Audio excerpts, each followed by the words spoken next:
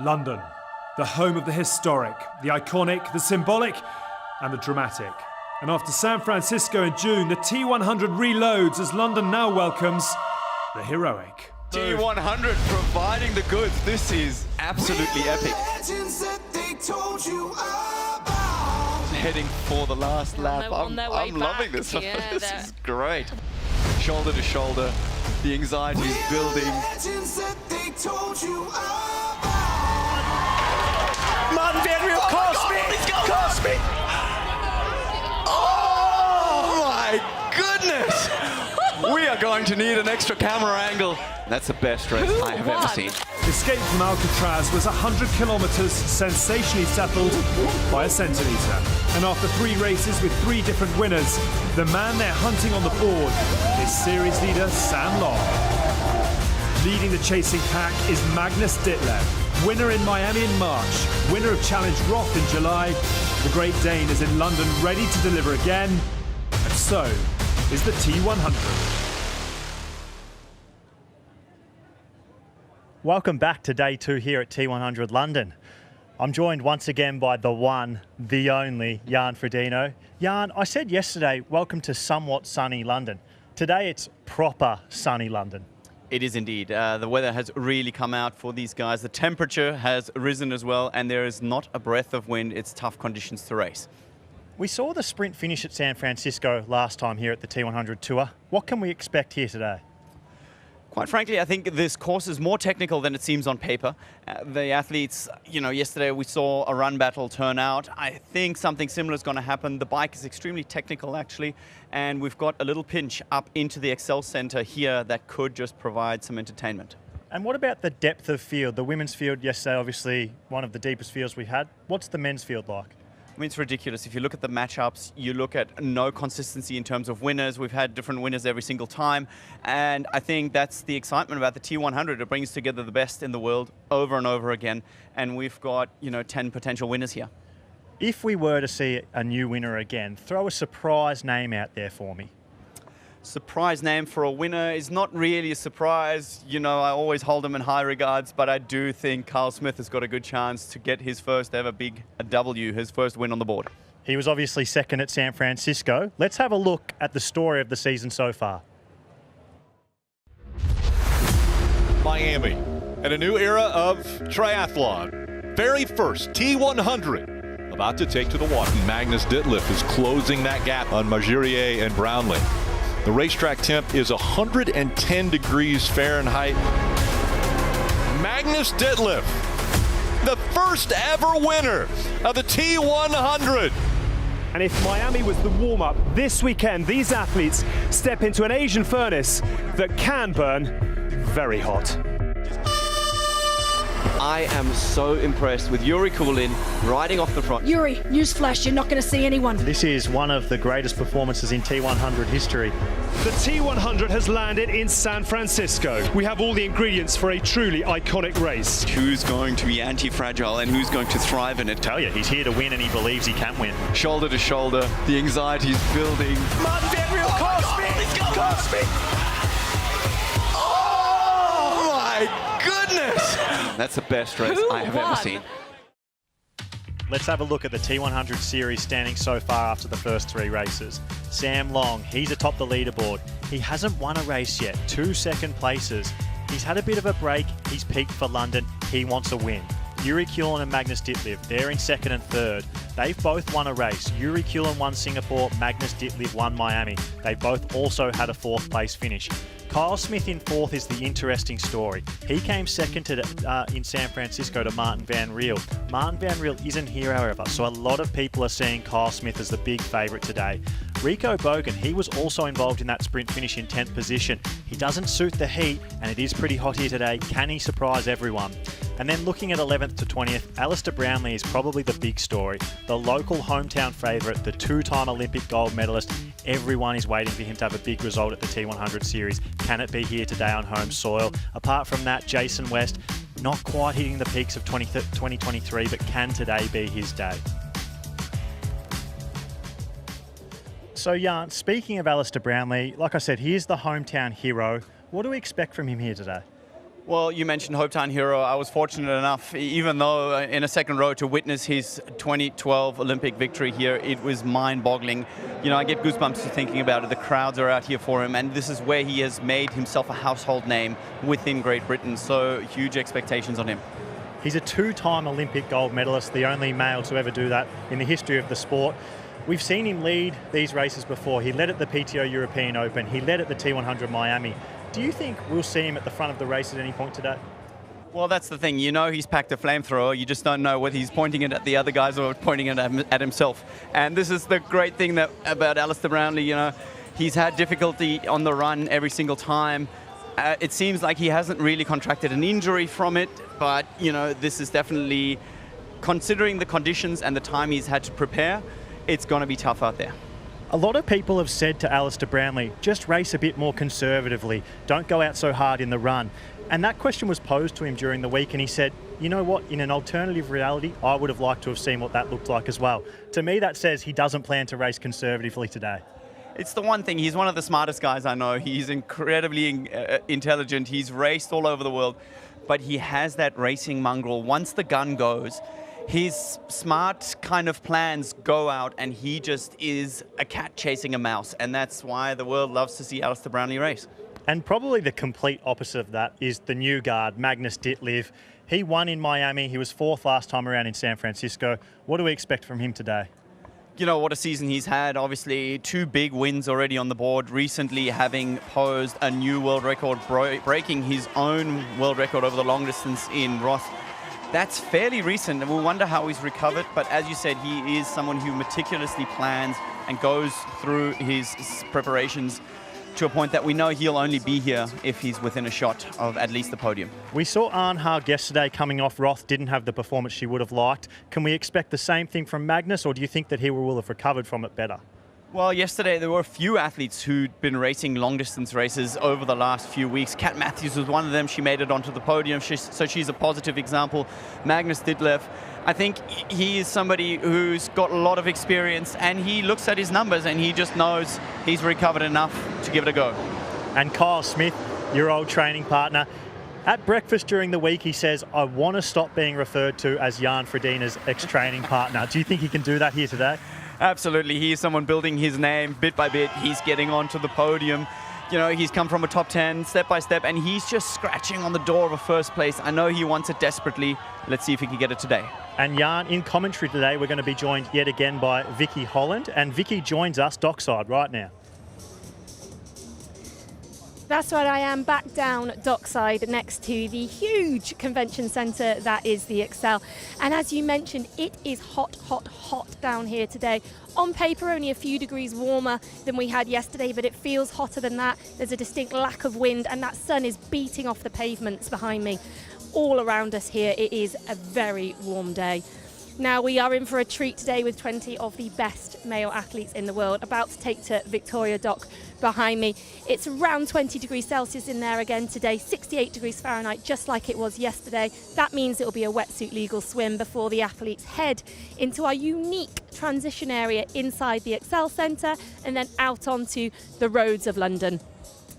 Now, today the atmosphere feels, I think, even better than it did yesterday. Many of these athletes will have competed themselves this morning in a mass participation event and then come down to cheer on the best athletes in the world and see what fireworks they have in order for us today. And with that, I'll hand back to Jan Frodeno to take a closer look at today's course map.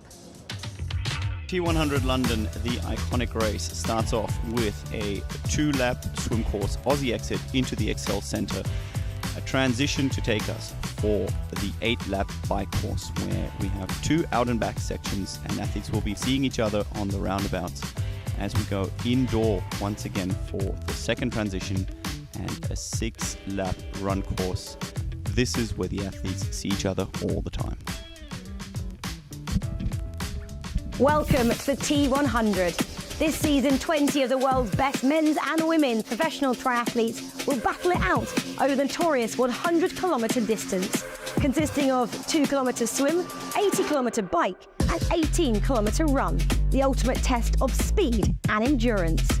Taking place across 8 iconic locations around the globe, The season culminates with the T100 World Championship Finals in November. Every finishing position earns points, from 1 point for 20th to 35 points for first place. The T100 World Championship Finals will offer even more points to keep every athlete fighting until the end of the season. The total of each athlete's 3 best point-scoring performances over the season, plus the final, will count towards their points total. The athlete with the highest points total at the end of the season will be crowned T100 World Champion. With a prize purse of $7 million on the line, it means that each race and every point scored will make a difference.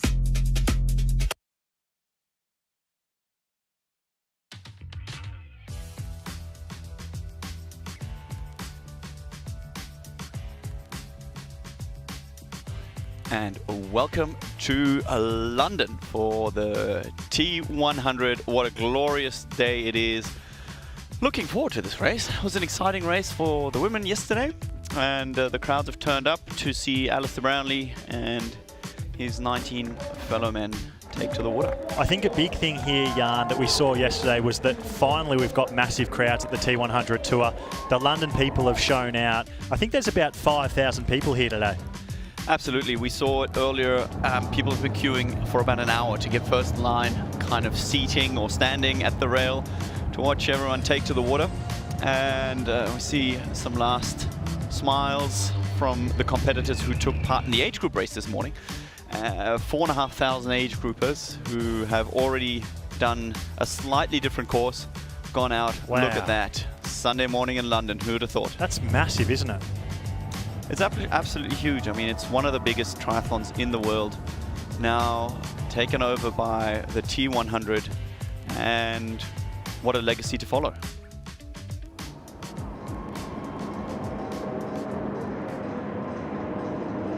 We can see the men, Jan, they're taking their positions on the pontoon. We've got some strong swimmers in today's race. Aaron Royal's here as always, Sam Laidlow's here, Ben Canute, Rico Bogan.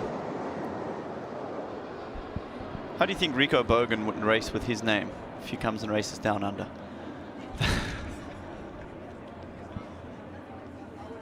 Last preparations as the athletes get called up. It is borderline, and what we're seeing right in the middle of your screen is Sam Laidlow, the one, the only. Not many men would be confident enough to line up in their race suit as well. Of course, you save a little bit of time when you take it off. The general calculation goes 3 to 4 seconds faster per 100 meters swimming with a wetsuit, and this is quite something we're getting to see from the current world champion. Wearing number 8, twice the gold medalist in the Olympics from Great Britain, Alistair Brownlee.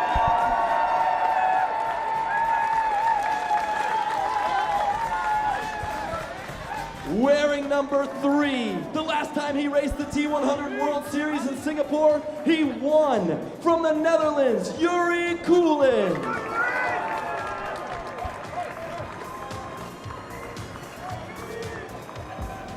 Wearing number 2, he won Roth just a few weeks ago and took the top prize in the Miami T100 from Denmark, Magnus Ditlev. And wearing number 1, he came second in 2 out of the 3 races in the series so far. He is currently your number 1 on the T100 leaderboard from the USA, Sam Long.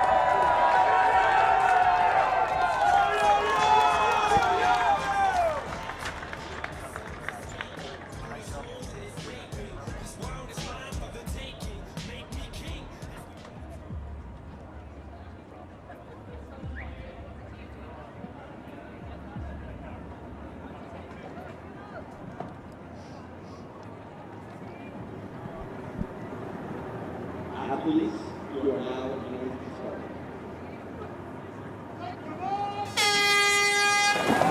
And the London T100 is underway. 20 of the fastest men in the world.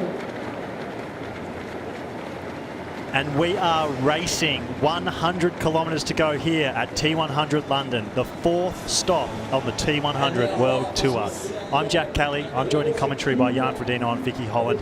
Jan, we can see to the right of your picture, Kyle Smith in the orange cap. Straight away, he has started with intent, coming off his second place finish last time around at San Francisco. Absolutely, Kyle's been wanting to make his mark. He has been training phenomenally well. And I find it fascinating watching the guys walk from their call-up with their song. You know, the last guys, they get their dedicated music and just get themselves fired up. Some of them make a show, some of them just keep quiet. The crowd giving out massive cheers for Alistair Brownlee. But Kyle Smith out the front, looking smooth, and smooth as fast. We can see Rico Bogan here in the red cap. He is leading the other pack. And then behind Kyle Smith, we've got Jason West in there, Sam Laidlow's in there in the yellow cap, and just to his left, the hometown hero Alistair Brownlee in the white cap. Yeah, Sam Laidlow for me being the story of the swim so far. You know, if you're looking here, it feels like he's just going back little by little in that pack. Quite frankly, I wouldn't have had the confidence to make that call. He says he feels restricted because the rules state that you have to have your suit up, which is a new rule. So the suit that everyone is racing in on the bike and the run, which has sleeves for aerodynamic benefits, has to be up underneath the wetsuit. And that is indeed something that restricts you a little bit. That's why he's chosen to go without. But before that, he's got to cover 2,000 meters in the swim. And the rule of thumb is 3 to 4 seconds per 100 meters that a wetsuit is faster. Borderline temperature, so a touch over 20 degrees. You know, from a temperature point of view, it's not a problem, but the speed factor definitely surprises me. So we've got sort of two heads of the arrow, the peaks of the arrows coming together here. Kyle Smith's leading one, Rico Bogan is leading the one furthest away from the picture.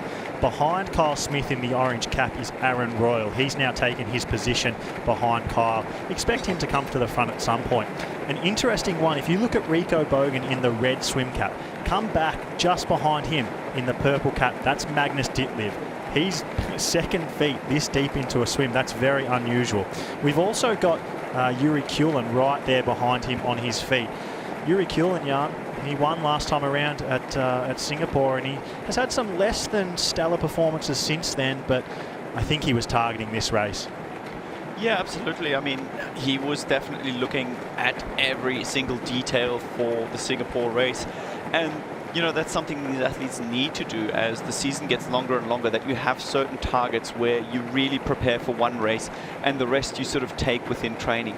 And if you're, you know, taking a risk with your taper, with the rest that you take before a race, then that could certainly be something why you're absolutely flying in one race and you're just, you know, a podium contender in the next. We have a big group, and that man who's in last right now, that's Sam Long. Now, there's not really anyone for him to swim with today, and we've been talking about that all week in the lead-in, and we can see that already only a few hundred metres into the swim, he is quite a way back. I think this is very interesting, Jan, that third last is Sam Laidlow. Usually, if not the best swimmer in the field, definitely one of the top 5. He's falling far behind now in the yellow cap. And he's only going one way, unfortunately. You know, it's a physical fact that you just get that extra bit of buoyancy and you just have to work that little bit less hard. I do not quite understand the decision. I understand how you're being uncomfortable and all these kind of things, but yeah, I guess he should have a look at which wetsuit he's using and if he needs to make some kind of adjustments to his race suits. We saw some of the ladies yesterday with specifically adjusted suits, but tactically, I mean, if there is one big pack, which we can sort of expect, and he can just hold on to it, fair enough. But, you know, this is Sam Laidlow at his best. He's out there, he's loud, and sometimes it backfires. And we've seen our first lead change in the swim today. This is Aaron Royal at the front of the swim. This is where he's found himself every single T100 race this year. He's taken the lead from Kyle Smith. Aaron Royal, he's been telling people openly this week that he is planning to race hot and swim fast. He does not want to take people with him. He's sick of taking big groups with him into T1. He wants a lead out of the swim today, and he hasn't made any apologies for that all week. chance, and neither should he. I mean, he is a quality swimmer. He is likely the best swimmer we have in the field.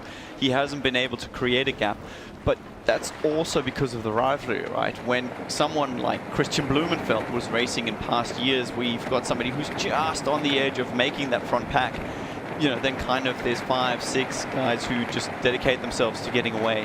Whereas here, the field is so wide open and there's so many complete athletes that can just hold the feet that it's going to be very, very hard to create a significant gap here. It does look like things are stringing out a little bit, though. You know that it swims fast when it's single file, Jan. When you see a big bunch, a big group of swimmers together, you know that the pace is quite easy. That's what we saw sort of about 200 metres into the swim. But now on this this run back into the Aussie exit, they got a current behind them. Aaron Royals clearly made the decision to use that current to get around the front, string the group out. And you can see right now, that's pretty much single file all the way back until about probably 8th position. Yeah, a bit of bashing going on there as everybody's trying to get onto the feet of the one in front of him. It's similar to the bike that you get a little bit of a draft, that you get a little bit of a positive effect.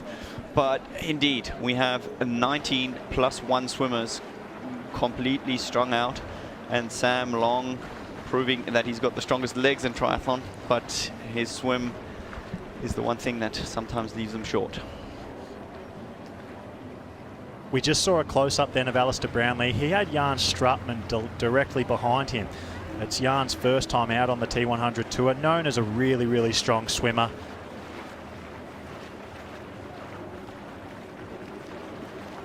And speaking of Alistair Brownlee, the hometown hero, 2-time Olympic gold medalist, let's hear from him about today's race. Yeah, I'd love to win the race in London. I still think that the most likely path for me to be able to win is to swim and ride at or near the front, and then be fit enough to put a good run together off the back of that. The fire still burns. I really enjoy and take a lot of satisfaction from training and preparing and standing on the start lines in the best possible shape I can be in. And yeah, I'm driven to do what I can to perform to the best of my ability. Winning in London would mean a lot to me. I've been disappointed with how the season's gone so far, and to be honest, in terms of most of the long distance racing I've done over the last few years, so a win there would be very special. London is a special race for me. It's always fantastic competing at home, and obviously London as a city has got so many great memories. And Jan, Alistair Brownlee, obviously one of your big rivals throughout your career. I don't think he has ever missed a front swim pack in his entire career, which is a stat that not many athletes have. No, and he's got incredible strength on the second lap of the swim usually as well, where oftentimes in the shorter distances you wouldn't see him at the front of a race, and then he'd make himself, come up near the front. He is an extremely hard worker in the pool, and really, really gets up there. He's used to all the tactics, but right now, he's got clear water to either side of him. As we said, it's single file, and I think for him this is pretty much just waiting until the attack that we'll most likely see later at a later stage in the race. And having a look at his rankings relative to the rest of the field today, we can see that compared to everyone else in the field, he's the 8th best swimmer, the 15th best cyclist and 16th best runner. Who would ever have thought you would have had those numbers next to Alistair Brownlee's name? Well, there was definitely a time when you had 4 1s. That was what Alistair was known for. The news was almost bigger if he'd lose a race than if he'd win one. And that's the thing with all eras, kind of athletes age, and it's extremely hard to keep up that performance over years as next generations knock on the door.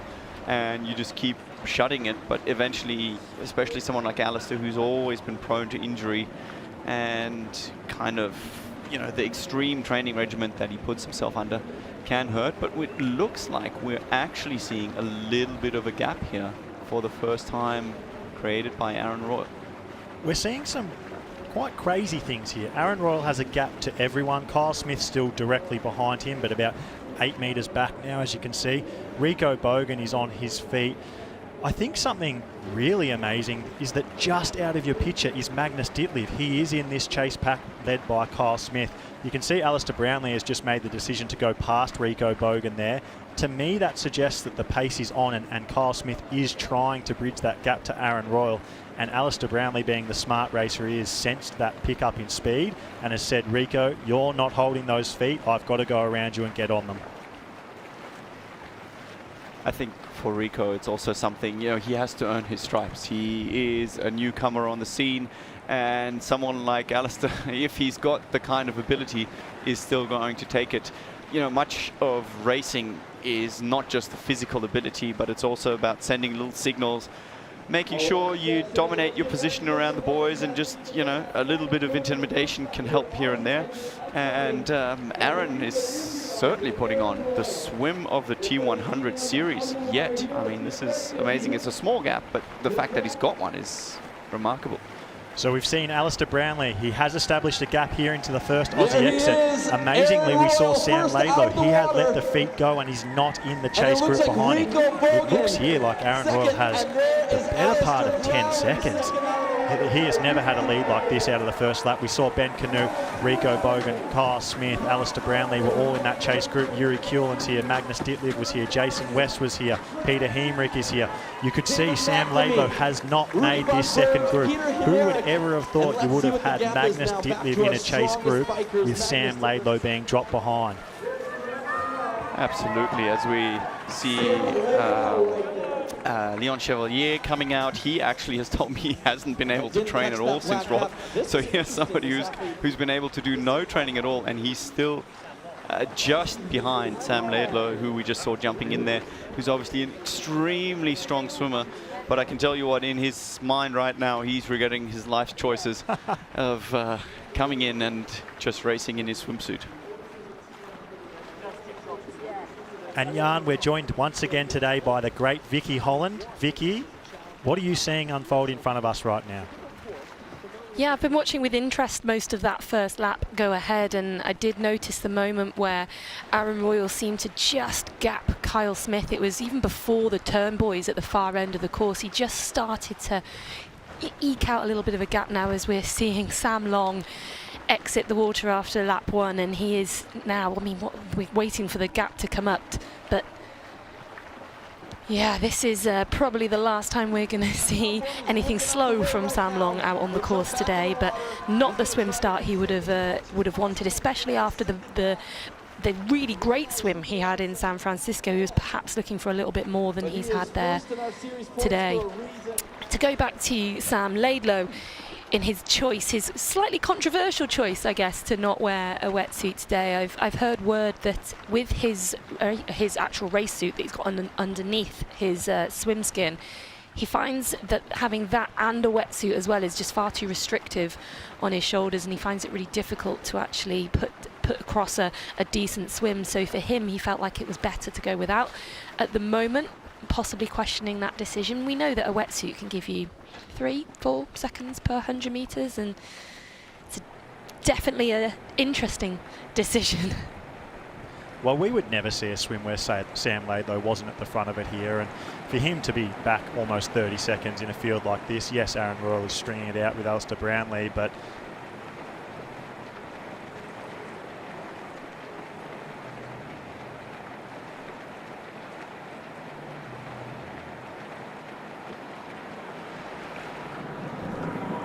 and we're back here with Aaron Royal leading the men's race today.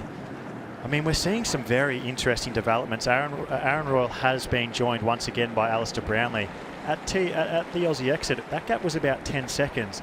Jan, do you think that Alistair Brownlee closed that gap by putting in a surge, or did Aaron Royal see that he had a 10-second lead and thought, I don't want to be out here by myself, and ease off a bit? No, Aaron looked like he was in control when he came out then. He wasn't fighting, he wasn't breathing hard. And this is what I was trying to refer to earlier in lap one. Alistair Brownlee starts the first lap a little bit more conservatively, and that's traditionally what he's always done, and then he picks his position to try and get to the front. The thing that he has done, he saw that his, I think, old training partner, even Aaron Royal, went out the front. He saw there is a chance for a gap. He knows that this is his ticket to probably the best result that he can get, and he would have intentionally closed that gap. Unfortunately for him, he has brought the rest of the pack with him, but nonetheless, it shows you the fitness that Alistair is at. If he can just close that gap, that is a good sign for the local fans, as we see now the entire field being a single file. Yeah, that was a big move from Alistair there, wasn't it? To see that gap, to go round Rico Bogan and Kyle Smith towards the end of the first lap and then close that gap down at the start of the second lap. And as you said, Jan, look at how that has obliterated the field behind him, how strung out they are. What was one essentially very large pack is now single athletes dotted all the way down the dock. Talking to a few people throughout the week, they'd been saying that Alistair had told them that he was finally back training to the way that he used to. Kyle Smith actually mentioned that he had a conversation with Aaron Royal talking about how Aaron had hit a few 40-hour training weeks, which he hadn't really managed to do since his dominant short course days, Vicky. Yeah, Alistair is someone who, of course, pushes himself incredibly hard. He's known, has always been known for his appetite for training and how he loves to just do more than absolutely everybody else out there. That's kind of how he's thrived and how he's been successful throughout his career. And in more recent years, especially, injuries and illness, but mostly injuries, seem to have sort of curtailed what he's been able to do, and that consistency, he's just not been able to find it.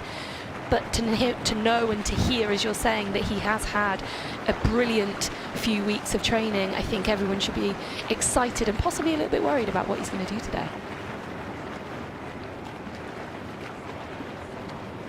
Yeah, when Alistair is on, he's definitely on. This is something that is, of course, his ability to get right on point for one race. It's difficult to hold that over a series, but London is obviously something that gets him fired up.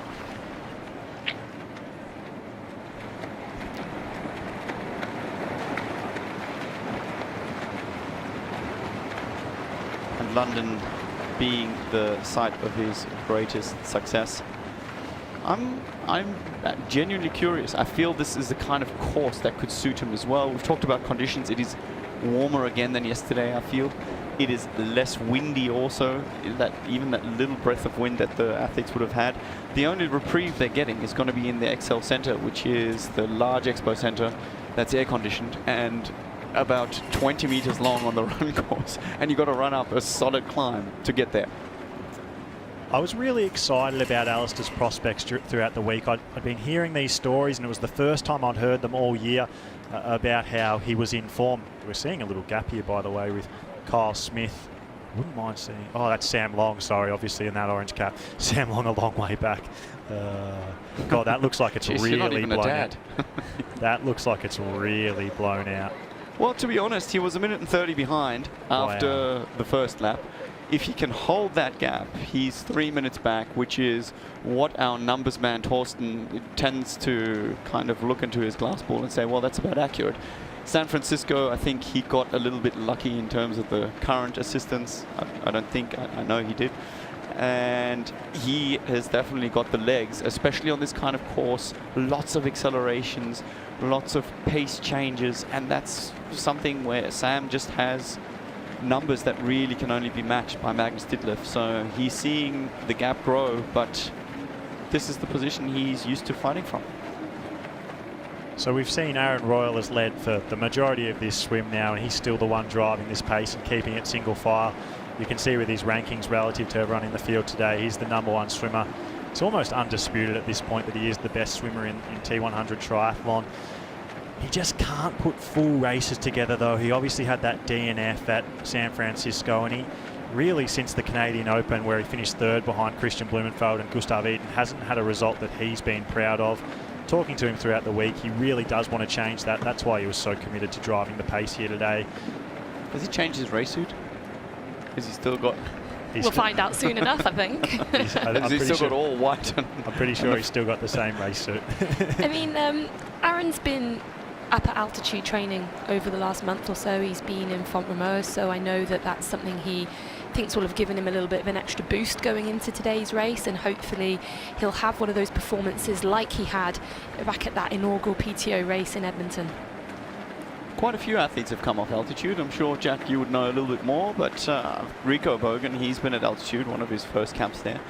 And the one thing I always found, I don't know about you, Vicky, but at altitude, you come down, and after 500 meters, you know whether the day is going to be yours or whether it's going to be a struggle for the rest of the day. And I feel like if you're in a good position here this early on in the race, it's a good sign that altitude camp has worked and things might go a long way. Yeah, you often come down, and even in the days before the race, you just sort of feel amazing. You've got all that extra oxygen, and you just feel like you're flying along on your easy jog or your easy swim session.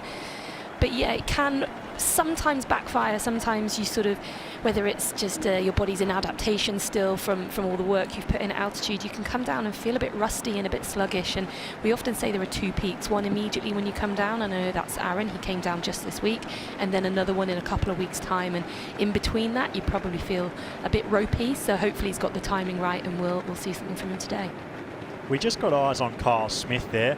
He's been at St. Moritz again, altitude camp in Switzerland. He was there with Frederick Funk, who in 9th place is having the swim of his life. Fred Funk has never been in that position at a T100 race. So I guess with Daniel Bakkegaard there as well and Rico Bogan there as well, they're all at the front of this group. That might speak to what you're talking about, Jan, that altitude camp has really worked for all 4 of those athletes. Yeah, from what I heard, athletes that they were pushing hard, but they also realized that they were going well and playing it well. Tell you what, seeing the leaderboard at the moment, the thing that surprises me the most is probably Leon Chevalier. The fact that he's within reach. We see him now, he's dropped off a little bit at the back. Sam Laidlow, quite frankly, to be expected. I genuinely, I don't know what he was thinking or if he was thinking. It's just, it's striking. I mean, he's been doing triathlon since he can walk. 8, I think. And you just know a wetsuit is faster, and he's the world champion. If he's not comfortable in his suit, speak to your sponsors, get one made. Yeah, it's a really interesting one, isn't it? Because I understand you want to be comfortable in the water, but speed is speed, and a wetsuit makes you faster, even if you feel more restricted. I think you're right, Jan. I think it's a bizarre decision. But he is injured. He's got a calf injury. I don't know how well known that is, but it is now. To me, that I think that speaks to the fact that he maybe doesn't think he can win today, because if he was at his top form, he wouldn't make a decision like that shortly. No, he's been playing it down a little bit on social media as well, hasn't he? As we're seeing just hit dry land as they finish the swim portion of this triathlon. Also, yeah, recently raced the long distance race, and yeah, it's tricky. I mean, the schedule now is packed. There's opportunity. Aaron Royal coming out the front. Did not manage to extend his lead. Quite the contrary, actually, he's been caught up. But we'll see now. This is an opportunity. They have to run up some stairs to get to their bikes. And we're seeing athletes taking even the transition quite aggressively. We'll see who's going fast and getting out of this course. Ditlev at only 20 seconds down. That is a fantastic swim from Magnus Ditlev there. Magnus Ditlev, absolutely, as they come to the bikes. I'm not sure how well he's going to handle the technicalities of this course. I mean, it is tricky. Fred Funk, you mentioned him earlier on. He will be happy with this swim, I think. It's amazing. Everybody's together except for 3-4 straddlers off the back. Yeah, so we've seen Aaron Royal lead the boys in. Alistair Brownlee was right there with him. Rico Bogan was behind him. Kyle Smith was there too. Smith and Bogan's training partner, Daniel Bakkegaard, right on their heels. American swimmer Ben Canute, he was there too. Greg Barnaby, Jan Stratman, the German, first time here at the T100 World Tour on debut in that group as well. Magnus Ditlev and the returning Max Newman last seen. Sometimes has great swims, sometimes gets dropped. He's there in the front group, as does Peter Hemrich. Jason West, he hasn't missed a front pack swim so far this year, and once again he hasn't. Yuri Kulen, he was in the front pack after the swim at Singapore, and he is again this time around. And Fred Funk, he's just on the edge of it. And you see great evidence of the fact that race rain injuries are not happening at this race. Alistair Brownlee sitting well within the comfort zone of the draft of Aaron Royal. But this is obviously one of the first technical sections where drafting penalties will not be handed out. Jack, you know a little bit more. I think there's 5 zones in total. Take us through them. Yeah, so there's 5 sections of the course where drafting penalties most likely won't be handed out because they are like discretionary little zones where if an athlete gets within 10 metres, the TOs might turn a blind eye to it because it was unavoidable. That's at each turnaround point, and then on each lap on the way out, back in, there's like this sort of roundabout section that you go in and out of where it can bunch back together, and then coming back into T2 and out of T1 like we just saw there. That's the 5 zones, and we are seeing the men take quite a while to get out of that zone, though. They do look quite close. Ooh, bottles gone. 2 bottles. Oof. And we saw the women do that much better yesterday. They were prepared with rubber bands. They had extra safety put onto their bottles, as we see Leon Chevalier finally getting out of the bike course in that fireman's helmet, which is aerodynamically a very fast choice by many athletes. Fashionably a questionable one. The Frenchman, who actually doesn't live too far from here. Is that true, Vicky? I believe he lives in Bath. Yeah, I used to actually train with Leon a fair amount. Yeah, so he's based in Bath, has lived in Bath since about 2018 now. So he's a local lad, even though he's still very French. We don't have the timing on screen, but I have this at over 3 minutes behind. So I think Sam Long has sort of lost a bit of extra time on that second lap compared to the leaders. He'll be happy to get ground under his feet. The strongest legs in triathlon for a while. He called himself the strongest dad in triathlon. He's a crowd favorite. He looked focused. He's readjusted his season to be ready for the PTO and actually taken a break. It's a long way for him to make it to that lead pack that we're seeing on the left. Aaron Royal here, the guys making good time already. Remember, they've got 25 seconds to pass. Alistair should probably start passing as well. Looks like he's well within the zone. And Sam is... We're getting 3. Fist pumping himself into this. That's what he does. You know, he's got it. He tries to be serious, but in himself there is a little kid living, and I think it's that energy that carries him. Yeah, we're seeing 3 minutes and 36 seconds down for Sam Long, so that is a big deficit for him to make up. And yeah, he's pumping up with the crowd there, and we mentioned it earlier on, this is a phenomenal crowd here, especially inside that Excel Centre, but 3 minutes and 36, he's got a lot of work to do. So we're seeing Rico Bogan here at the lead of the race. Kyle Smith behind him. I guess this is just coming into the discretionary zone here, so the athletes are allowed to bunch up a little bit, but we did see on the way out that they were quite close. Aaron Royal was the one who did hold his space.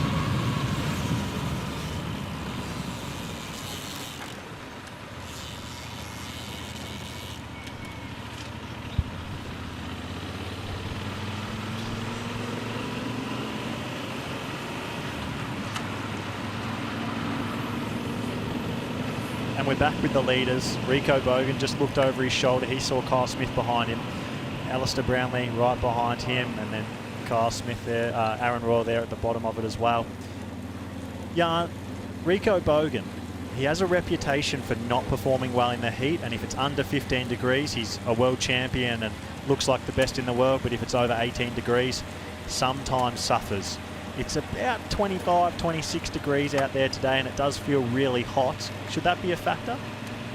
Well, it is absolutely hot by London terms. The fact of what we're seeing just at the back of his saddle is a red rubber band that should be holding a bottle. He has lost his nutrition already going over the speed bumps that will create a bit of a bottle graveyard.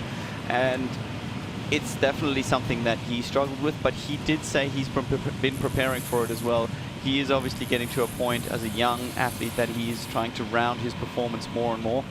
And, you know, we're getting the motorbike chasing him here. He's looking over his shoulder to try and see where they can create a gap. This is the kind of course, I mean, it's very technical. There's a lot of ins and outs. And the surges out of the roundabouts, I mean, they are what's going to hurt by the time they get to the 6th and 7th lap. It's definitely interesting, but athletes who favor technical terrains will definitely be enjoying the benefit of saving some energy for the run. This is an important group here for Aaron Royal, Jan. He has suffered on the bike in the T100 World Tour so far. He keeps getting dropped by these lead groups, so he's the one who pushes the pace in the swim, and then as soon as the pace is on in the bike, he does tend to suffer. He's been working on it, he's been speaking about it. Today he really wants to hold this front group, and he's determined to do so even if it blows up his race. Yeah, and that's what he needs to do. I mean, he's got the strength in the swim. He's a decent runner, coming obviously from an Olympic background. And, you know, he comes and that's definitely something he has to do. But he knows about this since the European Open last year. I can tell that for a fact because I was sitting there with him. And, you know, for me, it was clear I got to close that gap if I want to be the front guys. And so far, he hasn't been able to do it. Let's see if he can today. Although I do have a feeling if we keep looking at the field and how they're spaced out, there could still be some outside dynamics changing things up.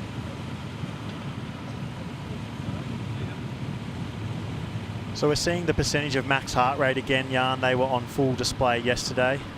David McNamee down low, 95%, the only man in the red zone. The lead group, oh, surprisingly low. Look at Alistair Brownlee's number, 87%. That's the lowest in the lead group.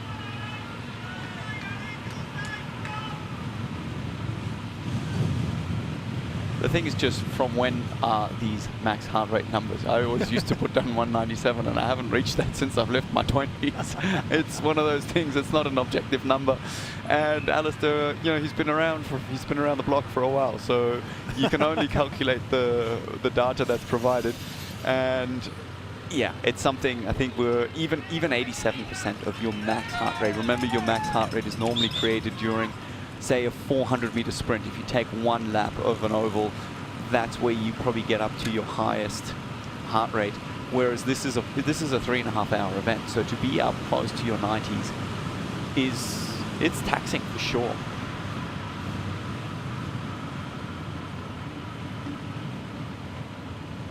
We are seeing that Kyle Smith's entered that zone behind Rico Bogan, so he will have to go to the front of the bike now or get a drafting penalty, and you can see he has made the decision to go around to the right and pass on the right and take the lead of this bike course, Jan.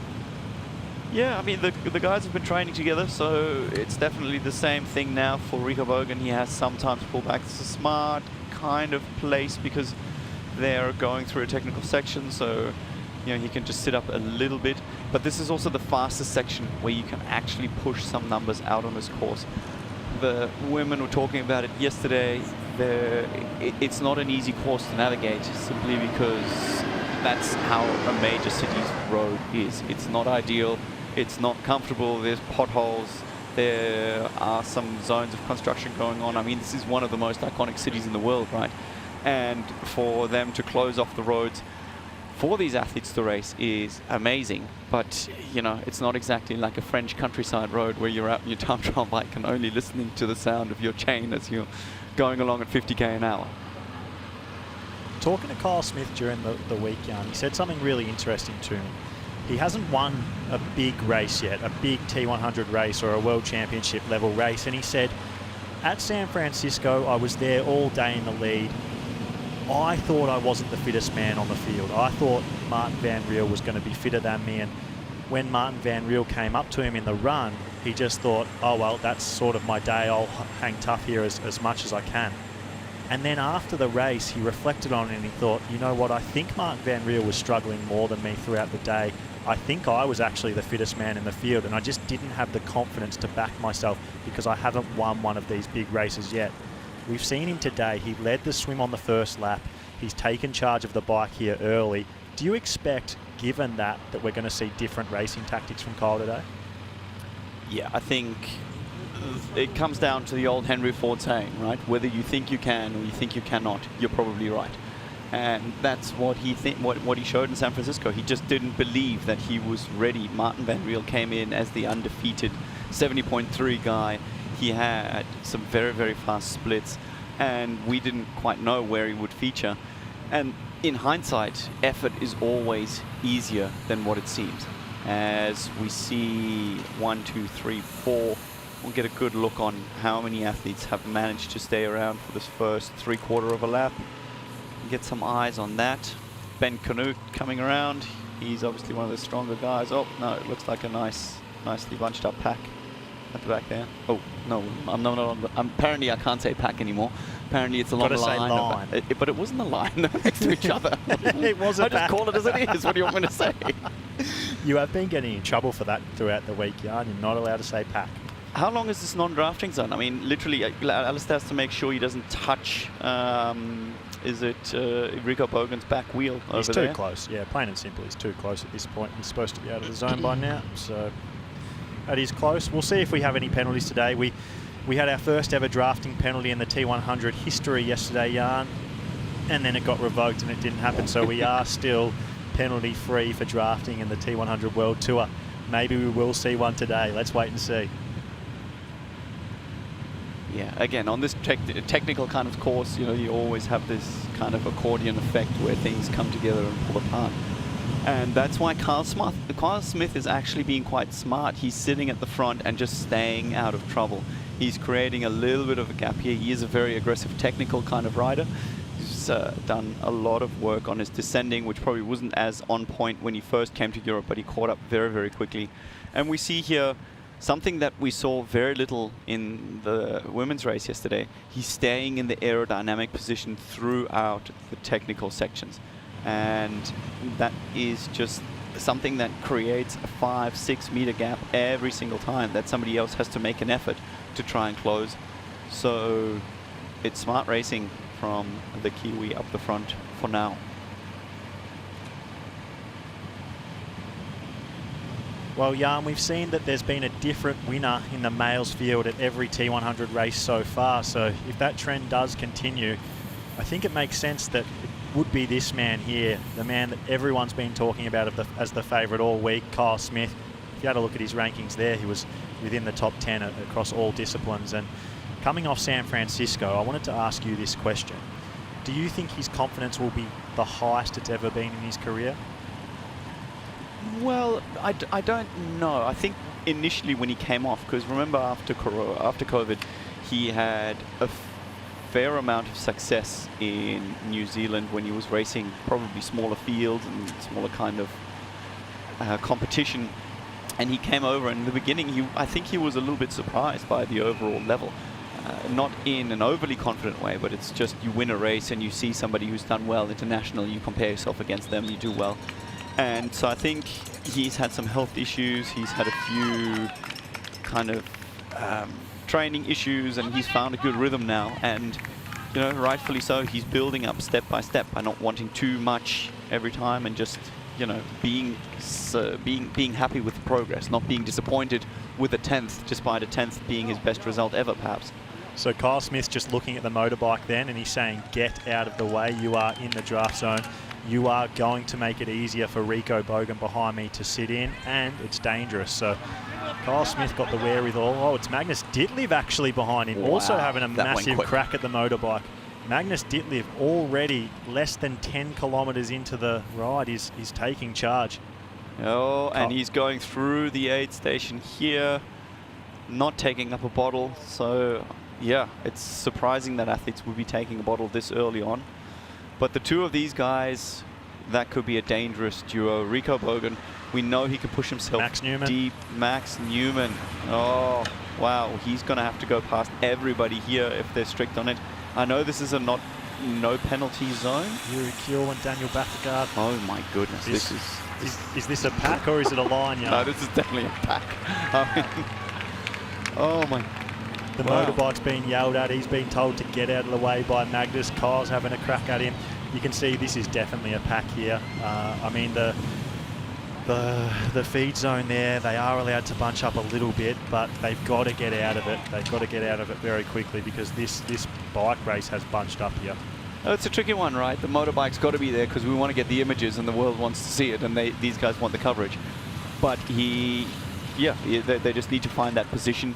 And, you know, I think in this kind of course specifically, it's dangerous because these guys are so close. The moto itself is not actually probably at fault. It's more that the whole dynamic is just, it's very tight. I guess we have the best 20 men in the world racing, so there is going to be a lot of aggressive, excited, motivated men at the front of the race. They're bunched together because they all want to be at the front of the race, but this here is way too close. And if there's not a penalty given here, then I mean, maybe we'll never get one. There's about six men then. That's a good name. It's not a pack, it's a bunch. There's about 6 men who should have got a Sunday penalty morning right bunch. Oh, somebody else. Yeah, That's Stratman coming through. Rico's there. Everyone's David there. McNamee's there. David McNamee's there. Greg Barnaby was there. Fred Funk's at the back of it. He's not drafted. We go there at, I think, Clement Mignon and Sam Laidlow. They are working together to try and bridge up these athletes. They're 30 seconds back from our number genius, Torsten, who's providing us with some spotting duties as well.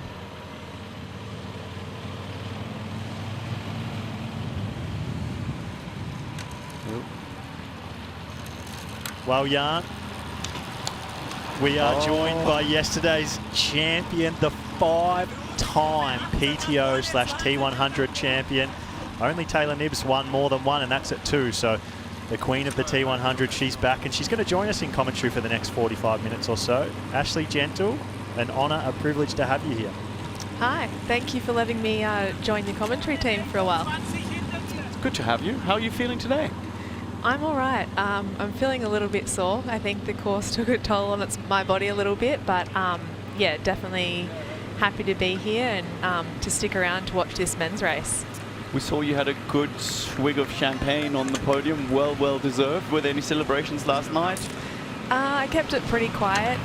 One of my friends from school lives in London, so I was lucky enough to be able to see her and hang out with her and Josh in the hotel bar last night, and yeah, have a drink and have some nice food, and then yeah, watch some Olympics actually. So I kept the sport rolling all evening, and yeah, wanted to make sure I got a good sleep if it was possible, because I wanted to be able to yeah, be out here today to watch this men's race. Amazing. I think yeah, we're finally providing some entertainment between all the monotony that the Olympics has been. So if you're switched on, this is where it's at. We are seeing some incredible... Look at this. Can I ask, Ash, can I ask your opinion of this? You won the weight race yesterday. You raced a really clean race. What do you think of this group we're seeing? Yeah, I don't think it's good enough. Yes, I understand that they are in a big group, but I will say that I was by myself for most of the ride, and there was a group of women behind me, Laura Phillip, Kat Matthews, Lisa Norden, Lucy Byram, and then maybe a couple others at some point. And when I was looking across, they were definitely keeping their distance, which I obviously very much appreciated and respected as I was trying to stay away from them. So yeah, I understand you need to definitely be aggressive to try and make sure that you you know, stay in these groups, but yeah, obviously respecting the 20-metre draft rule would be something that I would hope all my competitors wanted to do. I mean, if I look at this right now, Max is at the back of it. He's very close to Alistair. Alistair's very close to Daniel Bakkegaard. Daniel Bakkegaard looked very close to, maybe it was Yuri Kuon. It's hard to see. My eyesight not good enough. I mean, the only person we can say for certainty is not drafting right now is Magnus Ditlev, and that's because he's out in front. And probably Sam Long. I was going to say exactly. I did mean from this group. And probably Laidlow, Mignon and Von Berg too, actually. Those men at the back there, I guess it would be psychologically quite difficult for them too, because they could possibly be pushing out a lot more power than some of these men at the front here. But you know, when you look across and see big groups, it's obviously quite difficult to see that, especially when you're so early in on the bike ride and knowing that you're going to have to do a lot of this by yourself. And how would it be for Jason West? He's 1 minute and 45 back already after one lap. He was out there, well, with the front pack, extended front pack. That's a very quick way to put in a reverse gear and go down the ladder.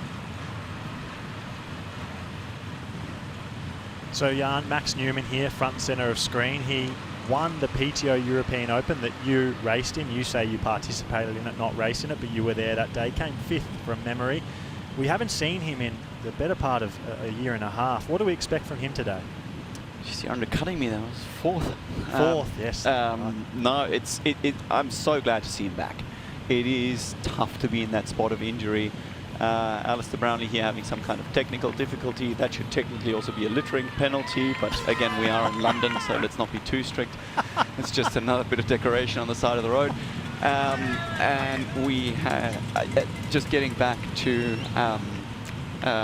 where were we? What was the question? Ash Gentle was just laughing off mic as well.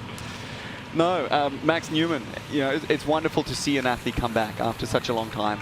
He's obviously struggled with injury, and he struggled to find a solution about his ITB, which is the side of your leg. For those of you not familiar with that injury, it's very common amongst runners and cyclists. Basically a pain that refers down to the knee.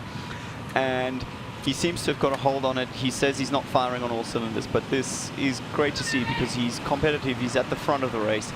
He would be playing it defensively. That's his strategy anyways. He is a very balanced athlete across all three disciplines. And he'd be playing a smart game to try and hold his position and then, you know, defensively run and probably aim for, I don't know what his actual aim, what his actual strategy would be, but I think he would be very, very content fighting for a podium.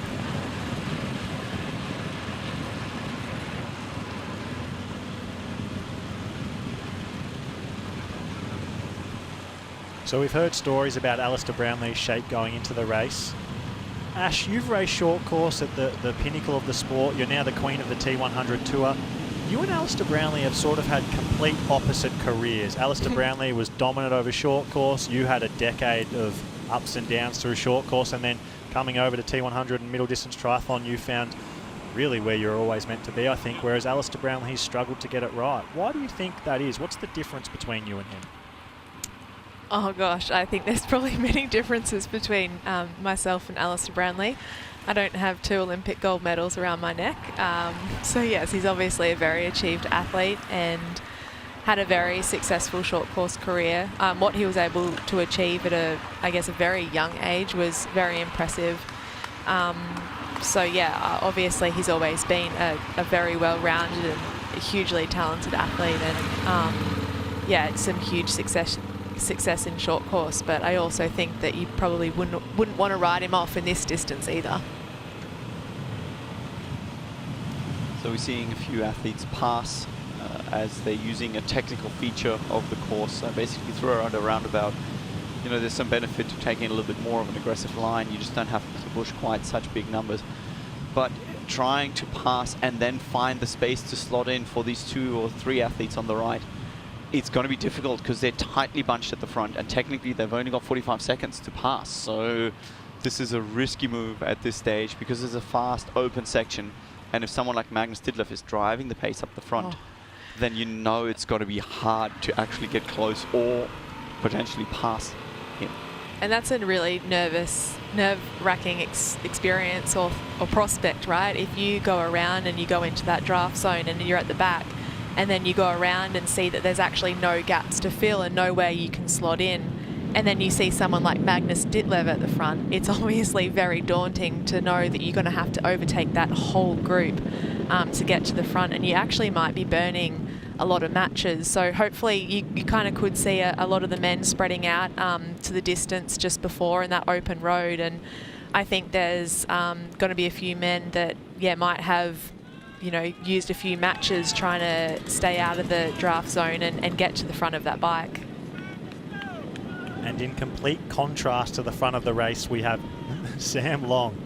He's out here by himself. There's no one inside. He's 3 minutes and 45 seconds behind that lead group.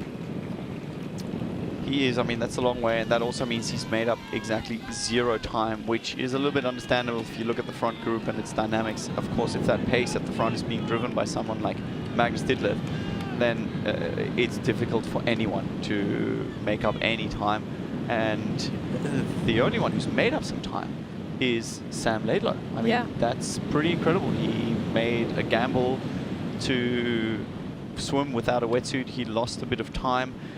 He made a similar decision in Miami when he decided to put on socks in T1 instead of T2. It took him almost 70 kilometers of the 80K to get to the front. We are into lap 2 and he's already closed that gap. And his companion, Sam Long, out here by himself.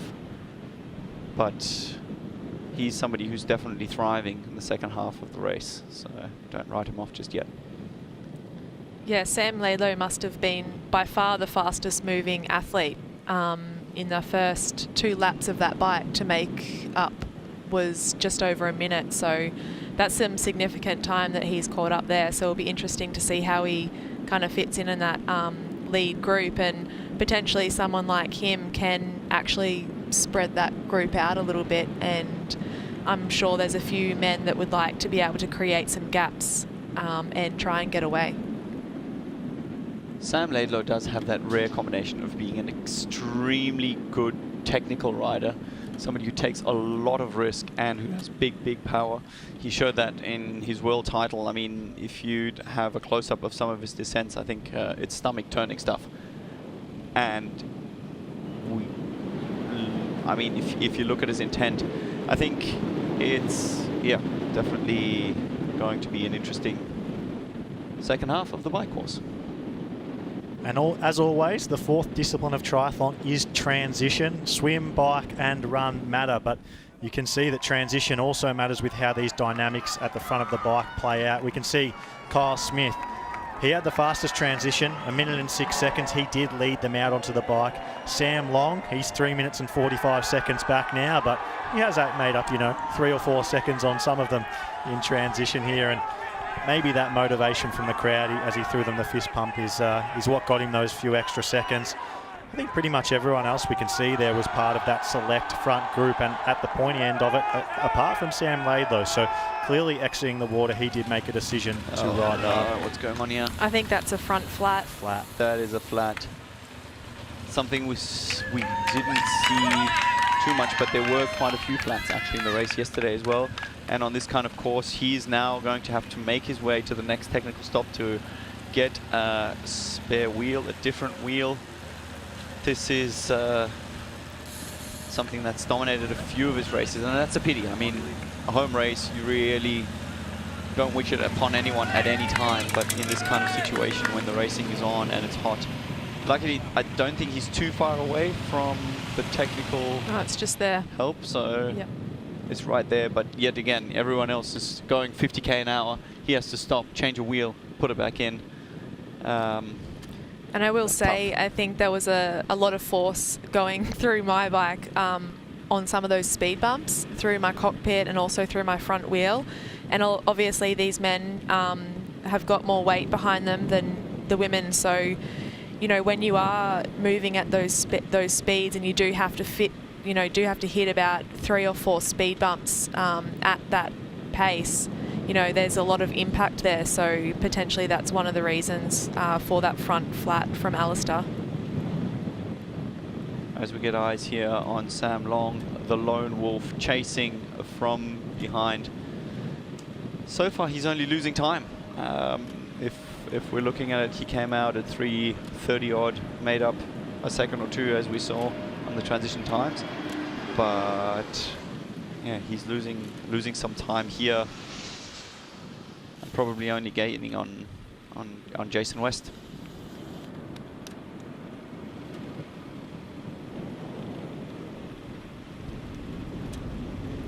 So Sam Long, 3 minutes and 52 seconds behind. That lead front group is being driven by Magnus Ditlev. I think most people would consider Magnus Ditlev, Sam Laidlow and Sam Long the 3 strongest cyclists in middle distance, long distance triathlon. Obviously there's other men who can throw their names in the hat like Alistair Brownlee and Mathis Margiriere.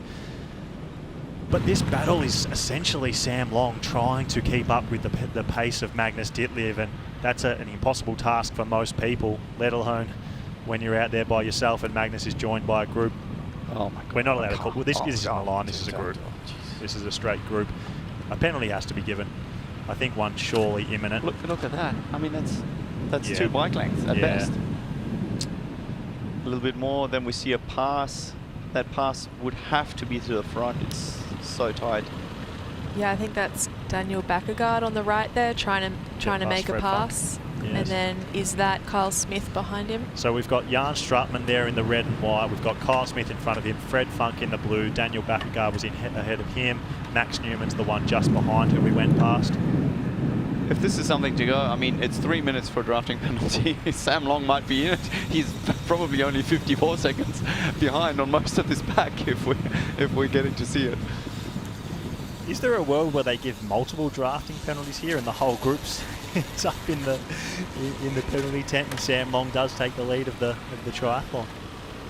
I'm hoping they spread out here after this turnaround, because it is actually quite a tight turnaround. There is a roundabout there, but as you can see, we actually just do a U-turn around the medium strip, so it does come up super quickly off that ramp, and then obviously there's a little rise here where hopefully, yeah, you can see them spreading out a lot more here. Well, quite frankly, this also no penalty zone has saved a lot of the guys who were overtaking, who would have technically had to go to the front. And here we have a change in leader. Magnus Ditlev sitting behind. This is Roth 2023 all over when these two guys rode off the front together. They put about 12 minutes into the pack then. And this is a dangerous combination. I'm very, very impressed with Sam Laidlow, how he's come and just taken it by the horns, riding off the front. We can see a little bit of tape on his calf there. That's what you were referring to earlier, Jack. But for now, he's lighting up the course. I guess he has no option, Jan. He's had a calf injury coming into the race. He's coming off a full distance race. I think he sees his only avenue to have a good performance here to go to the front of the bike, push high power and try and get a gap. I think he would probably be pretty excited to have Magnus Ditlev there. He would see him as a strong ally. They've done it before, like you said, Jan. They've been off the front of the race at the Ironman World Championships together. They've been off the front of the race at Challenge Roth together, two of the biggest races in full distance triathlon. And like you said, here they are together again.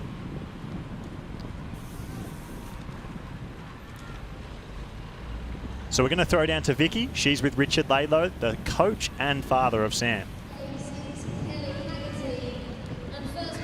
That's right, I am down here with Richard Laidlow, Sam Laidlow's dad, and of course his coach. We'll talk a bit about that dynamic later on.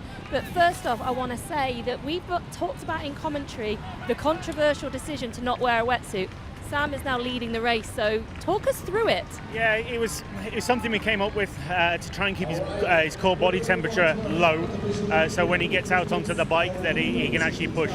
Having a water temperature at 19-20 degrees, he's touching with a wetsuit on and pushing as hard as they're pushing, his core body temperature is just going to shoot out and raise his heart rate. So it was a gamble, but at the moment it looks as though it's working. So I'm happy with that. I was slightly worried about where he came out of the swim. I expected him to be a little bit higher, but then again, until you put it into a race perspective, you don't know what's going to happen. So he did come out of the water with around a 1 minute deficit. He's slashed that deficit down within a couple of laps and gone straight to the front. He's looking brilliant on the bike right now. This is surely going to plan. Well, we'll see what happens. I don't think so. I mean, if his heart rate, we train off a lot on his heart rate. So he should be monitoring how he's actually going there. He should be able to pull along, and hopefully with the pace he's going at the moment, it might stop the drafting that's happening behind. Yeah, certainly. So he has gone to the front, and he will be, I'm sure, hoping to put some power down. We've heard whispers that he may have a little bit of a calf issue. What are we expecting from him later on in the race? Well, yeah, the last race he did, coming at about 25, 26 kilometres, he pulled his calf. It's very similar to what happened in Roth last year. Not as bad this time, and we've treated it, and he's kept it going. So the run is, we'll see how he's running. There's no pain, he's running, so let's see. He's running well, but we'll see how it goes when he gets onto the run. Okay, let's go back to that dynamic of being father and son, but also being coach and athlete. Now, does that mean it's always sunshine and rainbows, or are there maybe a few bust-ups along the way? Not anymore. No, it's basically sunshine and rainbows most of the time, to be honest. We work well together. We know we're a working partnership. Obviously, a 25-year-old doesn't need their dad as much as what a 5-year-old does, so it's sort of that dynamic has slightly changed a little bit, and we work really well together. But again, we're a family unit with both Michelle and Jake sort of also within the whole sort of bubble, let's say, and it works really well. We keep each other grounded, let's say.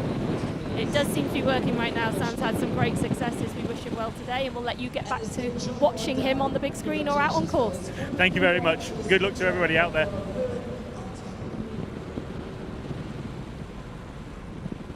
So back with our race leader here, Sam Laidlow. I was interested in something that Richard, his coach and dad, said then, Jan. He said that there wasn't too much pain in the calf. He didn't sound like it was that big a deal.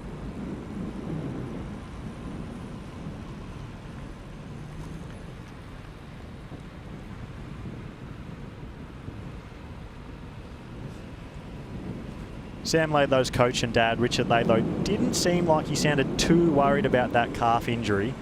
Do you think that that's a bluff in any world, Jan? Is there a chance that he's been telling people that through the week, put some tape on it, and he doesn't really have an issue? Or do you think that's just Richard playing it down a little bit? He's not playing it down. He's his coach, he's his dad, and it's the middle of the race. You don't want anybody to know your cards exactly. And, you know, it's the right thing. You couldn't possibly say anything different regardless of what's actually going on.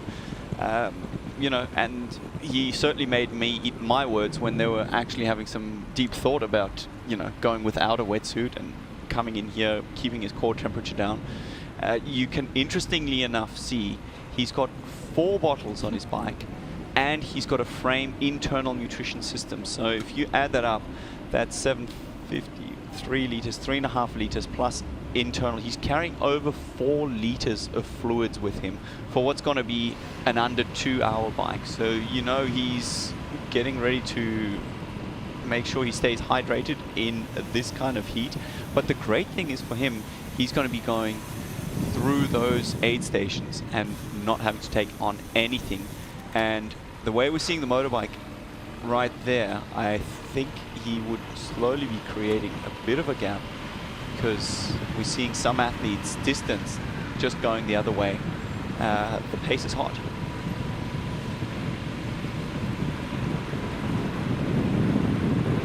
Yeah, I wonder if Magnus is just behind Sam here. It'd be interesting to try and get a look back to see what the gap is and see if a few of these athletes can get away, because you can definitely see on that U-turn that there was some athletes coming in as, you know, Sam, who was definitely heading out of that. So I think there's definitely been some gaps created here. So there'll be a few athletes happy about that and a few athletes, you know, just trying to hold on.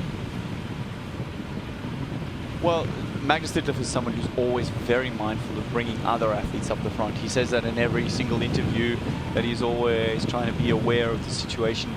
Again, Sam, I think here with a little bit of an upper hand just through the technical sections, it's something that Magnus knows, it's something that Magnus would be working on.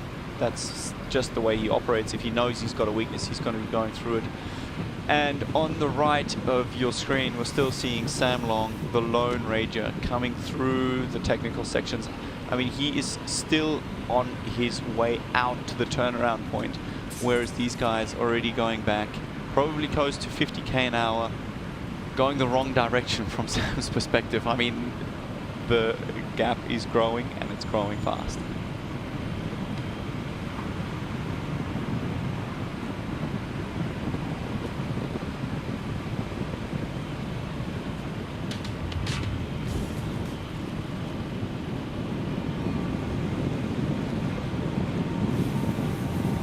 So we've just had news. Alistair Brownlee is back on the bike.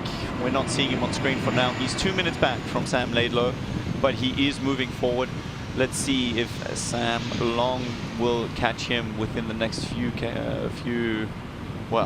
laps probably, and they can form an allegiance. But we have also received news that Sam Laidlow had the fastest second lap on the bike, half a minute quicker than the next.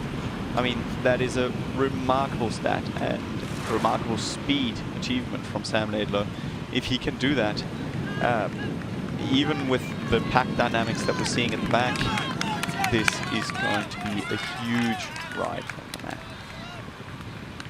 So Sam Laidlow, obviously the Ironman World Champion in 2024 in a really impressive performance at Nice. He said that last year he didn't get his year right. He said he completely mistimed everything. He got too fit too soon. He was pretty much at his fittest starting the year in Gran Canaria, and then from there he felt like his year he sort of got less and less and less fit, with a little bit of a spike before the World Championships. But he feels like this year he's got things right. He feels like he's been on a continual upwards trajectory leading into this race. He still feels like he's getting better and better. And we saw him lead the race in Miami a little bit earlier in the year, and he believes he's a lot fitter now than what he was then. 3, hang on. Oh, he gets the 4th one. I'm surprised he needs a bottle. Yeah, absolutely. 1, 2, 3, 4. And remember, he's got that internal system as well. But this is just water, and I think he's just taking that on to cool himself. I don't know. You could probably tell us better. Ooh. Fred Funk has never led a T100 race. This could be the first time in T100 history, and it's going to be. Fred Funk, the first time he has ever led a T100 race. That's a good start. I like Fred. I like the way he races. He races honestly. He always tries to keep a gap. And good for him. It's a good start. As we're seeing a little bit shorter of a line as we saw at this stage, I think, the last lap. So it looks like there is a bit of a gap being created. Yeah, well, that's Kyle Smith at the back of this group of 7. Peter Hemrich is next in line. He's about 12 seconds behind Kyle Smith, so probably about 10 seconds behind the motorbike where you're getting these pictures from. So we now do have a very clear front group of 7. Fred Funk, the man, he's out in front. He's closely followed by Sam Laidlow. Magnus Ditlev's in behind him. Rico Bogan next, Yuri Kuhn and Daniel Bakkegaard. That's great to see. I mean, Fred Funk is a good cyclist. I mean, he's a good athlete. He's had some good races. He's never been able to show it in such a big field, of course, where any weakness gets exploited. But it's nice to see.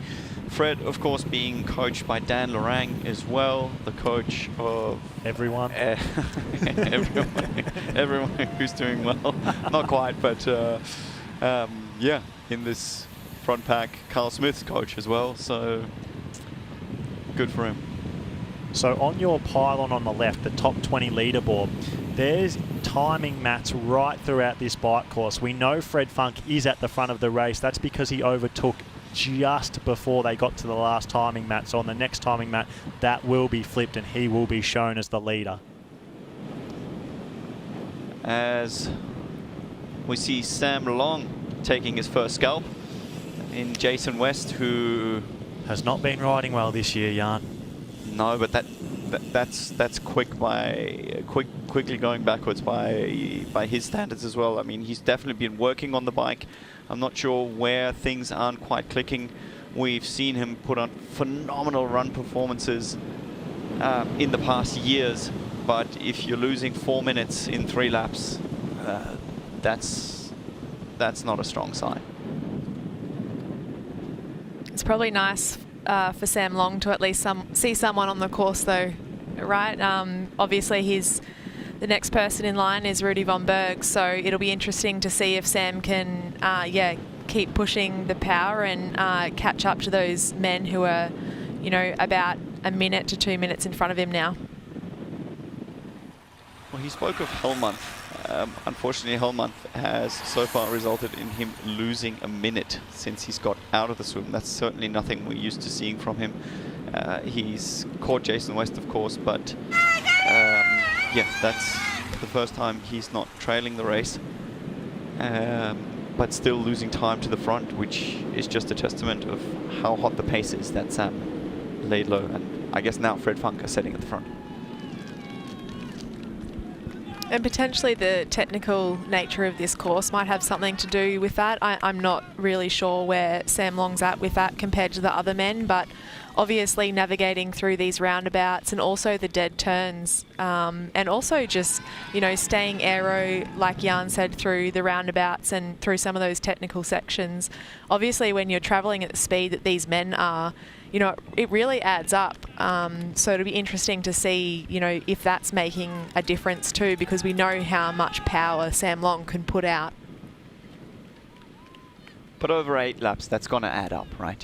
Every single time you're pushing, and what would he be going out of a corner? Somewhere between 500 and 800 watts, depending on what's coming afterwards. And you do that only so many times, it's just going to cost you energy. As we see another rubber band of Daniel Bakkegaard bouncing in the wind, which means that he's lost the bottle going through either one of the roundabouts or the speed bumps. But this is a great position for him. He's in the top 7. He's made this gap, and I feel it's about time. He hasn't really lived up to his potential in the T100 series yet. So we've got Kyle Smith here at the back of this lead group of 7, like we just saw on screen. Daniel Backergaard in front of him. Yuri Kulin's the next man in line that you can just see going out of the top of your picture. You can also get eyes on Rico Bogan there as well, sitting in 4th position. Interesting to see Kyle Smith sitting at the back of this pack, Jan. I wonder if that's just because he wants to stay out of the draft zone. He really wants to make sure he doesn't get a penalty. I think we saw him being very aggressive at the start of the race, showing he wants to ride hard. And knowing Kyle, I do think he's probably dropped back just to make sure that he's staying out of danger. Let's be honest. If Sam Laidlow and Magnus Ditlev are pushing the pace, you're not going to ride off the front. That's just the way it is. And I think Kyle would be backing himself and his running legs. I mean, he's been working hard on his running. He's shown an upward trajectory. And hopefully this is a sign of confidence rather than a sign of weakness of staying in there. But you have to say the dynamics of accelerating, trying to get back in. He's shaking his head here, actually. He's freewheeling. So he's so angry about the drafting. He's one of the loudest voices about it. Well, every week we come to these T100 races, he's talking about how it's getting a bit ridiculous, and he's shaking his head at the camera. That's Kyle Smith sending a signal, sending a message saying, let's sort this out.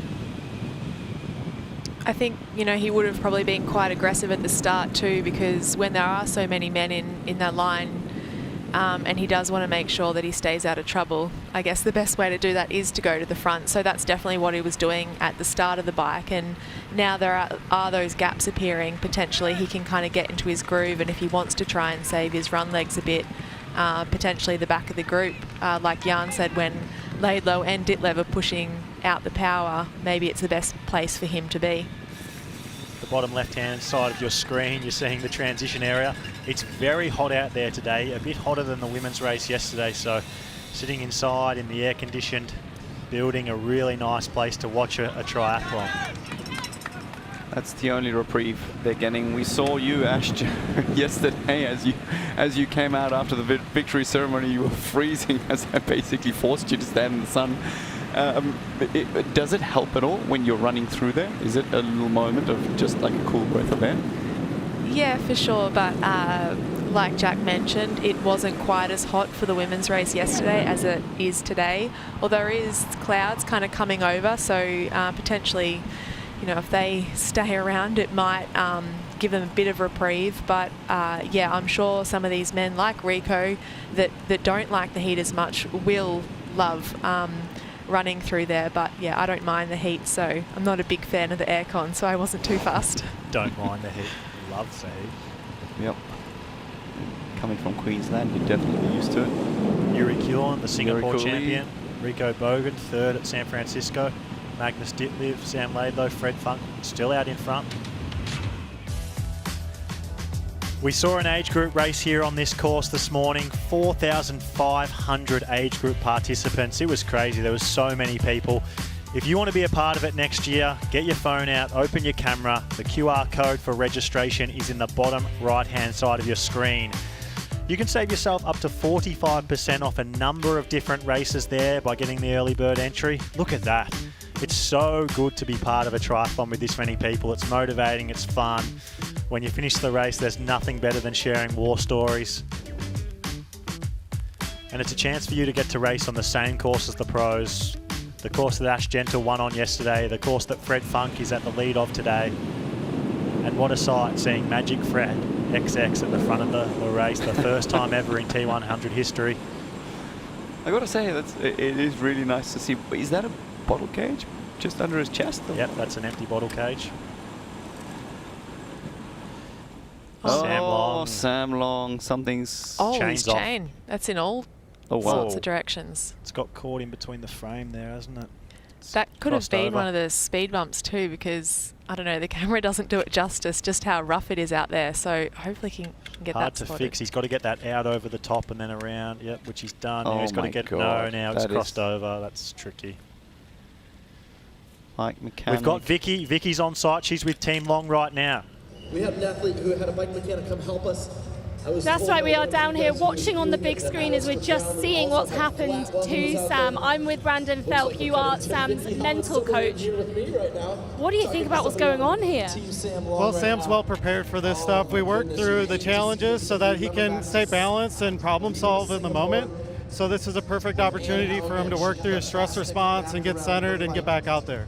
So when you do something like when you work through that, what is his process? Is he just trying to keep his heart rate low, try to keep focus, not panic? What's he going to be going through in his mind? Yeah, we want to take some deep breaths and start to regulate emotions, and we want to get centered and balanced so that we can pull from resources from the past. So he has a lot of experience, and so we want to be able to utilize that experience in the race when the unexpected happens. Well, he is back riding now, so we'll sort of rewind and start again, if you like, without that drama that just unfolded in front of us there. Sam has had many swims in his career where he's had to come from behind. Do you think that helps him to become a stronger athlete mentally, knowing he's always coming from behind? Yeah, so we've done a lot of work on his swim, like getting his mindset balanced and acceptance with where he's at, so that when he gets onto the bike, he can just go, like he's not having to run from a deficit. So it's really, he's able to work through his stress responses very rapidly now because we built like a flexible, adaptive mindset, so that no matter what's coming his way, he can adapt very quickly. How did he end up becoming his coach? Can you just tell us briefly how that occurred? Yeah, so I've been working with Laura Gruden for a while. We went to college together, so it's been about 5 years working with her, and so when her and Sam met, she was trying to plug in me, trying to get me to work with him, and so I've been working with Sam for about 2 years now. Well, I'm sure you'll get back out there on course and be yelling some cues at him maybe to keep him centered as he continues, but thanks for coming to talk to us. Yeah, definitely. Thank you. Do you think he had the pictures in front of him, or was he just giving a ChatGPT reply as to what mental training he does? Yeah, I'm not sure whether his knowledge of triathlon is quite, good enough to know exactly what was happening. More a mindset expert, but that is a very tricky moment for Sam Long there, Ash. I mean, he's going to be 5-6 minutes down now. We'll wait and see at the next checkpoint. Where do you think his head's at? It would have been obviously pretty tough because that's time that he couldn't afford to lose. So I was not really sure what was going on there. But yeah, obviously it's going to be really, really tough for him to get back in the game now. But hopefully mentally he can stay focused because, yeah, he's going to have a huge gap in front of him. 6 minutes it is right now, Ash.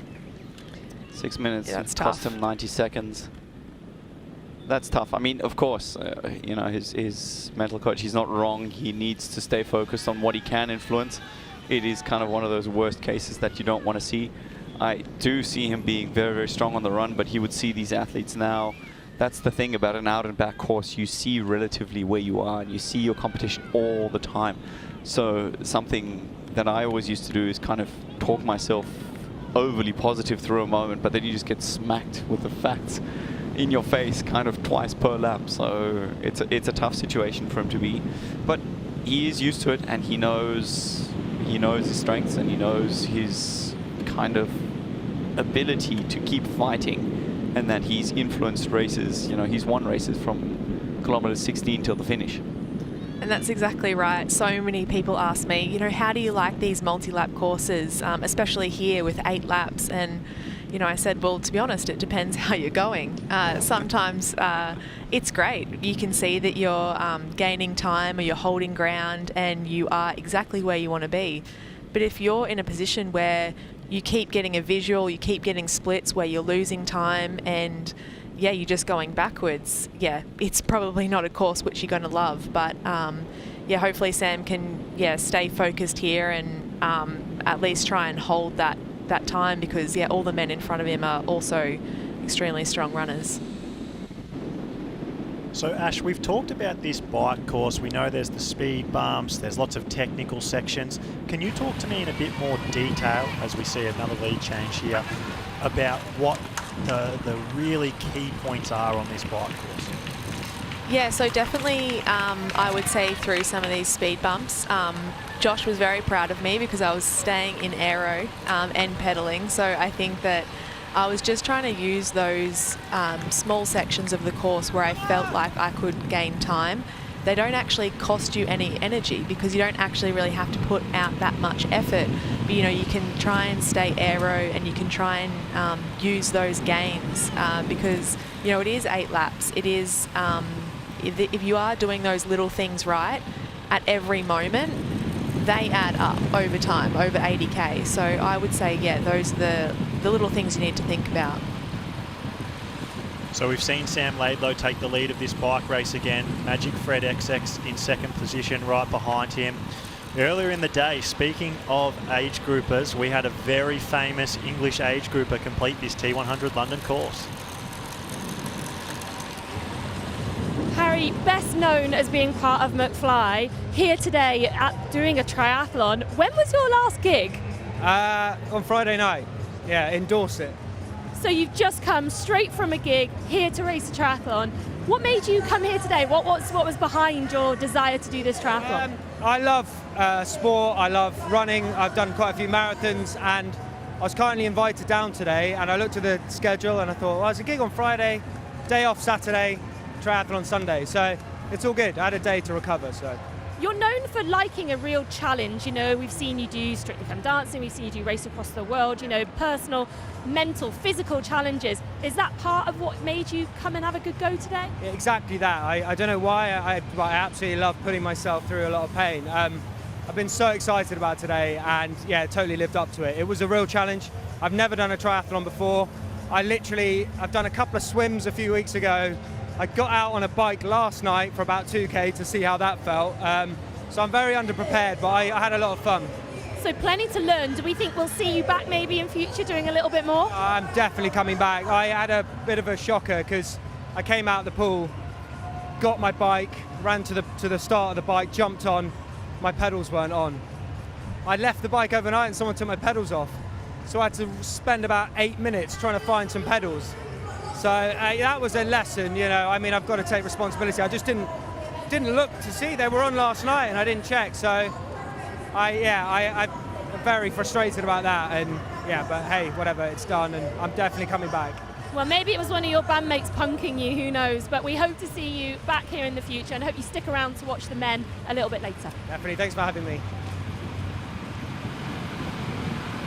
Taking the medals off your bike, that would be amazing. Imagine jumping your bike and the drummer of the fly having some misfortune, but it looked like he still had a good day.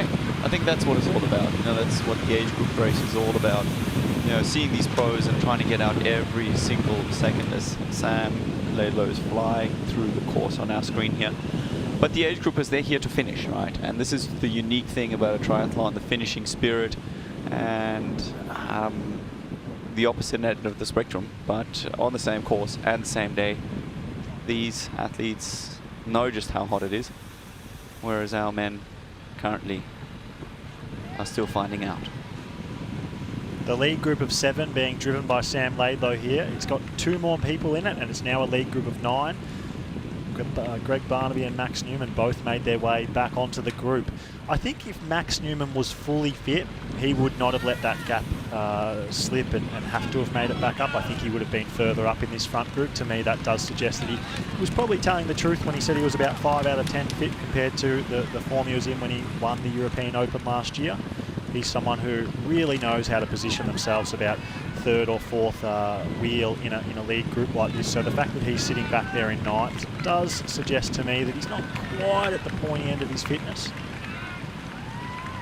Yeah, of course. I mean, that's to be expected after a long injury phase. Also seeing how the sport has evolved since then. You know, it's been 15 months and athletes seem to be getting stronger and stronger. You know, you see trends being set. We had it in the women's race yesterday. We talked about it a lot, how, you know, the bike pace is changing. Athletes are changing to more bike approach in their training, in their everyday. Is that something that you feel, Ash, is true? That, you know, the trend is just changing every now and then? You have an athlete coming in and they change the game and the approach of everyone? Yeah, definitely. And I think it doesn't actually take that many athletes to create that change. You know, when you have certain athletes come in that are highly influential, they can change the dynamic of the race a lot.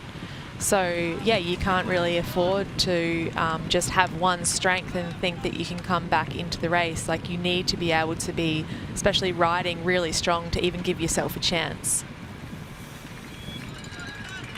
Ashley Gentle, champion of T100 London, 5-time winner of PTO/T100 races. The next closest is 2. I can't say it enough times. Magnificent race yesterday, dominant. Thank you for joining us in commentary. Brilliant insight. Pleasure to have you here, and good luck with your preparation into Ibiza. Thanks for having me.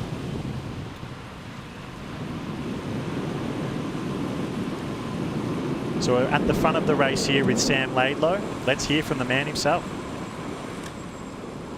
I feel good, feel healthy for a start, which is always important. I feel like I'm slowly building into this end of season, so every race hopefully getting a little bit fitter. The first 2 races of the season on the T100 were tough for me. It was kind of difficult after the world title last year to find motivation, I guess. You know, it's always it was a lifelong dream of mine to achieve that. And if you look at anybody who's won world titles, generally the year like after it, or similar with Olympics, you know, and I guess it's one thing that's quite difficult for us compared to maybe an Olympian, is that we don't have 4 years to get ready again. You know, it's like it's 2 or 3 months before the season gets going again. So I guess I just needed time to have a breather, and then almost the hardest thing was to find a kind of new purpose, because I'd grown up like in this kind of family of triathletes, and I'd just been told from an early age that I was going to be world champion, and then suddenly I kind of achieved it. And so finding a new motivation, finding new goals, and so I would say I'm still in this phase of looking for what I want. I want to try and long-term leave a legacy in the sport itself, and how I do that, I guess, is unclear, but I know that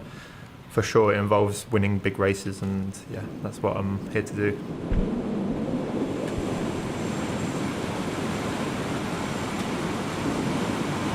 Vicky Holland joins us again. Vicky, there's been some changes at the front of the race. We're seeing Sam Laidlow and Fred Funk roll turns here. Yeah, I was obviously downstairs interviewing his father and coach at the time that we saw him at the front of the bike. Timing was almost perfect there to see him, but he is stringing out the front of this bike leg now.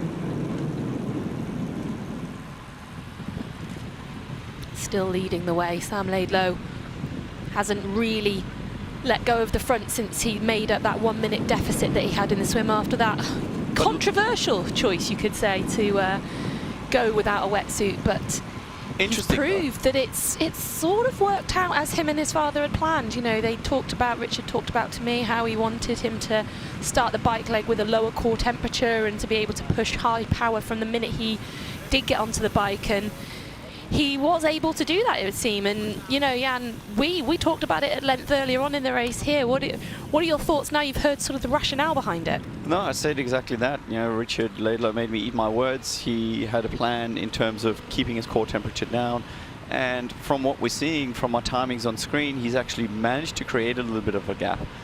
The core temperature does seem to be a topic. We mentioned it earlier.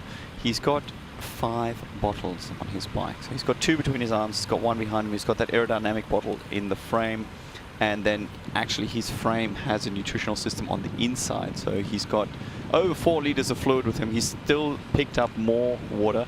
We're assuming that's because it's cooled down. And yeah, the cooling down seems to be a big topic for someone like that, who has actually raced well in the past before. But I'm assuming from where the motorbike's sitting that there is definitely a distance to the pack behind, which is what he would have been looking to create. Yeah, do we think this is a tactic he's employing because he's sort of trialling hot weather races and how to get more fluid into him, try and keep that core temperature down? As you said, he's raced well in the heat before. He's raced very well in Kona. In Nice, it was hot conditions for him last year. So he's not someone I would have considered as not having great races. As we speak, he loses a bottle, yeah. He's not someone I would consider as an athlete who struggles in the heat, but given the chat that I had with Richard Laidlow around being careful with his core temperature, maybe it is a bigger factor for him than we realise, perhaps. Well, also a race like Kona, you'd spend months preparing. The thing I'm wondering about is, you know, he's obviously got a French and an English background. He still says his heart beats for England if they were to face off together. Does he actually consider this as a home race? Well, I should have asked that question, yeah, and you should have sent me down there with that question to ask. But yeah, you know, he was born in the UK, of course. He's got two British parents, but has lived the vast majority of his life, I should say, in France. So he's probably what you'd call a real classic dual national, and probably has got a little bit of love there for Great Britain too. And I'm sure there are lots of friends and family out there supporting him today, and be delighted to see that gap that he's putting in. And not just them. I'm impressed with his effort. I think he's really putting on his stamp onto this race, and what a place to do it.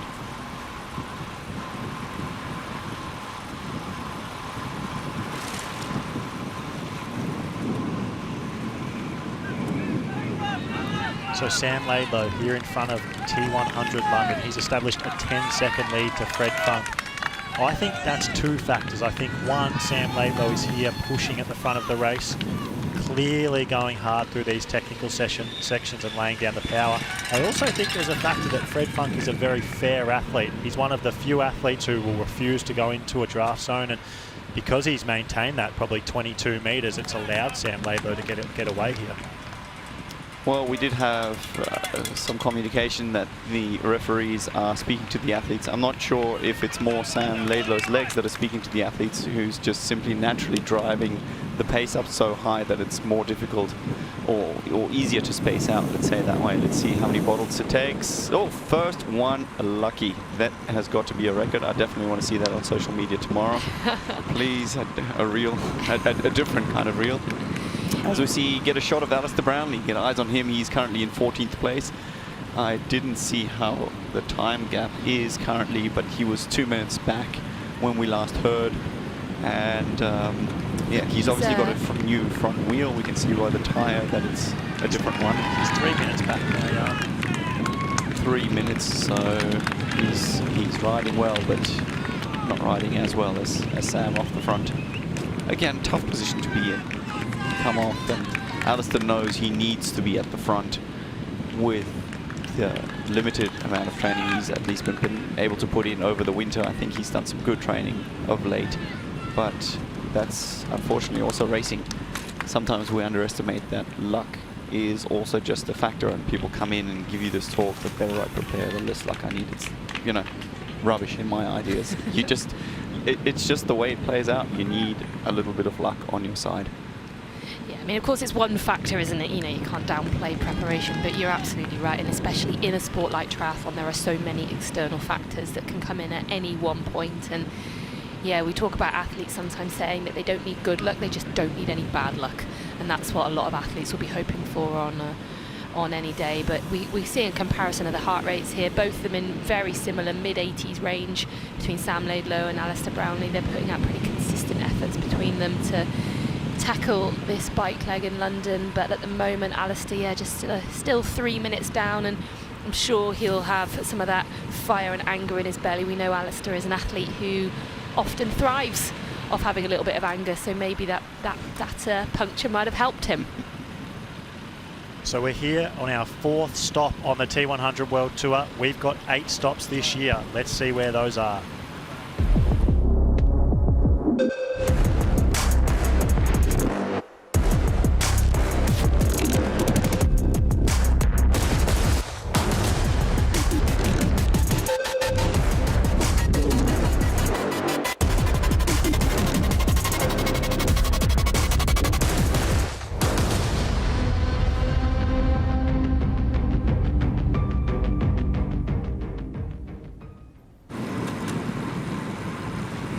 So we're here on our 4th stop, London. Sam Laidlow, the local, sort of local, half local, is in the lead of the race. He does look really good, he looks strong. We saw by his heart rate data that he's not really on his limit. He does seem to be racing within himself, despite being able to get a little bit of a gap here to Fred Funk behind. Yeah, as Brits, I think we'll claim him when he's doing really well. That's, when he wins. Yeah, that's it, right.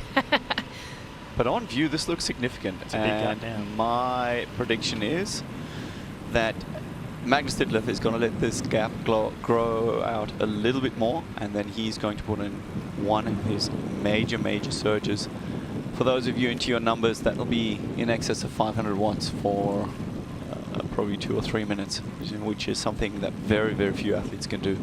Magnus can, and if I would have a prediction and money on this race, that's what I would bet on. They've got a touch under 3 laps to go, so they're within the 3rd lap to go, and still some time to create a bit of a gap.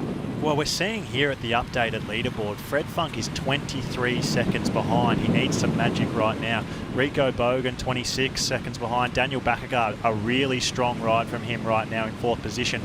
The man you talked about, Jan, Magnus Ditlev, the Miami champion, he's 30 seconds down with just over 25 kilometres to go in this bike ride.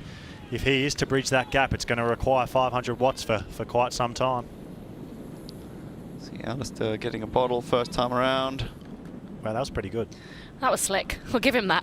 Yeah, absolutely. He took on a good bit of nutrition as well as his bottle there. You see him slide that into that front bottle cage. Waving probably Clement Mignon, I think, possibly, or possibly Ben Canute, who he's riding with there, waving them around him. But it's worth mentioning as well, these aid stations, because of the direction of travel, they're on the left-hand side of the athletes, whereas they'll often be used to grabbing bottles with their right hand. A lot of them are, of course, statistically, even so, right-handed, so some of them are probably not quite as well versed in grabbing a bottle at speed on the left hand, but no problems for Alistair Brownlee there. So we're now back with the lead. Sam Laidler, we can see that tape on his calf, and did ask his father about that calf niggle we've heard about, but he said they're managing it well, and that his expectation is that he's going to be able to run okay. Where his run will actually be in terms of his level of fitness, that's probably the bigger question mark, but hopefully no further drama for him with that calf today. So if I was sitting this pack, I think the two gents eyeing each other off are probably Yuri Kulin and Carl Smith. We see them sitting 6th and 7th. They are 30, 35 seconds back. That is, on paper, definitely a comfortable amount I would give to someone like Sam Laidler over this distance. I think he's probably more dominant over a longer distance and doesn't quite have the run speed that these guys have over a shorter distance. They are looking in a good spot right now, even though I'd be quite nervous as being either one of them. I think they're quite evenly matched in a running fight out. This is good signs for Sam Laidlow's season, though. We know that he's got goals over the full distance, and seeing what I'm looking at now, I really think this is a good sign and shows that he is building throughout the season well. And we've gotten very used to him going to the front of bike races like this, particularly over the 180k distance. But to have 32 seconds now to Fred Funk, he's just continually extending that gap. And if someone like Magnus Ditlev is going to bridge across to him, he would probably be the only one who would decide to do it. It's now going to take a real effort. We could see a procession here from Sam Laidlow into T2 by himself. It's just how big will that gap be? Yeah, Sam Laidlow this week I think has seemed a little bit understated. I think what I've seen from him when I've spoken to him, his posts on social media have been a little bit downplaying his chances. You know, he's not been, I think the last one I saw was, I don't expect to win the race.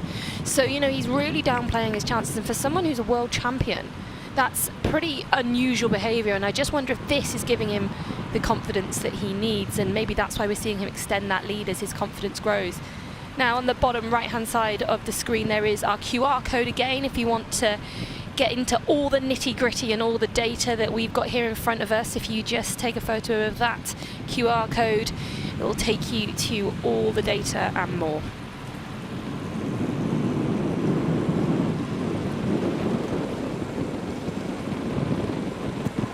Sam Laidlow just looking like poetry in motion. I think he's somebody who took the aerodynamic game to another level.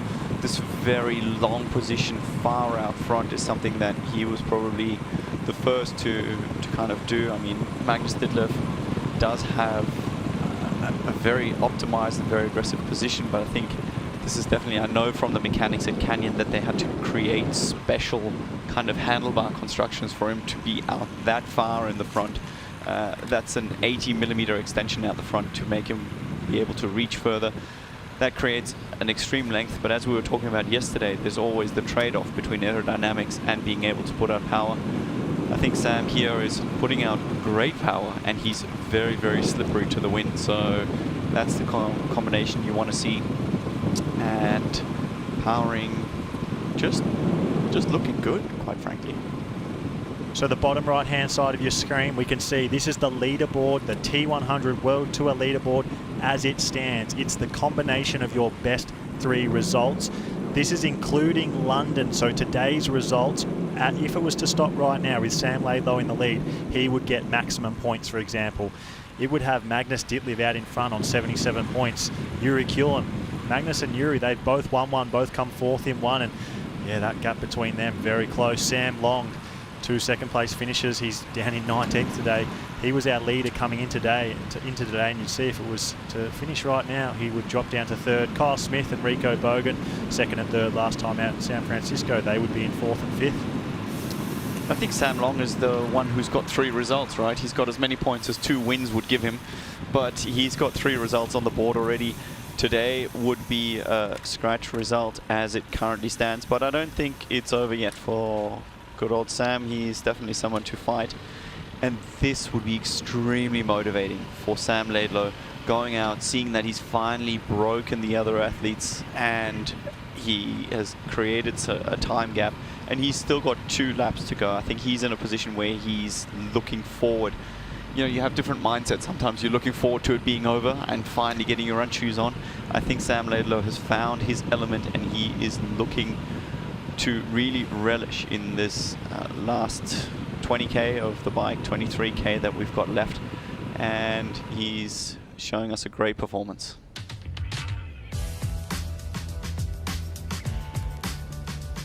We're seeing Alistair Brownlee here on your screen. I think that will be Clement Mignon most likely behind him. It could be Ben Canute. We'd have to get cameras on it, but he's known for being a little aggressive and sometimes angry on course, Jan. We know in his short course days that he was quite notorious for having words to people in groups with him who were maybe not doing the work he thought they should be doing. And good to see the old Alistair Brownlee back, the fiery Alistair Brownlee that we all know and love.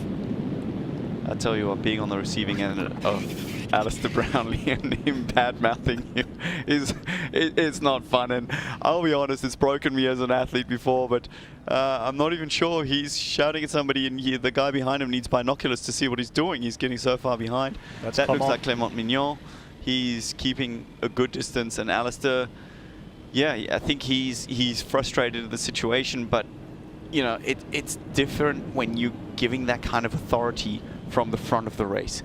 He earned that position that he had back in, you know, the mid to late 2000s, and then going on until 2016, where he was just such a dominant athlete that people would just, you know, they'd lose the race before it had even started just because Alistair looked at them the wrong way. We see Dave McNamee sitting close to Aaron Royal, Alistair coming right past this pack, so he's obviously got good legs, which would be frustrating for him, and just probably part of why he's, you know, shouting at Clement, who can probably barely see him at the back there. Yeah, I think it's possibly not even, it doesn't matter that it's Clement, it could have been anyone, you know, it's just someone possibly to get a little bit of that frustration out, and it's going right to the front of this pack. So he's still around 3.5 minutes down at this point, but showing no signs of let up, and he really is on the charge, but he's got a lot of ground to make up, and that anger is going to fuel him, I'm sure, for the rest of this bike leg, and we'll see what his run legs have got to offer us today on the streets of London. Slowly but surely heading back to the top 10, but yeah, that's kind of Alistair Brownlee as we know him. You know, he is a very formidable rider. It is the kind of sort of course I think that suits him. Just technically, you have to be very aware of the road surface and situations, and carrying as much speed throughout the course as you can. This, of course, being the side that is completely closed off to traffic. So what a privilege to race one of the world's iconic cities at the T100 series here and have the road all for yourself, even though he'd probably love to see himself a little bit further up the road. Yeah, it's quite fitting in a lot of ways that we are back in the east end of London, not too many miles away from where those Olympic Games in 2012 did happen. Of course, Alistair winning his first of 2 Olympic gold medals at those games. And on top of all of that, it is on the opening weekend of the Olympic Games right now, as we know they've kicked off in Paris. So there's something a bit fitting about all of that, and I'm sure that Alistair would have really hoped that with all of that, as we see him... He's waving the motorbike up in front. He's which is sneaky, He wants a little bit of assistance, maybe, who knows. But yes, Alistair would have loved to be nearer the front to bring something home back on these London roads that have obviously brought him so much success. But it's not over yet. He's obviously riding with serious passion, as we saw him there yell, gesticulate at the moto rider. Again, you know, we want to get the images. He has to go and be in that position. I mean, of course, it's frustrating when somebody sits behind you and you've just created a gap. Sitting behind the motor, it's wider. It creates a lot more wind turbulence for someone to benefit from. But that's just the gamble you have to take on this kind of course. We are getting the best coverage the sport has probably seen. I think the T100 is definitely changing the game in terms of what they're trying to push the envelope with technology and imaging. And, you know, there is just sometimes that situation where, well, you can't disappear. Where's it supposed to go?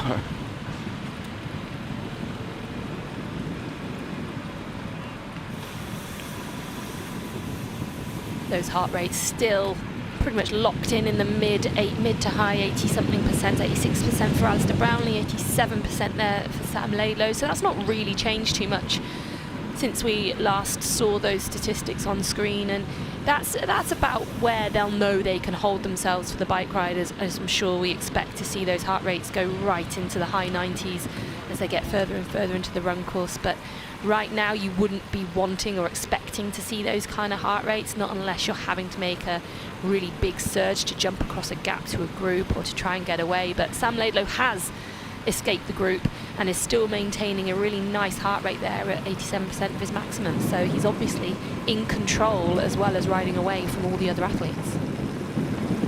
Something that we're seeing with Sam Laidlow is that he's not wearing calf sleeves. When you've been used to watching Sam Laidlow race, you could picture those white calf sleeves that he always wears. In Challenge Roth last year, he had a little bit of a calf issue, and then he's had it again in his recent full distance race. And he sort of suspects that it might be because the calf sleeves are a little bit too tight up the top below his knee. So he is trialling today, racing without those calf sleeves, to see if after the bike he doesn't have that same calf pain that he seems to be getting after some races. Sounds like he's trialling a couple of things today, you know, that decision to go without the wetsuits and then that decision not to wear the calf guards. And you know, at the moment, those decisions seem to be paying off pretty well for him as he stretches out that lead at the front. We're now seeing a gap of coming up to 40 seconds to those chasers, and showing no signs of let up. And I just think that confidence that he's maybe lacked a little bit going into this race might be on the way up again, and we might see him just charge out of transition and try and hold on. You think so? Confidence. I heard an interview the other day where he said if he just gets in 10, 12 weeks of solid training, nobody can beat him. And I was just like, it's not wrong. Okay. Maybe he doesn't think he's had those 10, 12 weeks though. You know, it's all very momentary confidence, isn't it? It can come and go, ebb and flow, as they say, very much with your training, with the results. It's a fickle thing, confidence, that isn't always easy to come by. And I feel like he's very much downplayed what he thought he was going to do today, but you know, maybe that was a little tactic from him there to throw everyone off the scent. No, there's 1.5 laps to go, but he's certainly putting out a great performance here. I mean, I do have to say, you know, you stick your neck out and you kind of roll the dice, and that's really good to see. But you know, these mind games that you play, also in interviews, the kind of things you say, I was always really mindful of exuding enough confidence, but not stirring the pot too much. You don't want to give anyone kind of false ammunition against you. But I think, you know, Sam's going out there and he's just doing his thing, which is very commendable. So we're seeing the rankings relative to the rest of the field here for Sam Laidlow. He's come in ranked 22nd overall. That's a long way down compared to where some may have expected him to be overall. The 17th fastest swimmer. It's relative to the rest of the field as to how you've done in T100 races so far this year. I mean, saw today, that's pretty much where he finished. It wasn't far off, but he didn't have the wetsuit on. Yeah. 6th fastest bike rider. We know that on his day he's the best cyclist in on-course triathlon. Magnus Ditlev is really the only man who can challenge that, but today he is not doing so. And 17th fastest runner, that's the big one on today. We're seeing that he's exceeding expectations on the bike according to the rankings, but everyone knows that on his day he can do this on any course on a bike. But yeah, no, really run faster than that today and move up in the run standings. That's the big question with his race. Well, I think what those rankings show mostly is just the fact that Sam hasn't raced well over this tour so far this year. We know what he can do on his day. He is currently the Ironman world champion. You know, you don't get to that standard without being one of the best in the sport, pretty much across all 3 disciplines. But for him to be that far down on those rankings, I think is just a testament to the fact that he's not had the races on this T100 tour that he needed to be ranked higher. I think that probably will change today. Probably not bar the swim. I think we can say his swim will stay down there, but as we know, that's because he chose to swim without the wetsuit today. But yeah, I think a few more races and we'll see all those rankings from Sam Laidlow shoot up. As always, our numbers man, Torsten, providing accurate numbers really, but plenty of controversy for everyone to argue about. It's just the emotional versus the actual data. And I think Sam would shake his head if he saw the numbers, and maybe that's exactly what he's doing right here, just correcting them. Sam Laidlow did the last lap 17 seconds faster than Alistair Brownlee, so that just goes to show Alistair's moving fast through the field, but Sam is still riding away at the front of the race, so he is still fastest athlete on course and extending that gap out. We're now at 55 seconds to Fred Funk and Rico Bogan, and he's going to have a nice healthy lead as he enters T2 in the not too distant future.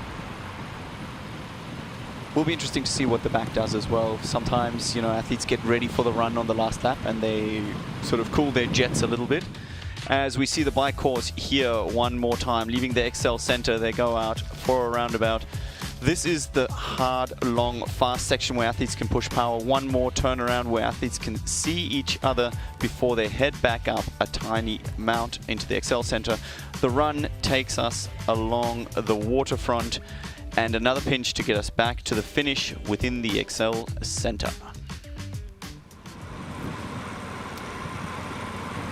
And another image of Sam Laidlow from the side. I mean, this is a triathlon geek's dream where you just kind of see it, you visually almost hear that disc spinning in the background, and it is just poetry in motion. I mean, he looks fantastic, steady, fast, smooth.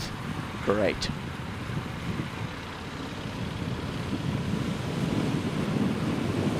A triathlete's dream, Jan. I hear more about these dreams you're having, as he's built this gap to over 55 seconds, almost a minute. It's really starting to blow out now at 67.6 kilometres into the bike ride with just over 13 kilometres to go. Well, as you went to go get yourself a cocktail in the VIP zone, we were actually talking about how the dynamics of the last lap kind of can play really in his favor. If you've got a handful of athletes at the back looking at each other, getting ready for the run, mentally also preparing themselves, cooling their jets a little bit, this is actually a great time to make up some time. So I'm not sure this is the end of the gap that we're going to see. I think he could still build on that, and then we'll just have to see what he has got. I believe he's got some prototype shoes waiting for him in T2. Exciting. We're down to a run battle again. 1 minute now. The first time his lead's got to 1 minute. That's really quite big, and I'm surprised to have not seen anyone go around Fred Funk for the better part of 30 kilometres now to at least try and eat into that gap, particularly Magnus Ditlev, like you said, Jan. But to me it says two things. It says, one, that everyone behind Sam Laidlow is settling in for a run battle against each other and no one wants to burn their matches, and two, that it's probably pretty hot out there and no one wants to take a massive risk. Or that the pace is just on and they're just not able to. I mean, that could also be. It's definitely going to be tight out there. I mean, Yuri Kulin did show us some amazing biking legs in Singapore. But you have to remember the conditions there were also incredible. Another very strong rider who's had a bit of an up and down season to the right of your screen now, and Peter Hemmerich. He's just rounding out the top 10, which means that he is the next target in front of Alistair Brownlee. You know, he's a strong rider. He is no slouch, and he has lost a significant chunk of time. Currently sitting 2 minutes and 44 back, and that's probably 2 minutes and 44 and counting. Yeah, Magnus Ditlev in that group there, known as one of the most calculated athletes out there, very calm, you know, there's never anything really showing on his face. He just seems to be meticulous in doing what he does. Is he just biding his time and waiting, knowing this is exactly where I need to be? It doesn't matter that Sam Laidlow has a minute 10 on me. That just doesn't seem to matter to him too much. So I just wonder if Magnus is just like, no, I don't need to chase this down. This is exactly where I need to be. And you know, another athlete in that front group as well, Max Newman. We've mentioned him briefly already, but he's on return to racing, and he knows he's not as fit as he wants to be. He's mentioned being only 5 out of 10. I think I'd probably give him a few more points up the ranking than that, given that he's currently holding on to that main front pack, obviously, of course, bar Sam Laidlow. So he's in a position that I think he'll be pretty pleased with, really, at this point.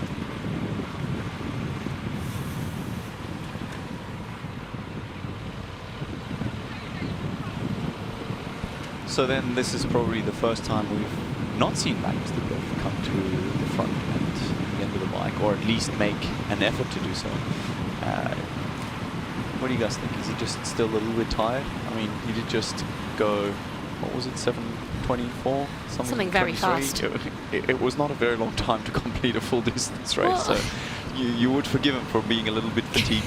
I know he backs his running more than I would have as a competitor. I know he puts a lot of effort into his running, but against these guys, I'm not sure he has the legs to.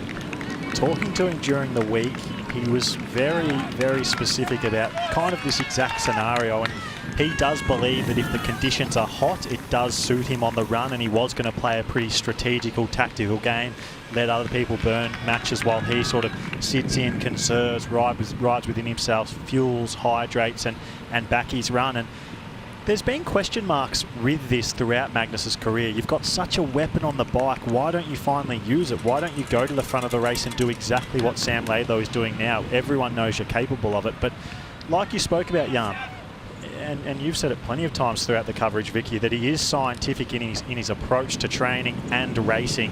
And so rather than do what Sam Laidlow does, which is race aggressively, and sometimes it works, sometimes it doesn't, Magnus Ditlev races in ways where it's as risk-free as possible, really calculated, and he doesn't want to take a big risk if he can just sit in and back his run and have a top 3 finish. Yeah, we're just watching the screen there and watching Sam Laidlow finally get a bottle on, I think, the 4th or maybe 5th attempt there, the last volunteer that was holding out a bottle. So sorry, I was slightly distracted just watching him finally get one, which I think is really important for him. So we've seen throughout the week in London that there's so many people getting involved in triathlon, and we're joined by the tri-suit man himself, Tom Trotter. It is my first T100 event. I've signed up for the Olympic distance triathlon.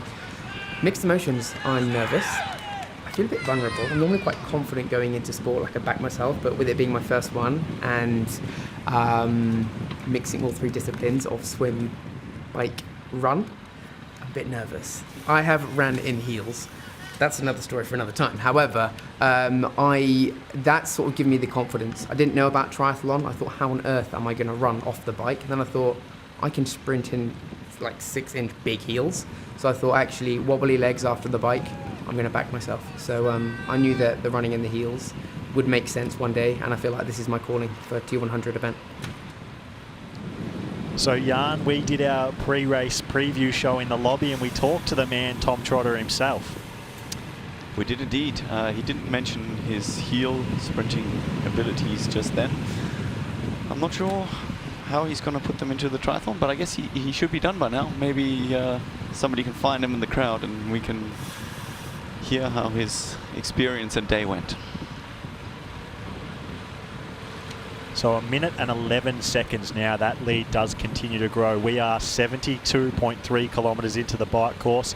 That's just under 10 kilometres to go of the 80-kilometre bike course. And the athletes sit with Sam Laidlow in front. 18-kilometre run in the heat here in London. Yeah, we're just seeing that Sam Laidlow completed lap 7 there in 13 minutes and 5 seconds, whereas lap 6 was 13 and 6. So, you know, he's very, very consistent, only 1 second between those 2 laps, so he's definitely keeping the pace on at the front. And he's the only one hitting low 13s as well consistently. He's gone under a couple of times, especially in the beginning, to close that gap. For comparison, we saw Alistair earlier. He's about 15 to 17 seconds off Sam Laidlow's pace. And, you know, that's consistently going to be growing. Again, Sam Laidlow is somebody who has great endurance. He's probably better over the longer distances. So, you know, it really plays to his favor the longer this is going on. And I'd actually miscounted there for a second. I thought he was going into T2, but he's got another 9K to create even more of a gap. Amazing racing off the front.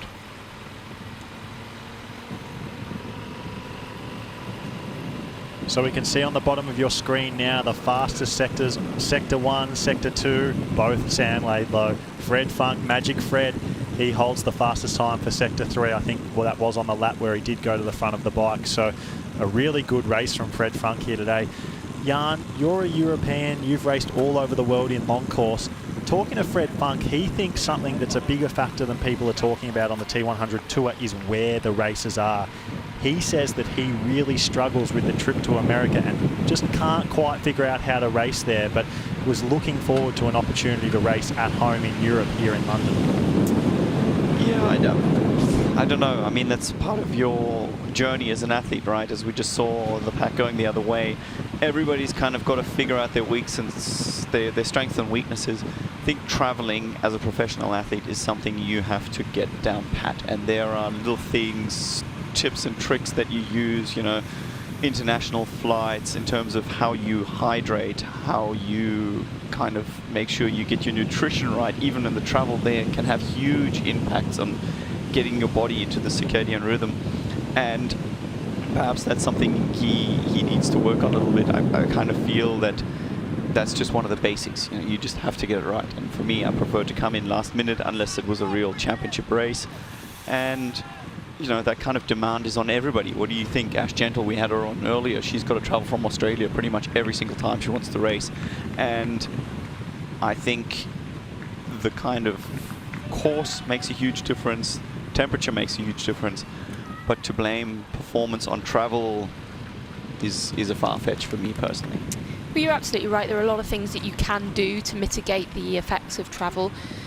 You know, you've touched upon some of them, but of course you can even look at the actual flight times and try and find flights that sort of fit better, that might help you get onto time zone faster than others. Even packing things like a travel pillow, or even whether you're going to stump up for business class. You know, that's the sort of thing that you've got to question and ask yourself whether you're going to invest in yourself by flying business class so you can lie flat and you can recover as fast as possible. But jet lag is real, of course. It comes into it, and some people are better at dealing with that than others. But Jan, you're absolutely right. So you just have to get good at it.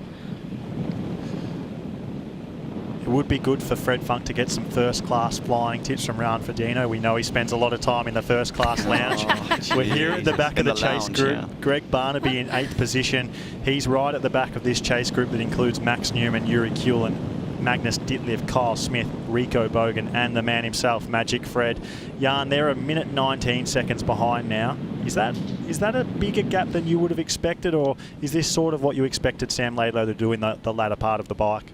Well, it took him a couple of laps, but he was very consistently sitting at the front. It felt like he was almost attacking this group off the front, which is, it's a big feat. It's a hard thing to do.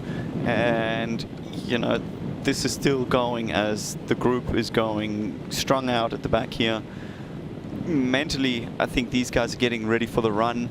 But 1 minute and 20, 1 minute and 30 to the back of this group, you know, that's starting to be a sizable little gap. That's where Sam has got a little bit of time to find his feet in the run.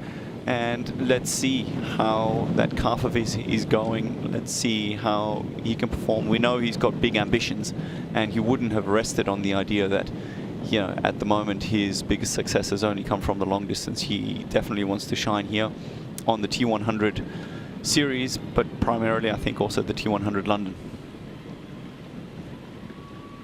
Yeah, that minute and a half-ish gap that he's got now, just to give him a little bit of breathing space as he finds his run legs at the start of it. But with the run power that is in this group, especially the likes of Rico Bogen, Kyle Smith, Magnus Ditlev, Yuri Kulin, of course, you know, I think he's going to know they're coming, and those guys will be able to work together, and that definitely brings a little bit of an extra edge to your run. It allows you to get a little bit faster. You can bring something else out of yourself when you're really in a direct head-to-head, and we saw that yesterday, of course, with Kat Matthews and Laura Philipp really getting the best out of each other. And I do think that will mean that this pack coming from behind, especially the real runners in that pack, are going to be hunting Sam Laidlow. Sam Long, 9 minutes, over 9 minutes back. Crazy. Who would have thought that?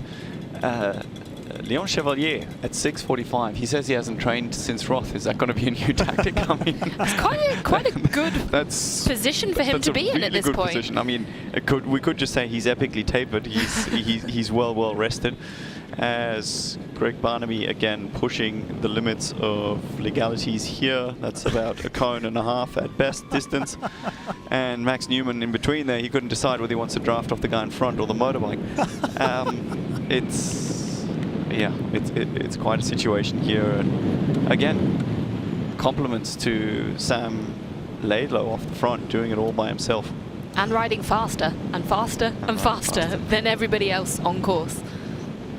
Aaron Royal was leading this race in the swim, and he came out with that group of 4, Jan, and we said that he just wanted to stay with that group for as long as he could, and he's down in 15th, almost 6 minutes behind. So yeah, his bike ride, it really is becoming his Achilles heel.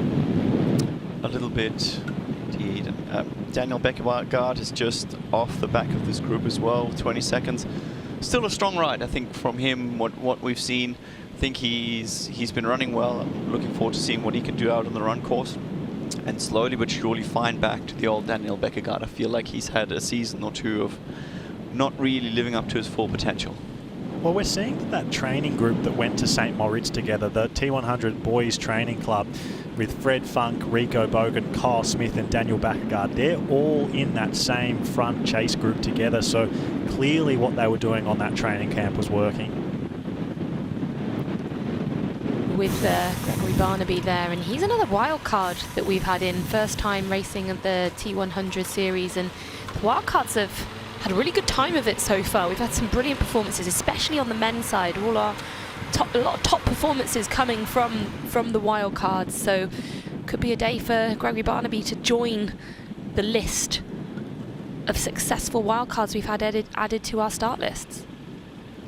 Gregory Barnaby also a bit of a chef. I have to say he puts out some really inspiring pizza, focaccia, Italian kind of recipes. I think when he announced his wheel sponsor, he covered the entire wheel in a pizza. How really very Italian. Yeah, absolutely. I mean, this is awesome. He's making sure that gap doesn't get too long, as Max Newman seems to have just dropped the gap a little bit big. That's a big gap, isn't it? To Yuri Kulin. But again, he's having a great day, Max, in terms of where he's come from and showing a strong return on what is surely a very, very hot bike pace. Well, he told us that he's only been back training properly for 6 weeks, and if he can get to almost 80 kilometres into a T100 race in the main chase group, well, let's call it the front group, with Sam Laidlow out in front by himself, I mean, that's pretty scary for what could be to come later on in the year for Max Newman. Yeah, it's exciting to think that, you know, we saw such fireworks from him in Ibiza, and it was a brilliant sort of career best race from him, a real standout performance, and such a shame with that injury we didn't get to see him race again. And we know he's not at full fitness, but right now to be able to be in this pack of absolute hitters at this point on the course in the race just shows that there's going to be some surely pretty exciting racing from Max as we head through the latter part of the T100 series. So we've got eyes on Yuri Kulin here. He sits in 6th position. The Great Dane, Magnus Ditlev, just ahead of him. You can see Kyle Smith, Rico Bogan, and Fred Funk just on the very top edge of your camera. So, Jan, me and you have been talking all week amongst each other that we think this is going to come down to a run battle. We've talked about Kyle Smith, we've talked about Rico Bogan, we talked about Yuri Kulin and Magnus Ditlev, and we sort of assumed that it would come down to a big run battle just like it did in San Francisco. What kind of run battle do you think that we're in for today with just a couple of kilometres to go into T2? Well, we've got a few unknowns here. I think the things that we can sort of expect, Rico Bogan, Yuri Kulin and Kyle Smith, they're kind of like the guys that I've got definitely running together. Then Magnus Ditlev, we don't really know. I honestly think that today he's sitting in and he's still feeling a little bit of the fatigue and not quite happy to go be super aggressive. I think he's going to have a strong day. I'm not sure he's going to be able to run with the front runners. And Greg Barnaby, Max Newman, very much unknowns. Daniel Beckergaard, he's been training well. And Fred Funk, he's probably, you know, a touch off the front runners. But the best thing about all of this is that you don't have to listen to me. We can just watch the screen and see how it all unfolds as these guys are getting ready. We don't have long to wait, do we, before they hit transition? Just a kilometre left now at the front of the race for Sam Laidlow. So soon enough they are going to be hitting that ramp back up into the Excel Centre, into our very unique indoor transition area for heading out for 6 laps of 3 kilometres on the bike course. And it is still hot out there, 25, 26 degrees, but as I mentioned at the beginning of the show, being out there, it feels hotter than that. The sun beating off the pavement it's extremely warm, so this is where the nutrition and the hydration that they hopefully manage to keep hold of and take on during the bike course will be crucial. Just as we're heading into T2, we got notice that Ben Canute has flattered as well unnecessarily on the last lap. I mean, he's already almost 8 minutes behind. That's a tough one. But Sam Laidlow taking us into T2 up this little pinch, which you kind of wouldn't even think. It seems like it would just all be flat, but it's actually not, as they're heading towards the air conditioning and the only reprieve from the heat they're going to get today. And as we see Sam Laidlow come into T2, there's a lot of question marks here. How bad is his car? What kind of run shape is he in? We know he had a really good ride in his last full distance race and did blow up a little bit towards the end of the run to finish second, and he led at T100 Miami, the first race of the year, and again blew up then. So the big question mark is, can Sam Laidlow finally put together a run that gets him the win that he needs to step up in the T100 rankings? He enters his bike. He's got the prototype shoes here, as you spoke about. They're not. They're his custom shoes. They've got his logo, and he's chosen to go with what he knows.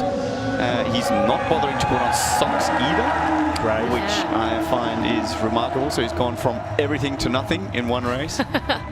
As he Maybe that was the again business cap on, nice transition, smooth. Looks good. Yeah, maybe that was another strategic decision. You know, he didn't need the socks because those shoes he can wear without the socks, whereas maybe the prototypes he can't. Maybe that's played possibly a factor of question into why he's decided to go without the socks. But I can't fathom running 18 kilometres, especially pounding the roads without socks on. Fred Funk, the next into transition, as we've just received news that Ben Canute, all the way from the States, has traveled with his family, is a DNF due to mechanical, so he obviously couldn't repair it, was more than a puncture. Something you don't want to see. Such a shame, yeah.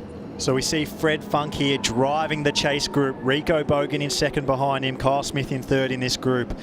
Magnus Ditlev, Yuri Kulin as well. Fred Funk has never entered T2 in second place at a T100 event. I can only imagine how motivated he is finally being with this select front chase group. He's never been in that position.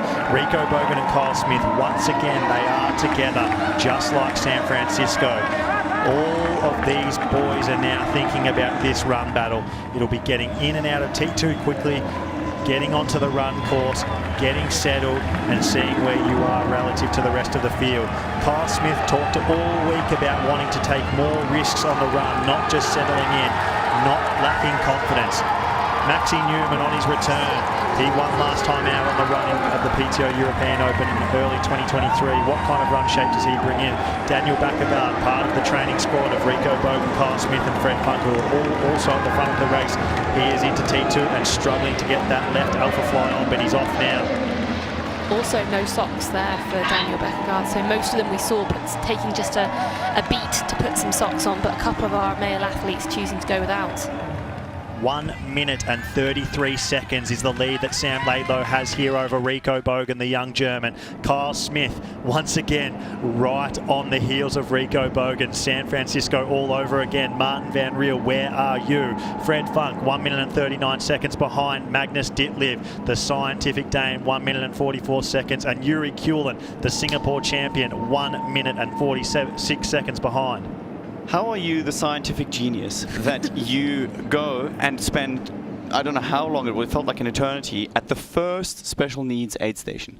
You can simply go and pick these things and have them in your transition box, put them into your suit and take them, so you don't have to look for them with everyone else's special needs. So there's a first tactical kind of mishap. I did, interestingly enough, notice into T2 that both Magnus Ditlev as well as Yuri let a bit of a gap.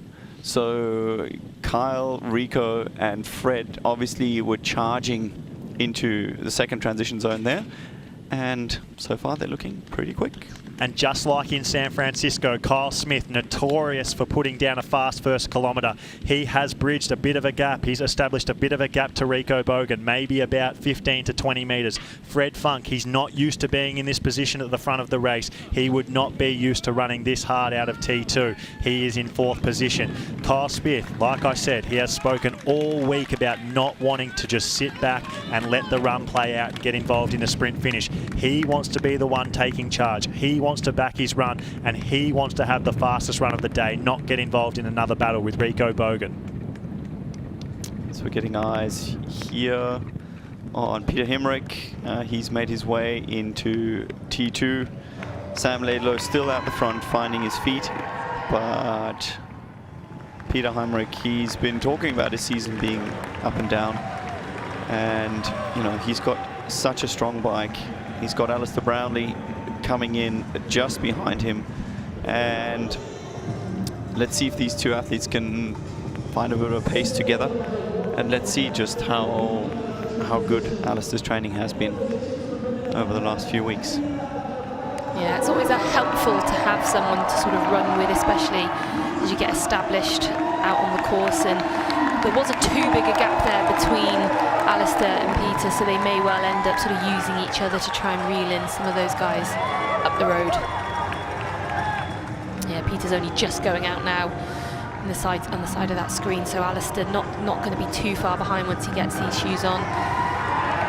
Yeah, that no gets socks. No socks again, only going to be about less than 10 seconds, I think, between those two, so they could end up working together quite early on the run course. And that's just Alistair. He grabs his sunnies, off he goes. There's no watch. There's no doesn't think about it. Just go, just go, doesn't go. Whoa, and he is out. Come on, Alistair. Come on, put it together. Sam Laidlow, a 1 minute and 33 second lead out of transition 2, and just after the first kilometre, Kyle Smith, he's only 1 minute and 15 seconds down, an 18 second deficit. An 18-second bridge across to Sam Laidlow, 1 minute and 15 seconds down. Rico Bogan, he's lost 15 seconds to Kyle Smith over that first kilometre, and he's a minute 30 seconds down. Fred Funk then in fourth, 1 minute and 40 seconds down. Kyle Smith is doing exactly what he said he was going to do all week. He has gone to the front of this run early. 3:06 for the first kilometre. It's about 15 seconds quicker than the next fastest first kilometre. Sam Laidlow, our leader, 3 minutes and 23 seconds for the first kilometre. Kyle Smith means business. Looking like $1 million. He looks fantastic, and when I spoke to him earlier this week as well, I sort of asked, you know, can we have some more fireworks, please? Just like we had in San Francisco. Let's have another, you know, fantastic sprint finish. And he sort of gave me a bit of a wry smile and just sort of said, well, you know, I'm feeling pretty good. Think I'm in better shape than I was in San Francisco. And right now, well, he's proving it. I think similar to Ash Gentle, it's just the mindset with him is changing bit by bit, and that belief that he perhaps didn't have in San Francisco, he may now have as Jan Straatman is coming in. He is also recently coming off Roth and his first ever long distance as the rest of the pack comes in. David McNamee is Aaron Royal, and I assume last is Greg Martin. Is that Clement Mignon? Clement Mignon. Jan Straatman, you saw him coming to T2, his debut at a T100 race. His favourite drink is lemon Fanta, and he drinks it every day. As we just got news, we just saw a photo of Rico Bogan. He obviously, in the heat of the battle, decided to run without his socks. He had placed his socks ready for him to go and chose not to put them in the box, which means he's got an extra 30 seconds to serve. And that is exciting news for Sam Laidlow. They wouldn't know this out on course, but Sam, who's moving the same pace as Rico roughly at the moment. So Jan, you're telling me that Rico Bogan got a 30-second penalty for having his socks out, but what we saw over the first 20 kilometres of the bike, no penalties. Yeah, that sounds like the referees were just staying in the air conditioning. Got to watch those socks, mate. Don't worry about drafting. Kyle Smith here.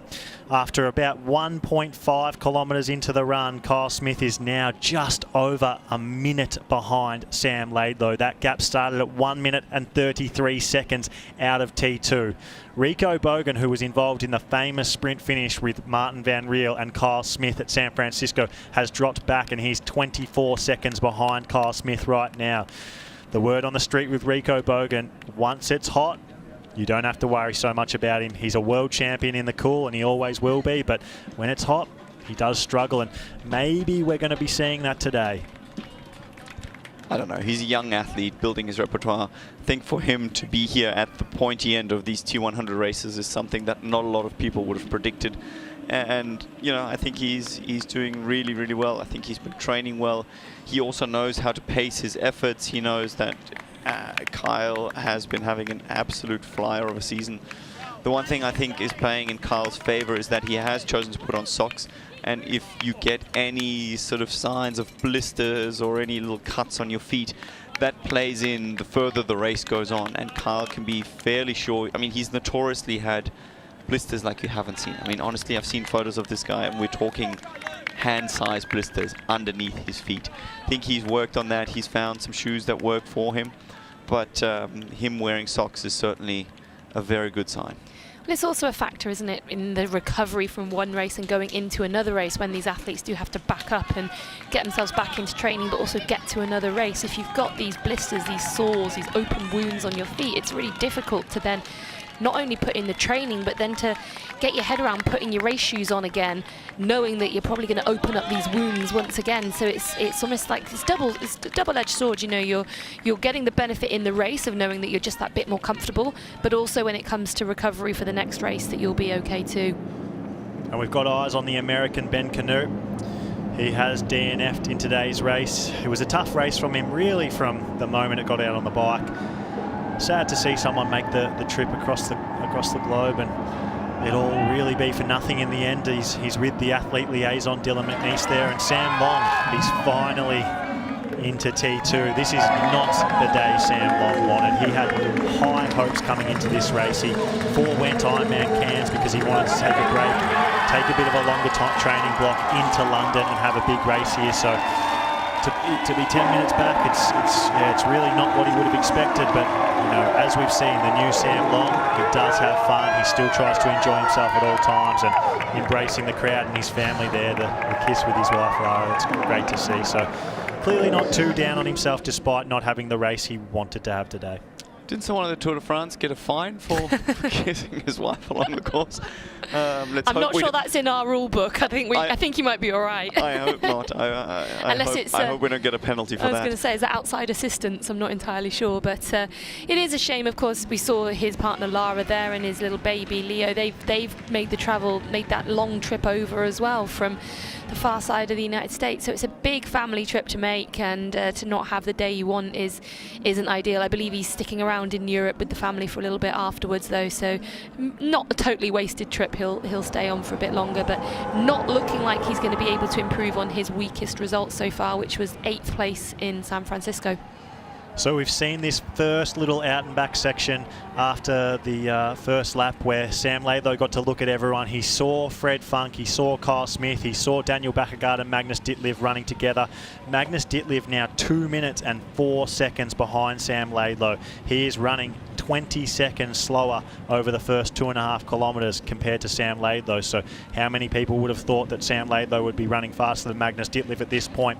Fred Funk in 5th. That's by far the best position he's found himself at a T100 race. He was just behind Yuri Kulin, but Yuri Kulin has now slowed down almost to a stop, a very, very slow jog because of a cramp.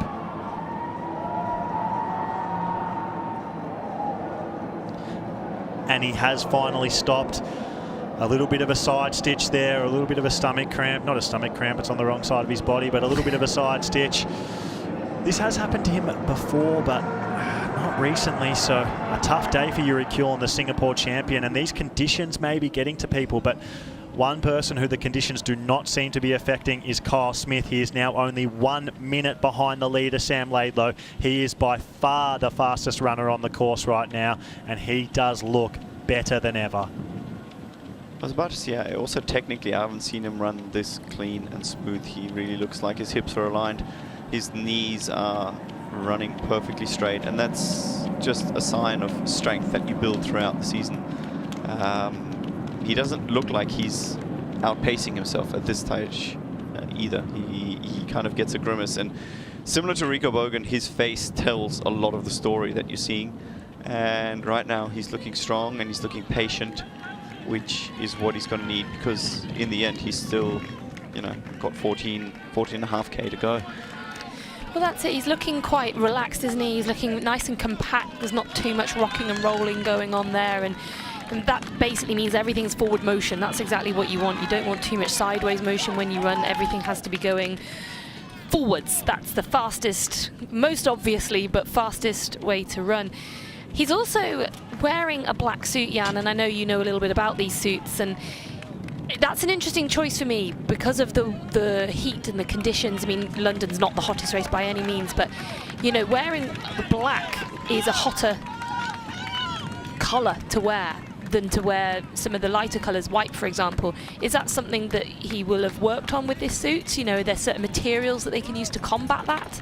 Yeah, so the whole theory behind the suit is that if the humidity is not as high as it would be in other places, the cooling effect is actually higher because of the condensation, right? So there is a science to the suit. It's got a special material called graphene, which kind of spreads the temperature around. It's actually something they've taken from the winter sport. So there is a lot of thought gone into this. Of course, mentally, you have to also be in it, right? You have to believe it, and this is something that we found athletes to be struggling with. But, you know, more and more it's proving that in these conditions that kind of suit really, really works, because you have the condensation, and the black actually tends to cool more than a white suit would. I did, just by complete coincidence, happen to be having coffee with Kyle when he got given his suit, and he is getting a new one that's a lighter colour, because it's not white, it's like a light brown, but it wasn't quite ready in time for this race purely because of cooling. And I said, do you reckon it'll be hotter? And he goes, I don't care, it doesn't matter to me. So I think that speaks to his mindset. Maybe if it does lose him a little bit of time, he doesn't really care. He came here to win, and it just seemed all week that he wasn't going to let anything stop him from doing that. So good. Alistair Brownlee out on the run course, giving it some.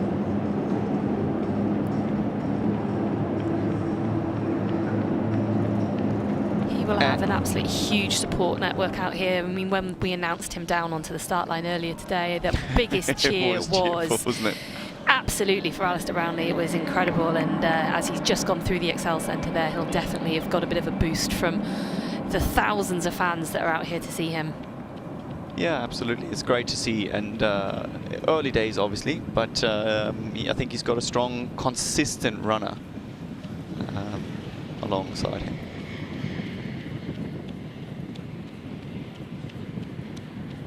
We just saw the pass there of Kyle Smith and Sam Laidlow.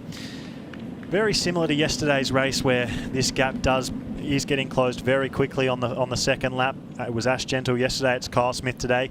He's only 52 seconds behind at this point as he passed Sam Laidlow. That would have given him confidence and probably done one of two things to Sam Laidlow. Either made him think, oh, he's coming, or maybe motivated him to push on. It would be interesting to be in his head. It would have been one of the two. Either way, Sam Laidlow is having an absolute stellar performance. His bold strategy, to say the least, in the beginning is paying off, is paying good dividends. He's looking strong on the run. I really, really hope he can resolve his calf issue and, keep going strong throughout these 18K. But he is a very, very hard worker. He's a young world champion who's out there finding his voice and finding his legs, primarily. Good to see. So we saw Tom Trotter before. Triathlon has been taking over London today, and someone else that me and Jan spoke to who did the race today, Anya Callan. In 2019, she ran a 4.5-hour marathon, and just recently she's gone 2 hours and 34 minutes, and we had her here at T100 London racing this morning. I did my first marathon in 2019, and I did that in a very respectable 4 hours and 34 minutes. And then by 2022, I'd knocked a whole 2 hours off that, and I have now got a PB of 2 hours and 34 minutes. I think the swim I'll be fine at. It is probably my weakest discipline, but I'm pretty comfortable with the training that I've been doing. The bike ride, because it's such a flat course, I'll have to really find some power, and I'm more of a hilly bike rider because I'm quite light. I've got quite strong legs, which is more like grinding it up for like 20k. I think the route is very flat into Westminster and back, basically. So I think that'll be honing down and like mentally keeping strong, and then hopefully, the 10k at the end is going to be a breeze. Good to see so many people participating in triathlon, and we're back with second place Kyle Smith. He's now only 50 seconds behind Sam Laidlow. A reminder that out of T2, that was 1 minute and 33 seconds. So 42 seconds he's put into Sam Laidlow. That's only 5 kilometres into the run, so 13 kilometres to go. Kyle Smith, he looks good. I don't know if I've ever seen him look this good running.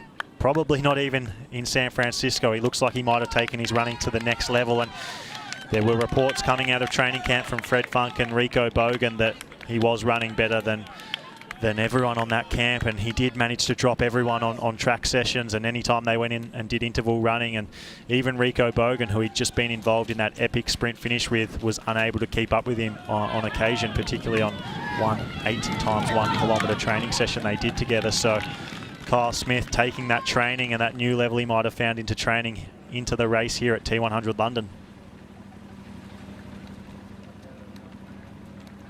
Sam Laidlow still looks pretty good there out front, doesn't he? Of course, he is being reeled in by Kyle Smith, but he's actually extended his gap back to everybody else. So Rico Bogan came into transition around 1.5 minutes behind him and is now 1:57 minutes behind. So Sam Laidlow is holding really strong at the front, and we weren't sure what we would get from Sam Laidlow out on the run course today. We weren't sure how his calf would be or where his fitness would be, and whilst, you can see a little bit of strain on his face there, he has just come up the ramp as he enters the Excel Centre for the end of this lap. But right now, I'm impressed. I think he looks good. Amazing, Vicky, I think. Really good. And that calf clearly not giving him the troubles that maybe even he thought it was. Sam Laidlow is known for running hard early out of transition too, even if it does mean that he blows up a little bit later. So I guess the story for him is how hard is he going? Can he sustain it to the end? But he is the second fastest runner out in front of this race. So only Kyle Smith in this front sort of 10 athletes running faster than him right now. He's running strong. I would have thought that probably Kyle Smith would have even been closing time quicker.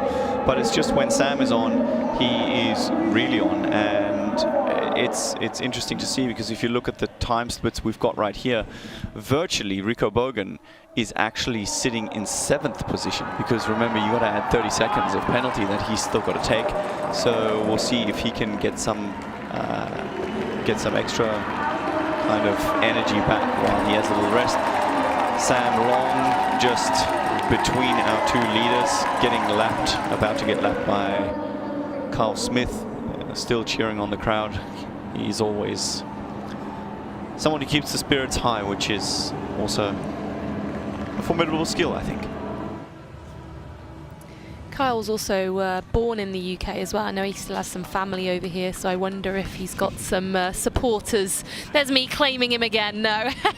He does, though. He does. He actually mentioned, he would have some family here, right? Yeah. He would have some family, and his recent success in San Francisco has obviously made people more aware, and he is indeed from the northern parts, and he's got quite a bit of family out here.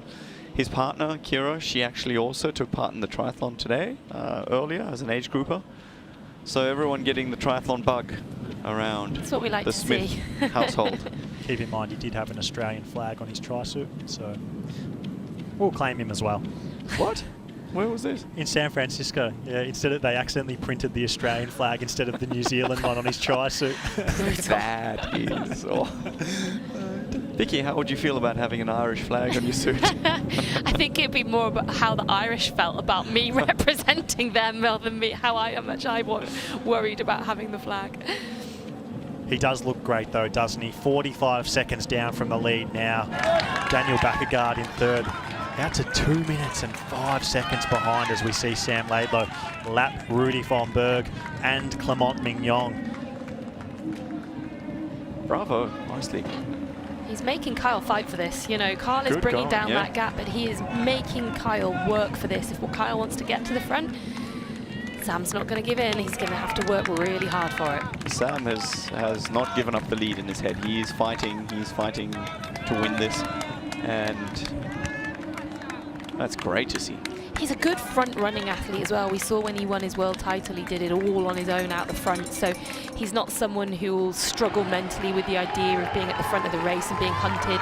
He knows how to do that. So we've got eyes on Jason West, who's finally out on the run course. We can see that he has the fastest sector 1, 2 and 3. So now that he's out on the run course, he has overtaken Kyle Smith as the fastest runner in the field. He's the better part of 20 minutes behind though, so not going to factor in the podium today. Yeah, he's only 15 seconds faster per lap than Kyle. That's probably also not the standard we're used to seeing. But then again, if you're sitting in 19th, it's tough to motivate yourself. You know, you're a long way from making a big difference in the points and making a big difference in the prize money. Remember, everybody that finishes gets a check to take home. That would be a motivation, but I don't think that's something that either of our two front runners are factoring right now. It's all about the glory. Yeah, Jason West is, 13 odd minutes down, but there's a few athletes that are probably within 3.5 minutes of him, so he could, potentially get himself into the top 15 or so, but you're absolutely right, he's definitely not going to feature at the very front of this race, as we now have eyes again on Alistair Brownlee and Peter Hemerick, who are still locked in. They've been together pretty much since the very start of this run. We saw them go out onto the run course just a few seconds apart, and here they are coming in to finish their second lap, I think this will be, and they are still locked in battle. While you're watching this on your screens, you can forget how tough the conditions are. It's 28 degrees as we speak on race course, and you can see it in the athletes. Sam Laidlow's face screams pain. Alistair Brownlee and Peter Hemerick, they again both look like they're hurting by their facial expressions. You can see Alistair Brownlee's tri-suit fully unzipped, and Kyle Smith, every time he goes past a water station, he's grabbing and throwing it over himself. 28 degrees, it does feel hot out there, and compared to the women's race yesterday, it is much hotter. And this is a rare situation that we're seeing with Alistair, that he actually goes head-to-head with someone, that he's actually got someone. He normally likes to run off the front. He likes to do his own thing, as he came through that short bit of air-conditioned XL center that, the athletes get a brief moment of reprieve from the conditions. Back to Sam Laidlow, taking that round about 3 of 6 lap we are on. And Kyle Smith about to see him going the other way.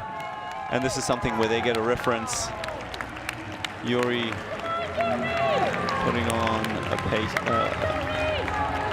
brave face. A brave face. The pain face. Actually, it's more of a pain face rather Yeah. than brave. This doesn't look brave. Yeah, he's unfortunately lost five plus minutes now, and he was only just a few seconds behind. As Another we stop. see him stop and try and stretch out this problem he's got, it seems to be a stitch that's giving him a lot of discomfort at the moment and just not allowing him to get into his stride. Which is surprising. I mean, he's used to these kind of conditions, but again, he did go to the absolute limit in Singapore, and that's sometimes one of those things, you know, you hear these heroic stories of, you know, pushed so hard and you know, you give it everything, but the guy ended up in hospital, and that can actually do some long-term damage or longer-term damage to your system, where just mentally your body shuts down and protects itself. And so with Sam Long being 10 minutes behind in 18th position, as the race stands right now, he would forfeit his overall series lead to Kyle Smith, who is on our screen. He is lapping Clement Mignon, and he's moved up to only 39 seconds behind our leader, Sam Laidlow. Magnus Ditlev in second as it stands right now. He's down in sixth. He's losing time on the run, however, 2 minutes and 45 seconds. We're seeing Kyle Smith pass Rico Bogan, Fred Funk, Jason West and Magnus Ditlev right now on run course. Well, I have a little chirp in there because Carl Smith can't get to the world ranking #1 on his own accord, at least not at this race. Magnus Ditlev being currently in 6th position, but remember, virtually he's in 5th, sorry, because Rico Bogan's got that penalty. He will get extra points, so Magnus Ditlev actually being virtually the leader. It just depends when Rico Bogan decides to take that penalty. And if he can get back, because remember, if he's standing for 30 seconds, he gets a moment to take a breath and just cool himself down a little bit. But it's not over yet. So we're 8 kilometres into this run course. It is an 18-kilometre run course, so we are into our final 10 kilometres. Kyle Smith, 39 seconds behind our leader, Sam Laidlow, in second. The gap to third, Daniel Bakkegaard, 2 minutes and 8 seconds. That has really blown out. And Rico Bogan, who was involved in a sprint finish with Kyle Smith last time out at San Francisco, he's now 2 minutes and 39 seconds behind. Perhaps the surprise packet of today's race, Frederick Funk in 4th position. He has not been close to this result at a T100 race yet. 2 minutes and 38 seconds down.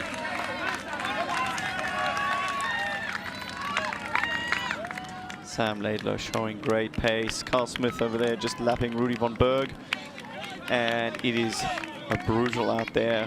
Everybody's starting to grimace a little bit. It's not just easy goings either. And this is not over yet. Honestly, we're almost halfway through the run course. And Carl's made up a little bit more than half the time. But that's not necessarily the story we're going to see on the second half. You know, that's something that, yeah, Sam Laidlow is out there, and he's out there for the win. Well, we saw a lot of the time that Kyle has gained back on Sam Laidlow being taken out in that first lap and a half. Since that point, it seems to have steadied out a little bit, and that gap's not coming down anywhere near as fast as it was at the beginning of the run. So whilst Kyle is still outrunning Sam Laidlow at this moment, it's taking him a lot longer to bridge up that gap, and Sam Laidlow is not giving in, he's not giving over, and he's still holding nearly 40-second lead at the front of the race.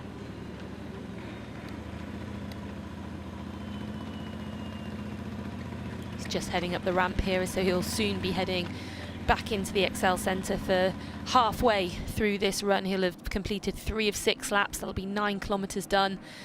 He'll get a little bit of a boost from the crowd, I'm sure, as he heads into the Excel Centre and then back out into the scorching heat, straight out and back on this very flat course. He's looking good. Really good.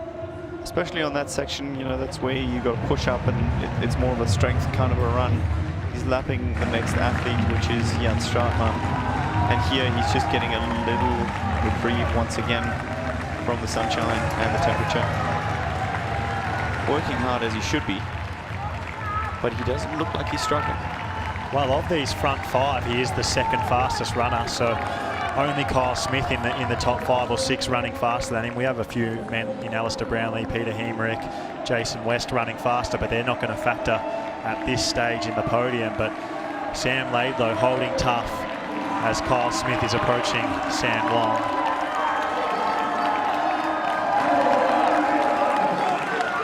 Either way, the Londoners, the locals, they're going to claim the winner. We're just going to change that flag in the top left of your screen from a tricolor to a Union Jack. Thank you very much, graphics team.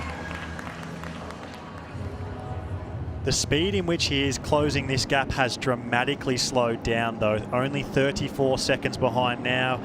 He was taking 10 seconds pretty much every kilometre, and it's now down to more like 1 or 2 seconds per kilometre. So I don't know whether that's Sam Laidlow picking up the pace or maybe Kyle Smith just slowing down slightly. He is notorious for his fast start. We saw him miss a drink there and sort of wave his arms like it was quite a big deal. He must be feeling quite hot out there, I think. It was a special needs. It was one of his own bottles. As we get another take on Alistair Brownlee's transition. Again, no socks. Smooth. He's about to reach for his sunglasses, and off he goes.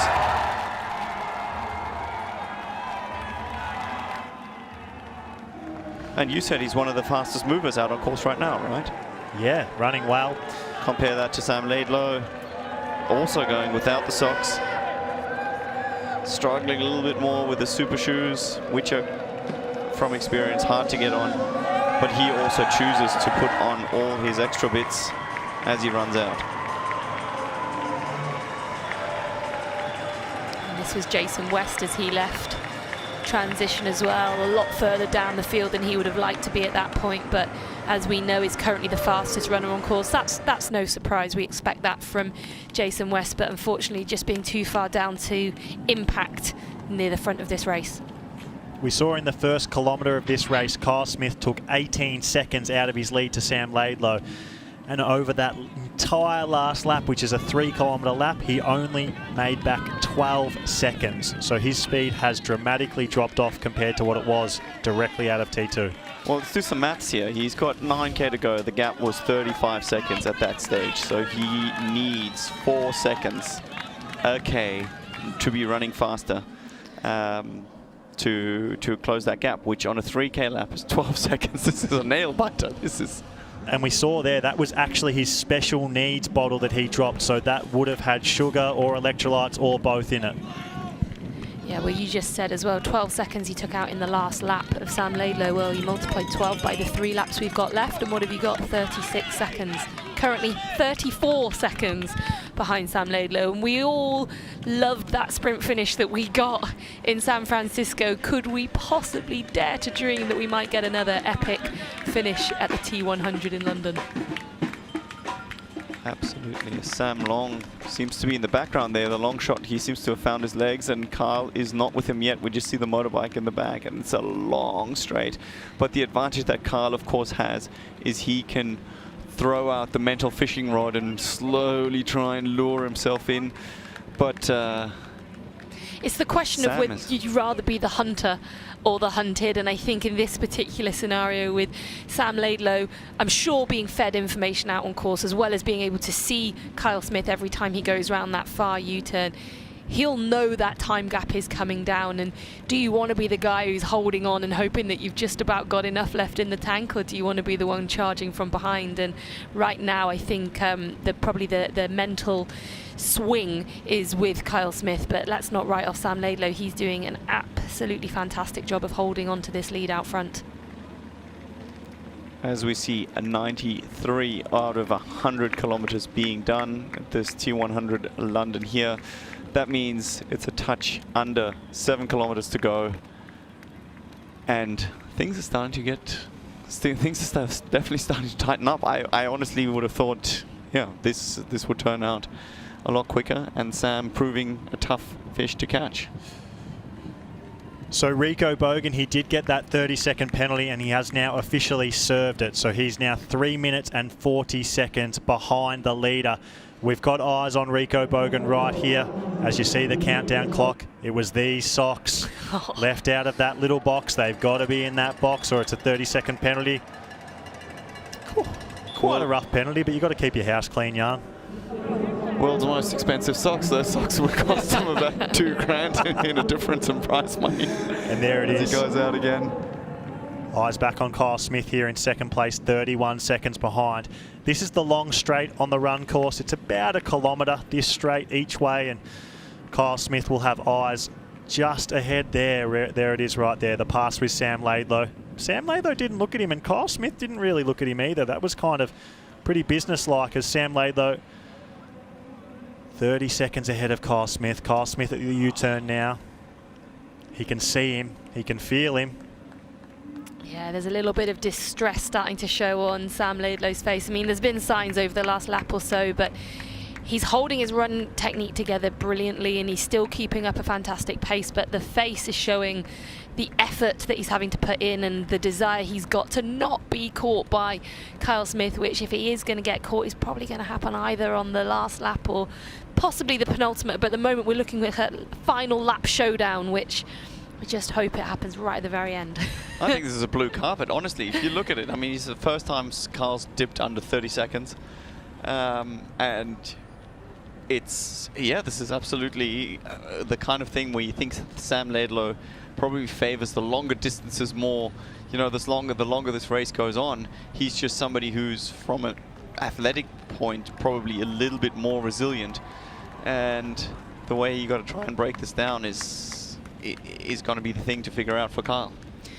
We haven't spoken much about what's going on directly behind this battle because it's been so fascinating, but Daniel Bekkegaard has moved himself convincingly into third position now. He's 2 minutes and 11 seconds behind the lead, but he's got about a minute ahead of Fred Funk in fourth place. So that's a really sort of stable position that Daniel Bekkegaard's got there in third place. And we know he's been training with Kyle Smith in St. Moritz, so whatever he's doing up there seems to have really delivered for him today, and he's looking at a great result.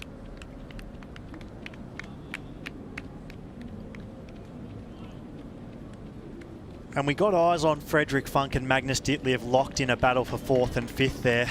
We saw Annie Haug yesterday, Jan, finish way down the field, far lower down than most people would have expected her coming off Roth. And maybe Magnus Ditlev not having the perfect day for him. Fifth is still incredibly impressive here at a T100 race, but it is Magnus Ditlev after all. Yeah, definitely, but he is also very consistent, and I think, you know, he knows he's competitive. I think in terms of his training and his overall preparation going in for the whole season, that's kind of where he probably would have used this race to make sure he kicks himself back into gear. As we see Sam Laidlow actually popping a can of Coke just then. The good old-fashioned Coca-Cola still hasn't run out. You know, we've got the best brands and the best scientists creating all these drinks, and when you gotta go, there's nothing like that ice cold red can. You just really hope that it's ice cold, because it's nothing worse than when it's warm. Sometimes simple sugar works the best. Absolutely. And Carl choosing to take a gel there. He missed the bottle earlier with his own nutrition, so he will pick up another 25 grams of carbs and 100 calories, which is probably a good time to take it, but he's choosing to put it in his back pocket as a reservoir in case he misses his drink again, I'm assuming. As we see Sam Long running back up to Sam Laidlow, kind of unlapping himself. He's obviously somebody who deals extremely well with the heat and is also very resilient in terms of fatigue building up. And this could actually change the dynamic in Sam Laidlow's favor. If he's got somebody mentally that he can run with. I know Sam loves running off the front, but you got to remember Sam Long is not a competition, and he would just be somebody that he could feed off in terms of pace. That could really play a factor in this race. Well, it's been a pretty lonely day for Sam Laidlow in a lot of ways since he hit the front early on the bike course. He's then not seen anyone else, has he, really, pretty much all day long. So having someone else might be quite nice right now, just as he's in the real painful, pointy end of this race. Can I just ask, we get the two in a room again. Remember the Collins Cup when Sam Long ran out because Sam Laidlow threw a comment too many his way, and all of a sudden it's the other way around and Sam Long would be helping Sam Laidlow. That would be an ironic turn of events. It's crazy to think how much has changed in the sport since that moment. Sam Laidlow, world champion, and Sam Long, one of the best in the sport. It's they've come a long way, both men. look and getting around each other. Sam Long just loves it. He just loves it. He said, come on, get on my hip, and tapped his hip. Stay with me. And Kyle Smith, the first time that Kyle Smith and Sam Laidlow have been in this building in transition together, Jan. Well, Vicky, you mentioned the expression on Sam Laidlow's face. Kyle is starting to show a bit of hurt as well.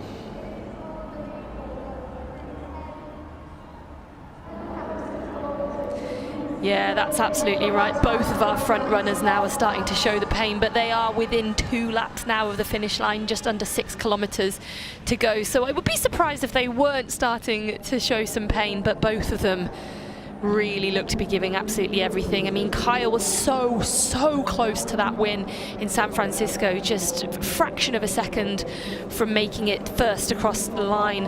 How much will it mean to him to try and get into that first place position today? He doesn't want to finish second again. This is so good. Sam Laidlow's just tacked on behind Sam Long, and you can see how much he's hurting. The effort that he put in to hold on to Sam Long down that hill was huge. Who would have thought it, Jan? Just like you said, the irony of these two working together and Sam Long becoming an ally for Sam Laidlow. Absolutely. I mean, it's quite something, the turn of events, and I've got it so vividly in front of me because all the talk at that Collins Cup was about these two and them having a go at each other. I think Sam Long's matured much as an athlete since.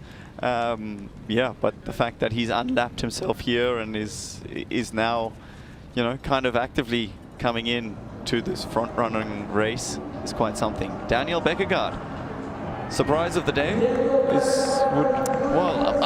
Sam Laidlow is probably right up there leading this race and holding on, but Daniel Beckergaard finally coming around to perform according to the hype that he's had around him for a long time. I was just looking at his results so far this year in the T100 series. He's got 2 DNFs from Singapore and San Francisco and an 8th place from Miami. This is by far and away the best we've seen him, not just in the T100 this year, but also on the tour as a whole, the PTO tour that existed before the T100. This is his best day out.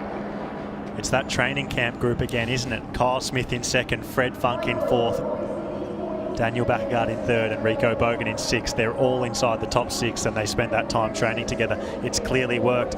Sam Laidlow, he has actually taken a few seconds back onto Kyle Smith.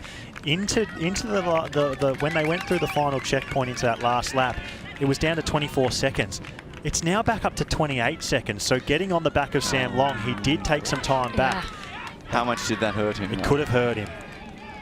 Has he dropped back now, do we think, because Sam Long is just running too fast, or has he gone, you know what, I am going to blow up if I try to stay with you any longer? This is a tactical move to drop back, or do we think Sam Laidlow maybe made a mistake there by trying to hold on to Sam Long for a little while? Great question. We've seen Sam Long. He has left Sam Laidlow. They were about to lap Max Newman. Who would have thought that if you went back 16 months? Kyle Smith, 29 seconds back. This gap is extending. Sam Laidlow is taking time into Kyle Smith. Amazing. 13 kilometres into today's run. It is an 18-kilometre run. We are inside the final 5 kilometres. Kyle Smith is 29 seconds behind our leader, Sam Laidlow. And neither of them have really given up, right? They've shown a bit of grimacing on the face, and they're working hard.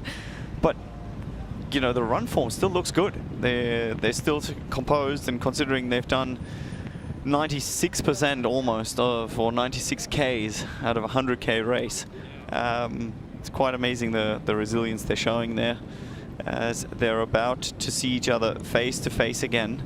And I really think Kyle's got this lap now to create the difference. And if Sam can hold on for this lap, then I can't see Kyle getting him in the last one. I think this is a really important moment for Kyle, because he will be passing Sam any second in the opposite direction, and he will know where he passed Sam on the last lap. So he will mentally know exactly whether he brought that gap down, whether it's gone out a little bit, and he's going to see that he's not really made any difference in a lap, and that's going to be a little bit demoralizing, but that's where he has to step up. He has to lock in mentally and go again, and he has to push. And you're absolutely right, Jan, if he doesn't do something on this lap, I think Sam Lader will hang tough for the final one. It's back down to 25 seconds, so we're seeing that Sam Laidlow, he took some time back into Kyle Smith when he tagged onto the back of Sam Long, and now that Sam Long's dropped, he is now bit by bit, second by second, Kyle Smith eating that time back into Sam Laidlow. With 4.5 kilometres to go, it's down to 24 seconds, the gap between Kyle Smith and Sam Laidlow, as they just passed each other on this long out and back section. What can I say? The T100 series, it just keeps delivering these nail-biting races.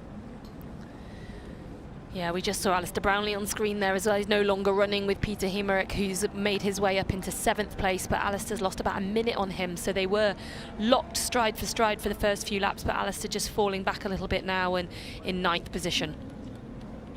That's just what the heat does as well, right? It blows out the differences so much. I mean, you're seeing athletes fight over seconds, but then as the race progresses, the heat gets to athletes, and then systems just shut down. And when you're just trying to survive, you go into that survival mode, you're more defending off the back.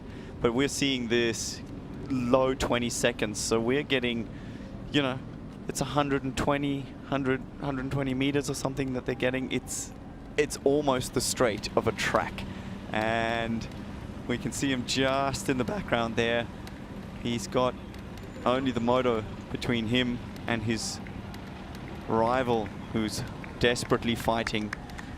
Either way, we are going to have yet another different first-time T100 series winner, and that's the beauty of this series. It just keeps providing, getting the best athletes together on such a regular basis, and no one has been able to create a multi-win dominance other than Ash Jankel, of course. 5 wins. It really does put into perspective how amazing that is. Yeah, 4 different male winners. I mean, that is exactly what we want to see on this kind of tour. We want to see different athletes shine on different days, on different courses, and that's where the world champion gets decided by the athlete who can be the most consistent and can put in the best, the most good performances over the longest period of time. That's what we're after. And someone like Kyle Smith, you know, if he finishes first or second today, that will be a 3rd fantastic result for him to add to his 2nd place in San Francisco, and of course his 5th place prior to that as well in Singapore. So now we've got the leaderboard as it stands down in the bottom right hand of the screen. So if things were to finish as they are right now, then Magnus Ditlev will return to the top of the table. He will get ahead of Kyle Smith due to the fact that he's now running ahead of Rico Bogan. Kyle Smith would be in 2nd place there. Sam Long down in 3rd after a not so good day for him, and Yuri Kulin 4th place, but unfortunately he's slipping further down every lap, so that may change as well, and Rico Bogan would hold on to a top 5. 3.7 kilometres to go, 22 seconds, the gap from Kyle Smith to Sam Laidlow out in front. He can see him, he's right there. He just can't quite close the final 20 seconds. Well, not yet anyways. Remember, there's 7 points in it for Kyle Smith as well if he does take over, so that would definitely put him at top of the leaderboard. But Sam Long is having none of it. He is firmly putting his foot on the gas and keeping that door shut. Sam Laidlow has had so many doubters for so long now about only being able to win 1 race in the year, and for the rest of the season not getting it right. He is proving everyone wrong today, and he is showing everyone that he can win other big races apart from the Ironman World Championships. This is an insane performance from Sam Laidlow today. With 3.4 kilometres to go, he is in front here at T100 London. Oh, that's a beautiful camera angle where you can see exactly what Kyle Smith is seeing. He can see that figure, the white and black suit and the reverse cap of Sam Laidlow. He knows what he's targeting, but he just can't quite reel him in. 23 seconds and 1 lap to go as Sam Laidlow climbs the ramp for the penultimate time. This is a nail biter. Can he hold on? The pain is etched in every part of his face. But Kyle's in pain too, and that's what you've got to remember when you're at the front of these races and you're pushing hard and you're near to the finish. You might be hurting, but so are your competitors, and he's going to get a big boost now as he goes through the transition area into the Excel Centre. And Sam Long still pumping up the crowd and enjoying his way around. You just can't bring him down, can you? He just loves it. Sam Laidlaw and Kyle Smith ran that last kilometre in the exact same time, so no time taken out of Sam Laidlaw from Kyle Smith in that last kilometre. 22 seconds. Is Kyle going to come up just a tiny bit short for the second race in a row? I mean, very consistent from him, but I know he wants to take the top step of that podium. What can he find on this final lap? And so now with 3 kilometres to go, 1 lap remaining, Kyle Smith is 22 seconds down from our leader, Sam Laidlaw. We are in the depths of this race where it becomes more mental than it is physical. Who wants it more? Who wants T100 London more? Is it Kyle Smith, 22 seconds down in second, or is it Sam Laidlaw out in front?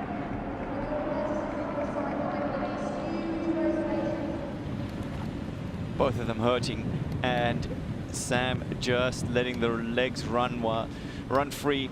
This is actually a point when you've got this kind of fatigue, the eccentric load, as in when your body basically has to stop you from falling over and the muscle slowing down the movement, is one of the toughest. I mean, that's what gives you that kind of muscle fatigue.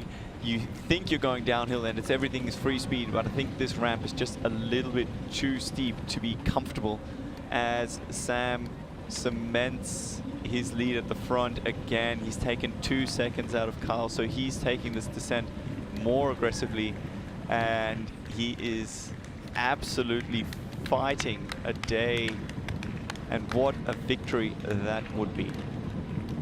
23 seconds now, 24 seconds. Sam Laidlaw has taken another 2 seconds out of this lead into Kyle Smith in second. What a battle we have here today at T100 London in the men's race.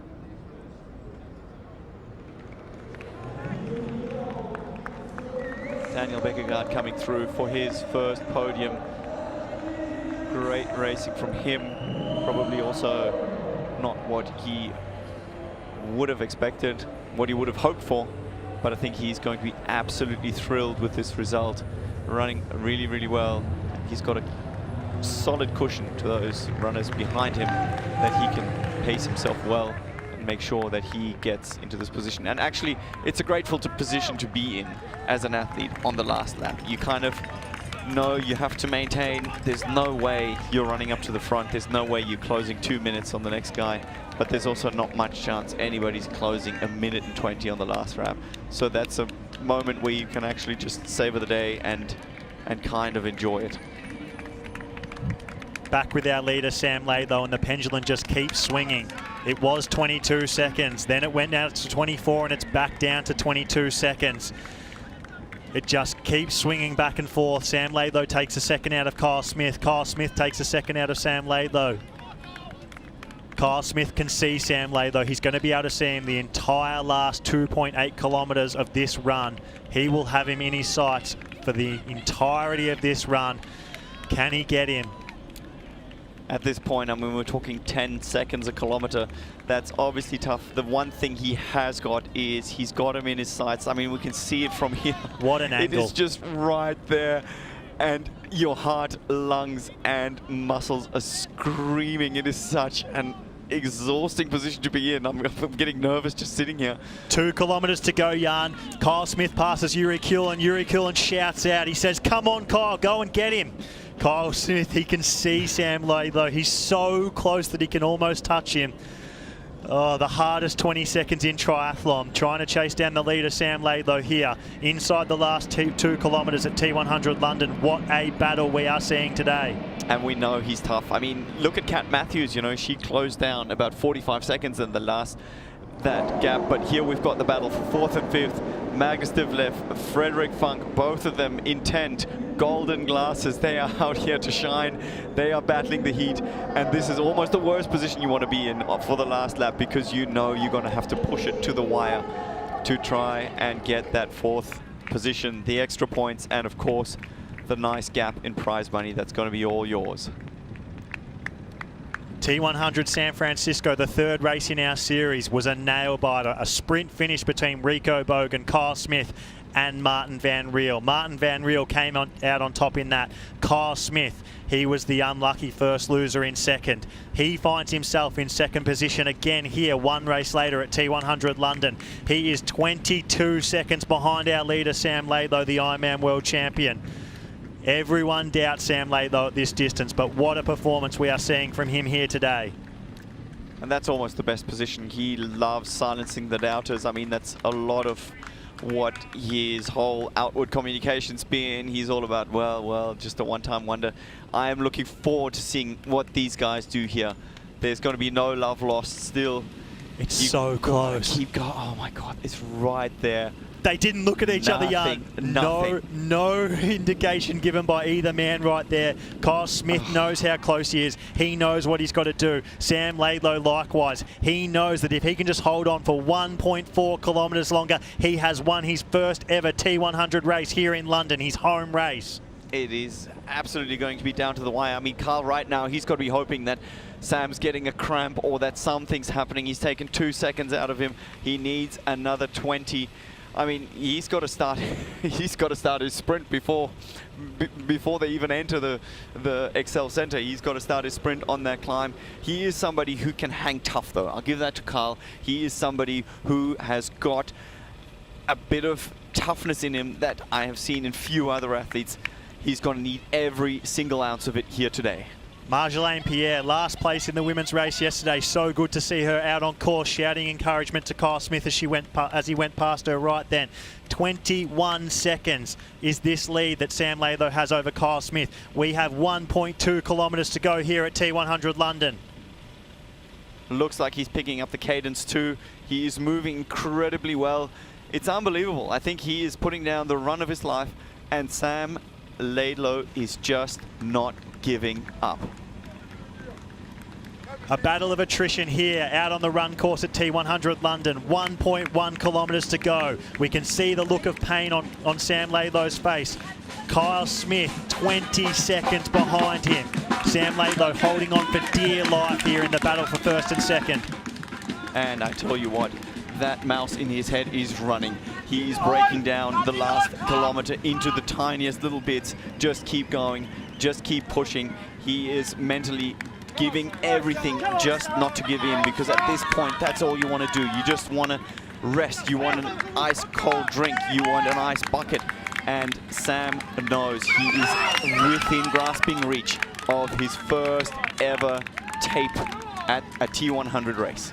We are inside the final kilometre here at T100 London. Sam Laidlow 20 seconds ahead of Kyle Smith. Kyle Smith, the big pre-race favourite after his second place finish at T100 San Francisco last time round. He wanted this win, no more second places. He wanted to step out of the shadow of his ex-training partner, Jan Frodeno. This was his chance to do it today. He finds himself in second place. He finds himself in a tough position right now. Sam Laidlow is looking good. He's only got the few little meters of climbing left to do up that steep, nasty little ramp to get him into the Excel Centre, where a few thousand age groupers and fans will be cheering him on and ready to take him home. 600 metres to go. Sam Laidlow, you can see he's putting in a clear surge there. I love triathlon. How good is this? 500 metres to go. Sam Laidlow, the Ironman World Champion. Like I said, everyone doubts him at this distance. Everyone doubts his consistency. No one believed he would be able to get it right at this distance. And here he is, 400 metres to go, and he's 20 seconds up on Kyle Smith, the big pre-race favourite. Sam Laidlow is hurting. You can see it in his face, but he is holding on for dear life in this battle of attrition with Kyle Smith. It is absolutely mind-blowing. The man comes out, gives an interview saying if he can string together a few weeks of good training, no one can beat it. Everybody thinks, Sam, what are you talking about? And he is putting his money where his mouth is.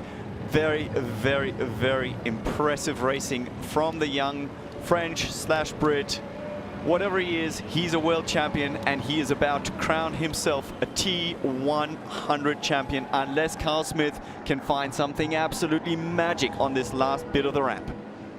For the entire last 5 kilometres, the gap between Sam Laidlow in front and Kyle Smith in second has been 22 seconds. Sam Laidlow looks up at the sky as he does up his tri-suit, says a few choice words that we can't repeat here live on air. He can't believe it, his hands are on his head. What has happened, Sam Laidlow says. He cannot believe it as he high-fives the crowd. He had a calf injury coming in.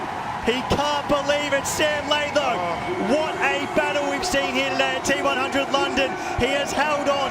He's done the undoable, holding off Kyle Smith, the best runner in the sport right now. Sam Laidlow, you are the champion here. T100 London, your home race. Oh, that is so good to see. He brings the wings out and flies. There is so much emotion in this. This is why I love sport. This is why I love professional racing. The emotions are just off the charts as Carl Smith comes in hurting and bravely fought second place for the man from New Zealand. Kyle Smith, second place at San Francisco in the famous sprint finish with Martin Van Riel. He wanted the win badly today. Second place again. They're going to have to catch a breath, I think, a little bit before they can exchange their war stories. Let's see if Carl this time around can keep his lunch to himself. But what a battle they have served us with. I think Carl realizes he can be happy with this performance. This is probably still one of his better performances in his life, ranked up there. And another performance that goes into the history books as the medical director of the PTO comes in, gives the guys some cold towels. Carl can hug some family and loved ones who have come out to see him and come out to see the brave man take the horn by the balls and give everything he has to try and win. These images here at the finish line have literally given me goosebumps. We see Chris Commode, executive chairman of the T100 there, congratulating Kyle Smith. What images these are. You can see that Kyle Smith has given it his all and has just failed once again to take that next step and win a T100 race, but 2 second place finishes. He has cemented himself clearly as one of the best in the world over this distance. And in amongst that battle, we may have forgotten that Daniel Bakkegaard is also putting in the performance of his life over this distance with a third place finish here at T100 London in a massive field. Kyle Smith emotional here with his partner Kira. He's probably in a weird position where he's happy but sad, and I know how badly he wanted this win. Yeah, he did, but you've got to remember, he's not there yet. He's only finished on the podium once. And I tell you what, that step is the hardest one to make from second to first, because you just got to believe that little bit more. I think we are going to see a very, very happy podium. This man, he almost can't believe it himself. He is finally back to his form, and there is going to be... I don't think they're going to waste all of that champagne. I think they're going to have some and enjoy it, rightly so. Daniel Bakkegaard, part of that famous training camp with Kyle Smith, Rico Bogan and Frederick Funk. They have all had days out here today. 2 DNFs in the T100 series. Even Daniel was doubting himself. He's talked about it. A third place finish here, and training partner Kyle Smith is the first one to congratulate him. Daniel Bakkegaard, third place at T100 London. Take a bow. Interesting enough, I want to see what Sam Laidlow does now. We've seen Sam and Daniel share some emotions over the past. I think this is probably a moment to move past it all. He's very, very excited. Let's see if we can get some eyes on it then. But it looks like Magnus Ditlev. Another battle yarn for 4th and 5th. Magnus Ditlev, the Great Dane. Frederick Funk, the young German. Frederick Funk has never finished this high in a T100 race, and being in a battle with one of his great idols, Magnus Ditlev. Magnus Ditlev has just got the better of him at the final closing stages of this last lap. Amazing racing still from Fred Funk. So brave and so good to see him put it together. Magnus coming in, another solid performance to put him on top of the PTO T100 rankings. Magnus Ditlev, our Miami champion, 4th place at San Francisco, and another 4th place here today at London. Frederick Funk, Magic Fred XX, your highest ever finish at a T100 race. 5th place here at London. He loves it in Europe. Amazing racing from these first 5, and it's rare that you will see, I think, the first 5 all being very, very happy with their results. 2nd place, probably mixed emotions for Kyle Smith. He wanted that win so bad. But I tell you, one person in this top 5 who would be happy, that's Frederick Funk. That's a huge step up for him. Magnus Ditlev is used to success. He breathes, lives, eats something else. Excellence. Everything he does is excellence. So 4th place, this close to Challenge Roth. What a performance here today from him. Getting eyes on Maxi Newman, who still has a lap to go, as we believe. Still, I'm glad to see him. Peter Heinrich, he has had a solid run to run himself up into what should be 6th position, I think. And it's nice to see him. He hasn't been content with his season. He says it's been more down than up. But this is a solid showing in a very, very strong field. And Peter Heinrich, he is the surprise packet of the T100 series. He burst onto the scene in Singapore last year. He's not a young fella, but he just keeps surprising everyone, and a 6th place finish for him today.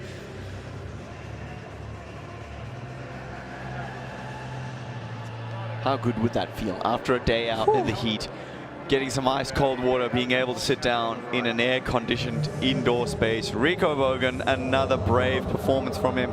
He always wears the pain on his face as he comes in and is yet again showing with another top 10 performance just why he deserves to be a PTO ranked athlete.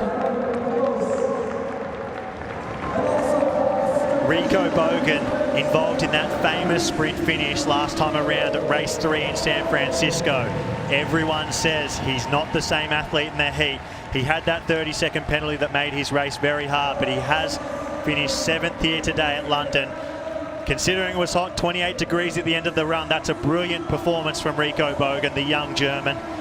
And just behind him, the hometown hero, the 2-time Olympic gold medalist, the only athlete in our sport to achieve that on home soil today at London, 8th position. A tumultuous day for Alistair Brownlee. He had that front puncture. He was involved in some drafting out on the bike course that was frustrating him. He was angry at everyone, and he used that anger to good effect here today on the run, finishing in 8th position with a 1:02.20 run. He has salvaged something from today's race here at home in London. So good to see, crossing the line just ahead of Yuri Kulin, who had some difficulties. But for Alistair to finish a race in a strong fashion is just so good to see. He's obviously been able to use his training, he's been consistent, and he's able to lay a bit of a foundation which hopefully he can build on until Ibiza. It's it's a few weeks to go, and a strong performance. And what a privilege it is to watch Alistair Brownlee every time he's out on a race course. Yuri Kulin, a disappointing result for Yuri Kulin. He won, he was our champion in Singapore. He is a T100 wild card. He would have wanted more from today. Greg Barnaby, ever so consistently in 10th. Sam Laidlow, our champion today at T100 London, our his first ever T100 victory, and he could not have done it in more amazing circumstances with Kyle Smith right there with 13 kilometres to go, but he just held on and held on and held on in that last 5Ks. What a race from Sam Laidlow today. And there's just something amazing about riding off the front and then holding on. You know, it's kind of got that Tour de France feel in terms of the fighter goes out and he just manages to hold off the masses. That was an absolutely outstanding performance, and definitely one of the performances that will be remembered as epic and iconic. And our commentator, Vicky Holland, she's with our champion today, Sam Laidlow. Sam, the first thing I thought of when I was thinking about your race today is that you are back with a bang. What do you have to say about that? Yeah, I just want to firstly thank the London crowds. I mean, it means so much to be here with my family and lots of friends that we've known for years. So to come here and do this, and it's insane, especially because like this year's been really rough, right? And it's just always when you overcome, like if there's a message I want to put across, it's that when you really hit rock bottom, you never know what tomorrow might bring. So yeah, yesterday I was, in my head I thought I might come like top 10 maybe, and to do this today is insane. We saw that you had downplayed your chances before today. Did you really believe that you wouldn't probably exceed top 10? Is this a complete surprise to you? Yeah, honestly, I genuinely thought I couldn't win. Yeah, I think during the whole run, I kept thinking to myself this one quote which Jan Frodeno posted when he won Kona the second time, and he wrote, "Still here, never left." So yeah, I think tonight I'm going to post that on Instagram. You seem to really enjoy taking races on from the front, and we saw you do that today. Of course, you chose to swim without a wetsuit, made it up to the front very quickly. And then did you decide to just ride off the front? Was it a concerted effort, or was it just felt natural? So 2 weeks ago I got a penalty in another race, so I was like, I really don't want to risk getting a penalty here, so I went to the front. Yeah, I kind of just rode at the top end of what I thought I could do, and I kept holding it, and I don't know if it's because I didn't use a wetsuit, I felt like I didn't overheat, but I just had really, really good legs, and like I smashed my power PB, to be honest, so yeah, pretty chuffed. And onto the run there, we obviously saw Kyle start to chip into your lead, especially at the beginning of the run, but then it stabilised and you were holding him off. Was it a case of he will not catch me? To be honest, like I kept telling myself, oh, it's okay if you lose to Kyle. He's like such a nice guy. If there is a guy I'd like to lose to, it's him. And then I was like kind of like slapping myself and like, nah, Sam, like you need to win this. So yeah, to be honest, I would have been really happy either way. Kyle's incredible at this distance, and I think he won't be long before he wins one. Yeah. You've won 2 massive races now by going off the back off the front on the bike and then holding on completely on your own on the run. That's something that takes a lot of mental toughness. Is that something that you've practiced? I think I like to be in control of the race, and when I race from the front, I do. And I'm also not really somebody who races like for the rankings. I'd rather like risk it for the biscuit and blow up and come 10th, you know, but know that I've pushed my limits really. And yeah, today that was everything I had. I was cramping really bad on that last lap, and yeah, that's everything I had today. Your dad told us a little bit about that calf being a bit of a question mark, but it held up beautifully today. Fantastic, amazing race from you today. We saw on that run that Sam Long came past you when you'd already lapped him, and you then took back that lap from him.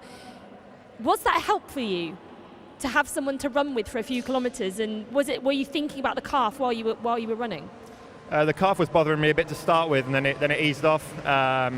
I think it was nice when Sam came along. I think we've both matured a lot since like what happened 3 years ago, and I have a lot of respect for the guy, and the way he was running, despite probably not having his best day on the bike, I have massive respect for that. Well, it certainly seemed to give you a little bit of a boost at the right time, and you held on about 20 seconds in the end to Kyle Smith, but you are our T100 London winner. Congratulations, Sam. Thanks a lot. I'm going to put that one on my CV. And what a day it was from our champion, Sam Laidlow. The controversial decision not to wear a wetsuit in the swim. He found himself not at the front of the swim for the first time in probably a decade. And he knew what he was doing. Him and his coach and father, Richard Laidlow, talked about it. They did not want to overheat. They know he has problems with overheating. It was not long after that he found himself at the front of the bike and established a 1:40 lead. And into T2, everyone was unsure what was going to happen. That calf, it had been question marks around it all week. You can see the tape on the left calf, but you know, he just held on and fought, and Kyle Smith got that gap down to within 30 seconds with only 8k to go, and inside the last 5 kilometres it was 20 seconds, and Sam just fought all day and held on, and he is our champion. T100 London champion, his first ever T100 win in front of a home crowd. So many doubters, so many haters. He proved them all wrong today. Equally as many people love him though, and he is our champion here today at T100 London. What a race. And we have a look at the results from today. Sam Laidlow 1, Kyle Smith 2, Daniel Bakkegaard 3. That's our podium. You can see that Kyle Smith did have the fastest run of the day. He broke the hour, 59 minutes and 53 seconds. Sam Laidlow's bike, that was the thing that really changed the race, being able to get that gap into T2 and that run. 101.01, a really strong run from Sam Laidlow. Magnus Ditlev in 4th, Fred Funk in 5th, another 2 big performances. And we are joined by today's second place finisher, Kyle Smith. He's with Vicky. Kyle, second place yet again. We thought at one point this might be your day. We thought you were going to catch the front. What are your emotions right now with that second place? Yeah, obviously a little bit disappointed not to. Obviously, it's kind of like someone's dangling a carrot in front of you and you can't quite get it. Yeah, but obviously I'm happy with how I performed today. I'm really proud of how I dug deep and gave it my everything. And at the end of the day, that's the only thing I can do. And if that's only good enough for second, then I'm only, I'm really happy for that. And obviously happy for Sam 2 weeks after an Ironman to do that's incredible. Yeah, but the crowd was actually insane. I had to every time I ran through here, the crowd was just so amazing. And yeah, I was getting goosebumps and getting a bit excited every time I ran. I had to calm myself down. So, London knew how to put on a show, and the fans obviously are amazing.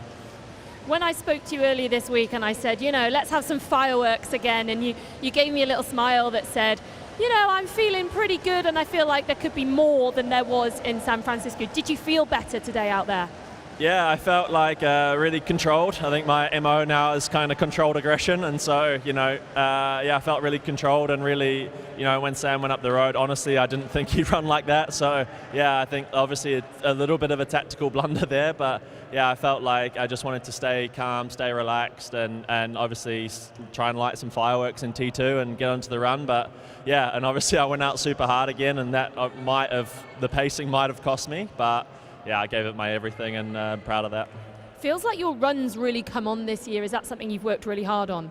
Yeah, I've always when I was a junior coming up, running was always my strength, and then just as my morphology changed, and obviously with World Triathlon I had to work on my swimming so much, so I worked on my swimming and the running came down. It's always that balancing act in triathlon. So yeah. Running's obviously been something we've been really working on, and honestly it's just the product of 6 months of continuous development and continuous just layering upon layer, which I've never had in my career. So yeah, I'm just in a really good place where I can just keep sort of building on the momentum. Yeah, it seemed like you couldn't quite get to Sam today. You got that gap down to around 20 seconds and then it was just dangling there. Did you know that gap just wasn't coming down anymore, or did you think that you could reel him in right at the end? No, honestly, I've always been, kind of back to my last lap, and I thought that maybe the momentum would swing back in my favour. I thought he was hurting a lot, and I could always see every lap he was coming back closer and closer, but yeah, to be honest with you, I think he just did enough just to keep me at bay, and he knew that he had to just keep a little gap, and obviously the time was on his side, so yeah, obviously good work to him and to get the win, and I can only be happy with second. We know that you were, of course, born in the UK. Have you got a lot of friends and family here today cheering you on along with the rest of this very British crowd? Yeah, obviously I represent New Zealand, but I was born here. Don't try and claim me just yet, but my family actually came down from the north of England to support me, which is incredible to perform in front of my family and friends that have come down to watch, and my mum flew all the way from New Zealand to watch, so yeah, it was pretty special, and the only thing you want to do is put on a show when they come to support you and give it your best, and now we can go have a big family hug and go out for a meal and celebrate. Well, Kyle, that's 2 podium performances in a row from you. You are so far the absolute wild card of the season, and we hope to see more from you at the next races. Thanks for joining us, and congratulations. Thank you so much. Thank you, London. Kyle Smith, all the pressure was on him today. He wanted this victory. He was the big favourite coming into the race.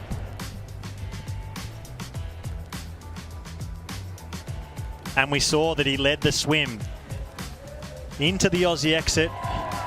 Aaron Royal took the lead just afterwards. Kyle Smith came out with the front group. He was in the perfect position for the big pre-race favourite leading into the day. Out on the bike, he was in front early and maintained his position in that front group until Sam Laidlow came past. For the rest of the day, Sam Laidlow went about building his lead, and Kyle Smith stayed with that chase group. Into T2, Kyle Smith was in the perfect position. Sam Laidlow was 1 minute and 30 seconds up the road, and Kyle Smith set out of T2 with intention. He was the only one that was going to catch Sam Laidlow if someone was. He dropped his special needs. That might have come back to hurt him on that last lap of the run. You'll never know. He got down to as close as 21 seconds behind Sam Laidlow, but it just wasn't quite enough. He had the fastest run of the day like many expected, but Sam Laidlow held on tough, and Kyle Smith finished second here today at London. 2 races in a row, second at San Francisco, second at London. He has firmly established himself as one of the best athletes in the T100 series and a force to be reckoned with every time he's on a start line.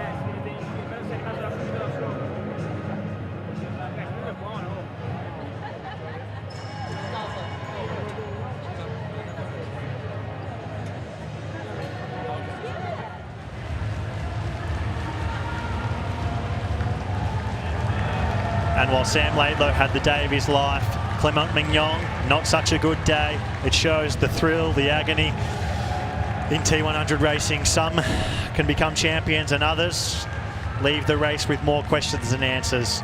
Max Newman, it's great to have him back after 16 months on the sideline. The last time he was at a PTO race, he won in Ibiza, and he returns. It's just so good to have him back no matter the result. He will only get better from here.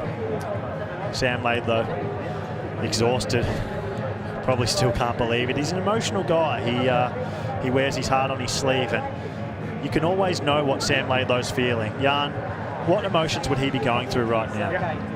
You know, it's a whole cocktail of things that for sure are going through his mind. You know, he is very, very young and he's finding his feet. He very much takes personal comments or takes comments personally, right? He's not someone who just manages to brush the keyboard warriors off. And, you know, he's the first guy to give out a statement, and then those can be very direct and very confronting, and people react to it, and he takes that personal. So he's going through a whole roller coaster. But I think that's what makes him so good, is that he feeds off those emotions. And it's one of my favorite sayings from Simon Whitfield: you do it for 98% of the right reasons, and 2% is for the insert choice word doubters out there. I think a lot of people do doubt him too, Jan. He's one of those guys that he's had some big results, potentially some of the best results in the past few years, but lacked some consistency, and people doubted him because of that. But today he has definitely proved everyone wrong and shown he can do it on more than one day every year.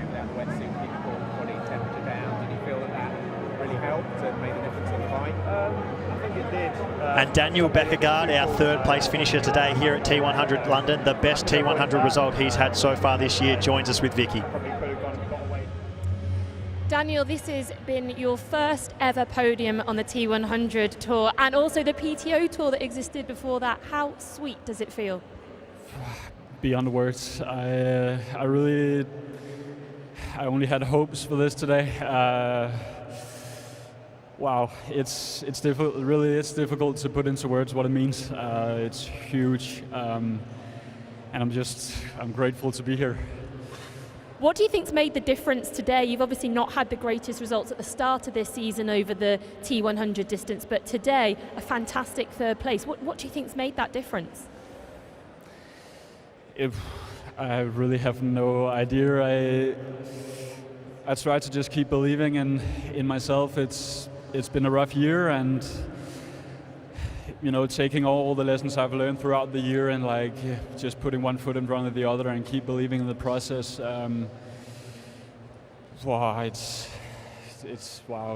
huge.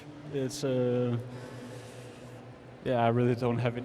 You're clearly struggling for the words and the emotion that comes with this. If you can, talk us through what happened in your race today. Well, I try to just stay in the moment, react to everything happening in the dynamic of the race, and just keep within my own limits, really. And I just try to stick to my own race plan, not going above any limits. And I really got tested. I dropped the chain on the last lap, and I was just trying to keep calm and wait for my moment. Got my chain back on, and then it was just about that mental game, getting back into the back of the group and just on the run, keeping my own rhythm, keeping the technique, the running form, and it was just really great to feel the atmosphere out there, having all the crowds, my team, my coach, family, and Mitch here. It's, as I said, it's been a roller coaster. So, coming from not being able to walk and getting out of bed in the morning to being on the podium of the T100, that means a lot. Yeah, I can see what it means to you. It must feel so special. We know that you've based yourselves in St. Moritz now, and you've also had a group of guys training there with you who also had very good days with Kyle Smith and Rico Bogan and of course Fred Funk. Do you think that's made a difference to you today? And also, are you going to charge Kyle a little bit extra for staying with you now, given he's obviously done pretty well out of it? Kyle is not only one of the greatest athletes in the world, also one of the greatest guys on the circuit, and he showed his worth. And also he really showed me what it means to have a group of good guys around me to kind of just get the work done. You know, I've trained a lot on my own, and having Kyle there for a huge amount of the time has been an eye-opener in not only what it takes to actually take that final step towards the podium today, but also just remembering how it is to actually have good friends and having fun during sessions. You know, it was like when he came and stayed with me, everything just went from 0 to 100 real quick, and from there it's just been an upgoing spiral. I've started having fun in sessions again and based myself around in a place where, you know, there's Olympic champions around you every day and world champions. It's so motivating, and it's the most beautiful place on earth to train. So it's, I have no words what it actually means to me. It's amazing. Daniel, whatever you are doing up there and the training group you're working with, it is working for you. So congratulations again. We'll let you go and get your medal, and thanks for talking to us. Congratulations. Yeah, thanks a lot for everything. This is the future of the sport, and thanks a lot. An emotional Daniel Baekkegard there. What a day for him. Finally, that breakthrough performance he's always wanted on the 200 Tour. We know he's a strong swimmer. He came in that front group out of the swim. Onto the bike, that's sometimes where he's had a few question marks on the T100 Tour, but he held tough in that chase group all day, played a patient game. We heard about the issues he had just before transition 2, but he didn't lose his cool, maintained his composure, and had one of the runs of his life. Very early on in the run, he got up to 3rd position, and he just held that. He established that 3rd position, held on. Didn't quite have the legs to go with Sam Laidlaw and Kyle Smith, but was definitely the best of the rest in 3rd. What a result. What a podium. Training partners Kyle Smith and Daniel Baekkegard greeted each other over the line. 2nd and 3rd. Huge results from both men. And you could see how much it meant to both of them. Kyle Smith loved it, having the time of his life. And so is this guy out on the river where the athlete swam only 3 hours ago. Wearing a jumper, he's quite confident. You want to know an interesting stat? I do. If you want to be on the podium at the T100 in London, you need to be riding a canyon. Shameless plug. As you sit in your canyon shirt. Absolutely I do, absolutely I do. I just had to mention that. I was thinking, as I saw the highlights there, all 3 of these guys riding in canyons. It's a pretty cool stat.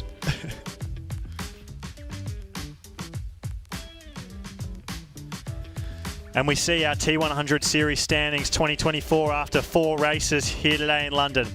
Magnus Ditlev in first, 79 points. Kyle Smith's moved up to second in 76 points. Sam Long, he was leading today on 70 points and exits the day in third, still on 70 points. Yuri Kuhlin, Singapore champion, 69. Peter Hemrich, the forgotten man of the T100, in fifth. Sam Laidlaw, a champion, moves up to seventh. Rico Bogan in sixth. Frederick Funk, in my opinion, the surprise packet of the day in ninth. And hometown hero, the two-time Olympic gold medalist, Alistair Brownlee, he salvaged the day and he finishes the day in 10th position in the standings.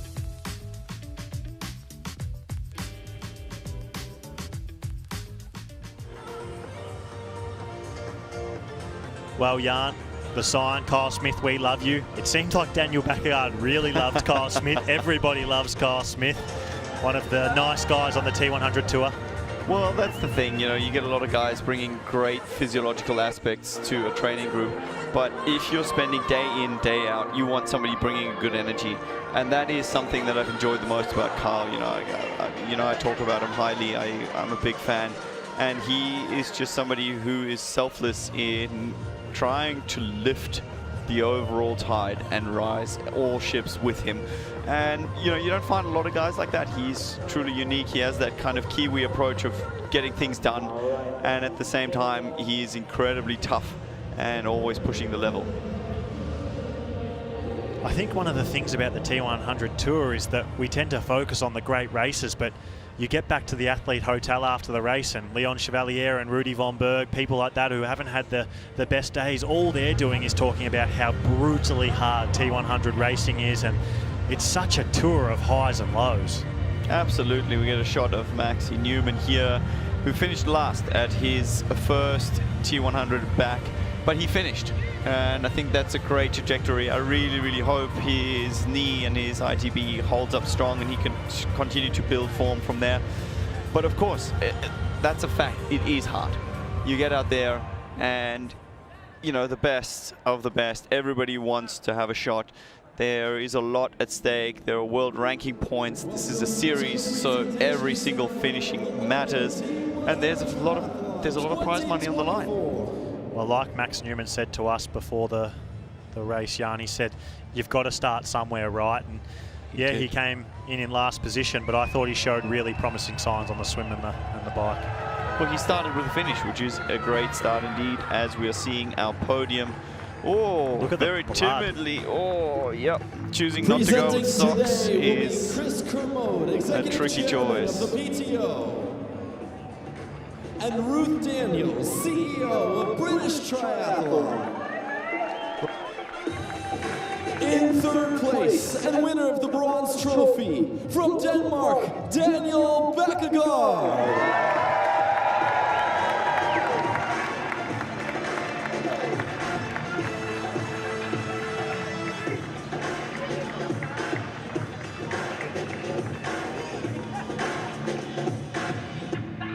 In second place, and winner of the silver trophy from New Zealand, Kyle Smith.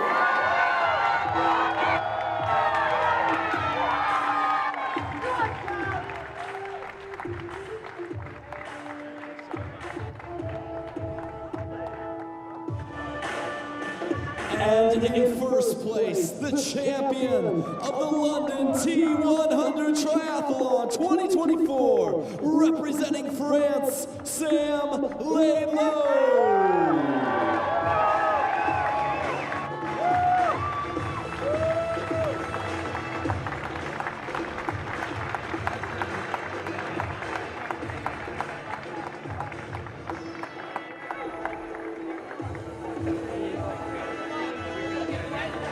Now please join us for our athlete celebration.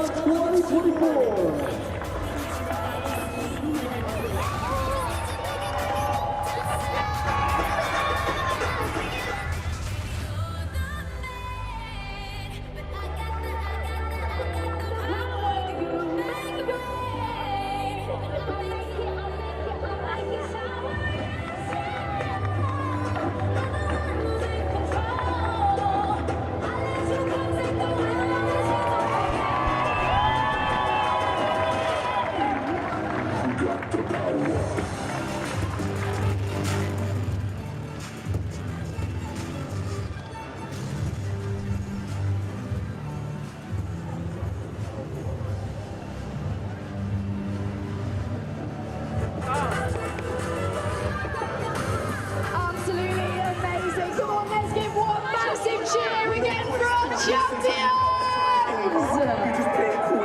What a weekend it has been here in London. The fourth stop of the T100 Triathlon World Tour has come to an end. Two incredible, epic days. Few fans asking for Sam Laidlow's cap. All of our triathletes are looking forward to a nice, relaxing evening.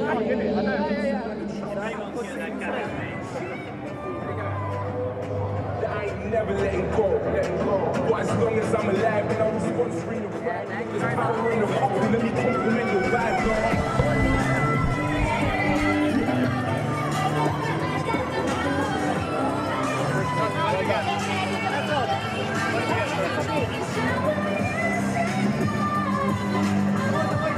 There we go, winners taking their Prosecco, I believe. They've got tea. And of course, the trophy that I'm sure will be sitting aloft on a mantelpiece. Very, very proud moment for all of them. You know, Hannah, I can't help but think about just the epic few days that has been here. We just got here on Friday. You know, we had our athletes checking in all day Saturday morning. We had our professional winners.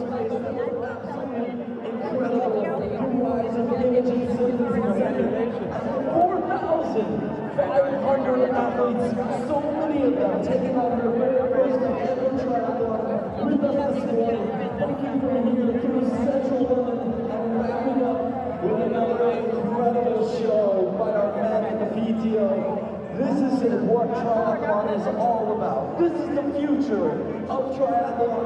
We are so thankful that you've been partnered with us here in London for our first time in London, the fourth of 8 stops, and we will be doing this again in just a couple months as we take to Spain and we bring a show for stop number 5 at Ibiza.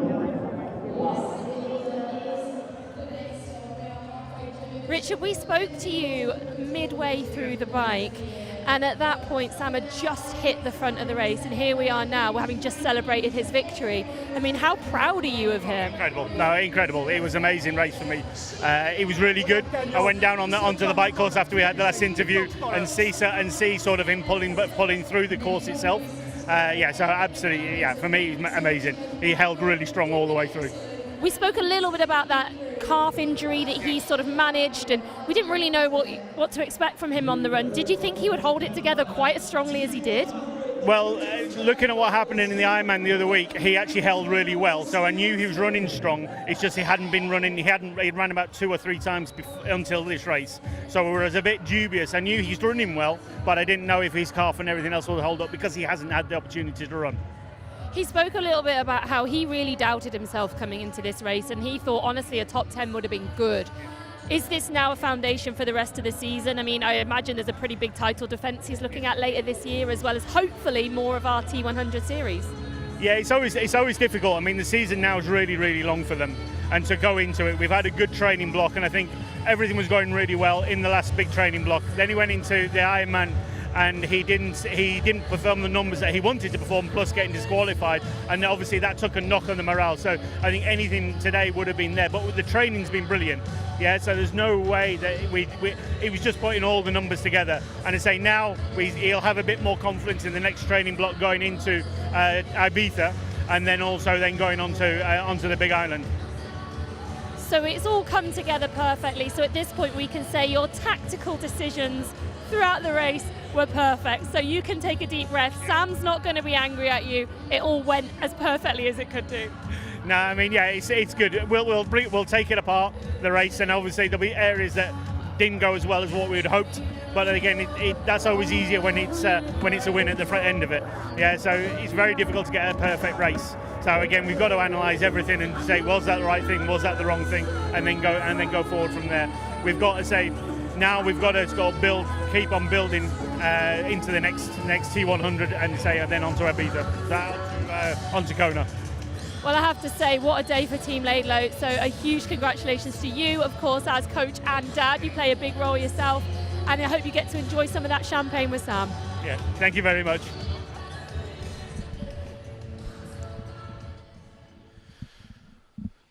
And just having another look at the T100 Series standings after our 4th race here today at London. Magnus Ditlev, he takes the lead. Sam Long in 3rd was the man coming into this race in front. He started the down 70 points. He exits the down 70 points. Kyle Smith, a mover. He's up to 2nd place. 2 seconds in a row at San Francisco and then here today in London. Yuri Kuhlin, our Singapore champion, in 4th. Peter Heinrich. Well, I mean, he's in 5th. How many people would have seen that coming at the start of the year? Rico Bogan, the young German, in 6th. Sam Laidlow, today's champion, in 7th. Matthias Margier, he did not join us today. He's in 8th. Frederick Funk, the surprise packet of the day, in 9th. And Alistair Brownlee, the 2-time Olympic gold medalist. He salvaged something today, and he stands 10th in our standings so far after 4 races.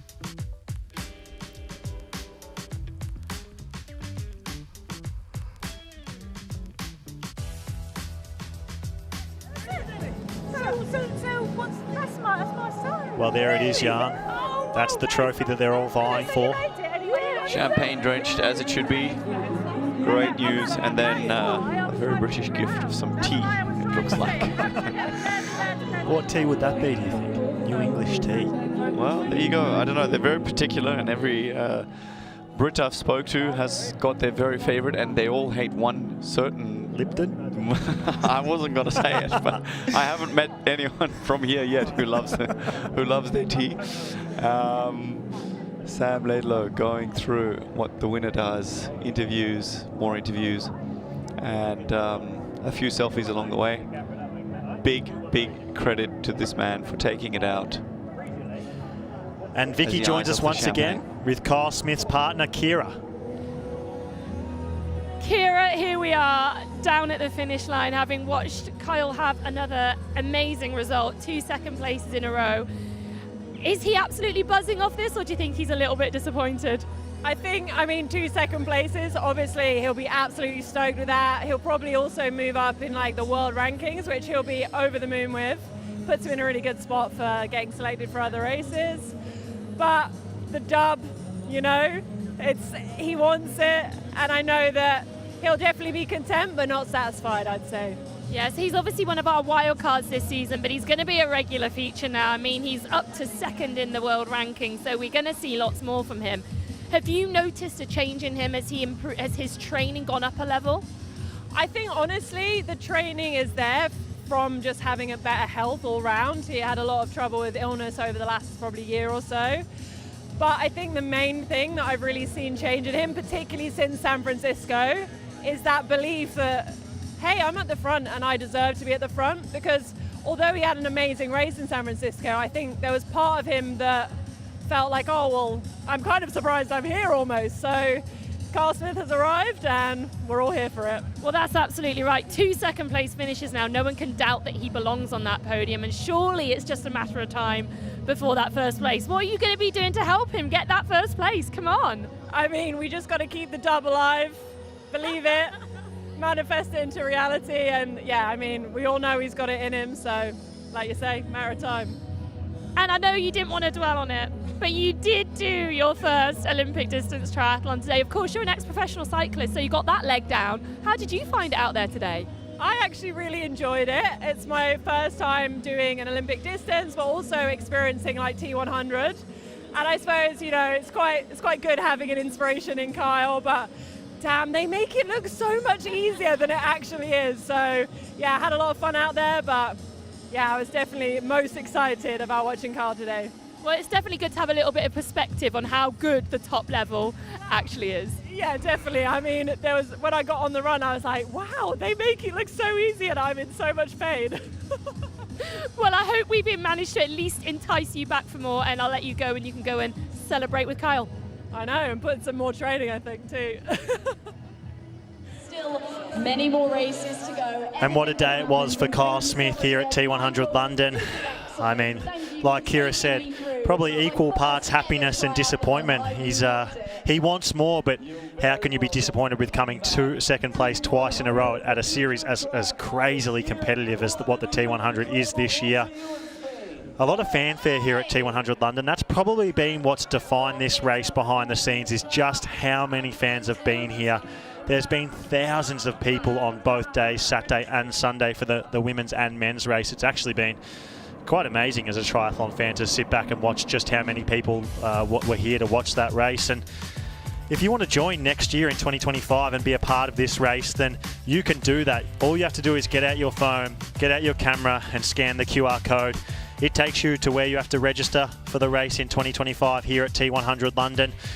The course is amazing. Where the age groupers go is actually a slightly nicer course than the professionals. It takes you into London City itself and you get to see all the iconic landmarks. It's a beautiful race. It's a beautiful city and it's just such a great atmosphere here. As you could see in the images all weekend, there was literally thousands of people at these races, and you know, it's not uncommon that you get almost no one at triathlons, so to have thousands of people here watching T100 London was special. So come in and join next year. It's one of those races I don't think you'd regret signing up for, and you'd have a great weekend here watching the pros afterwards.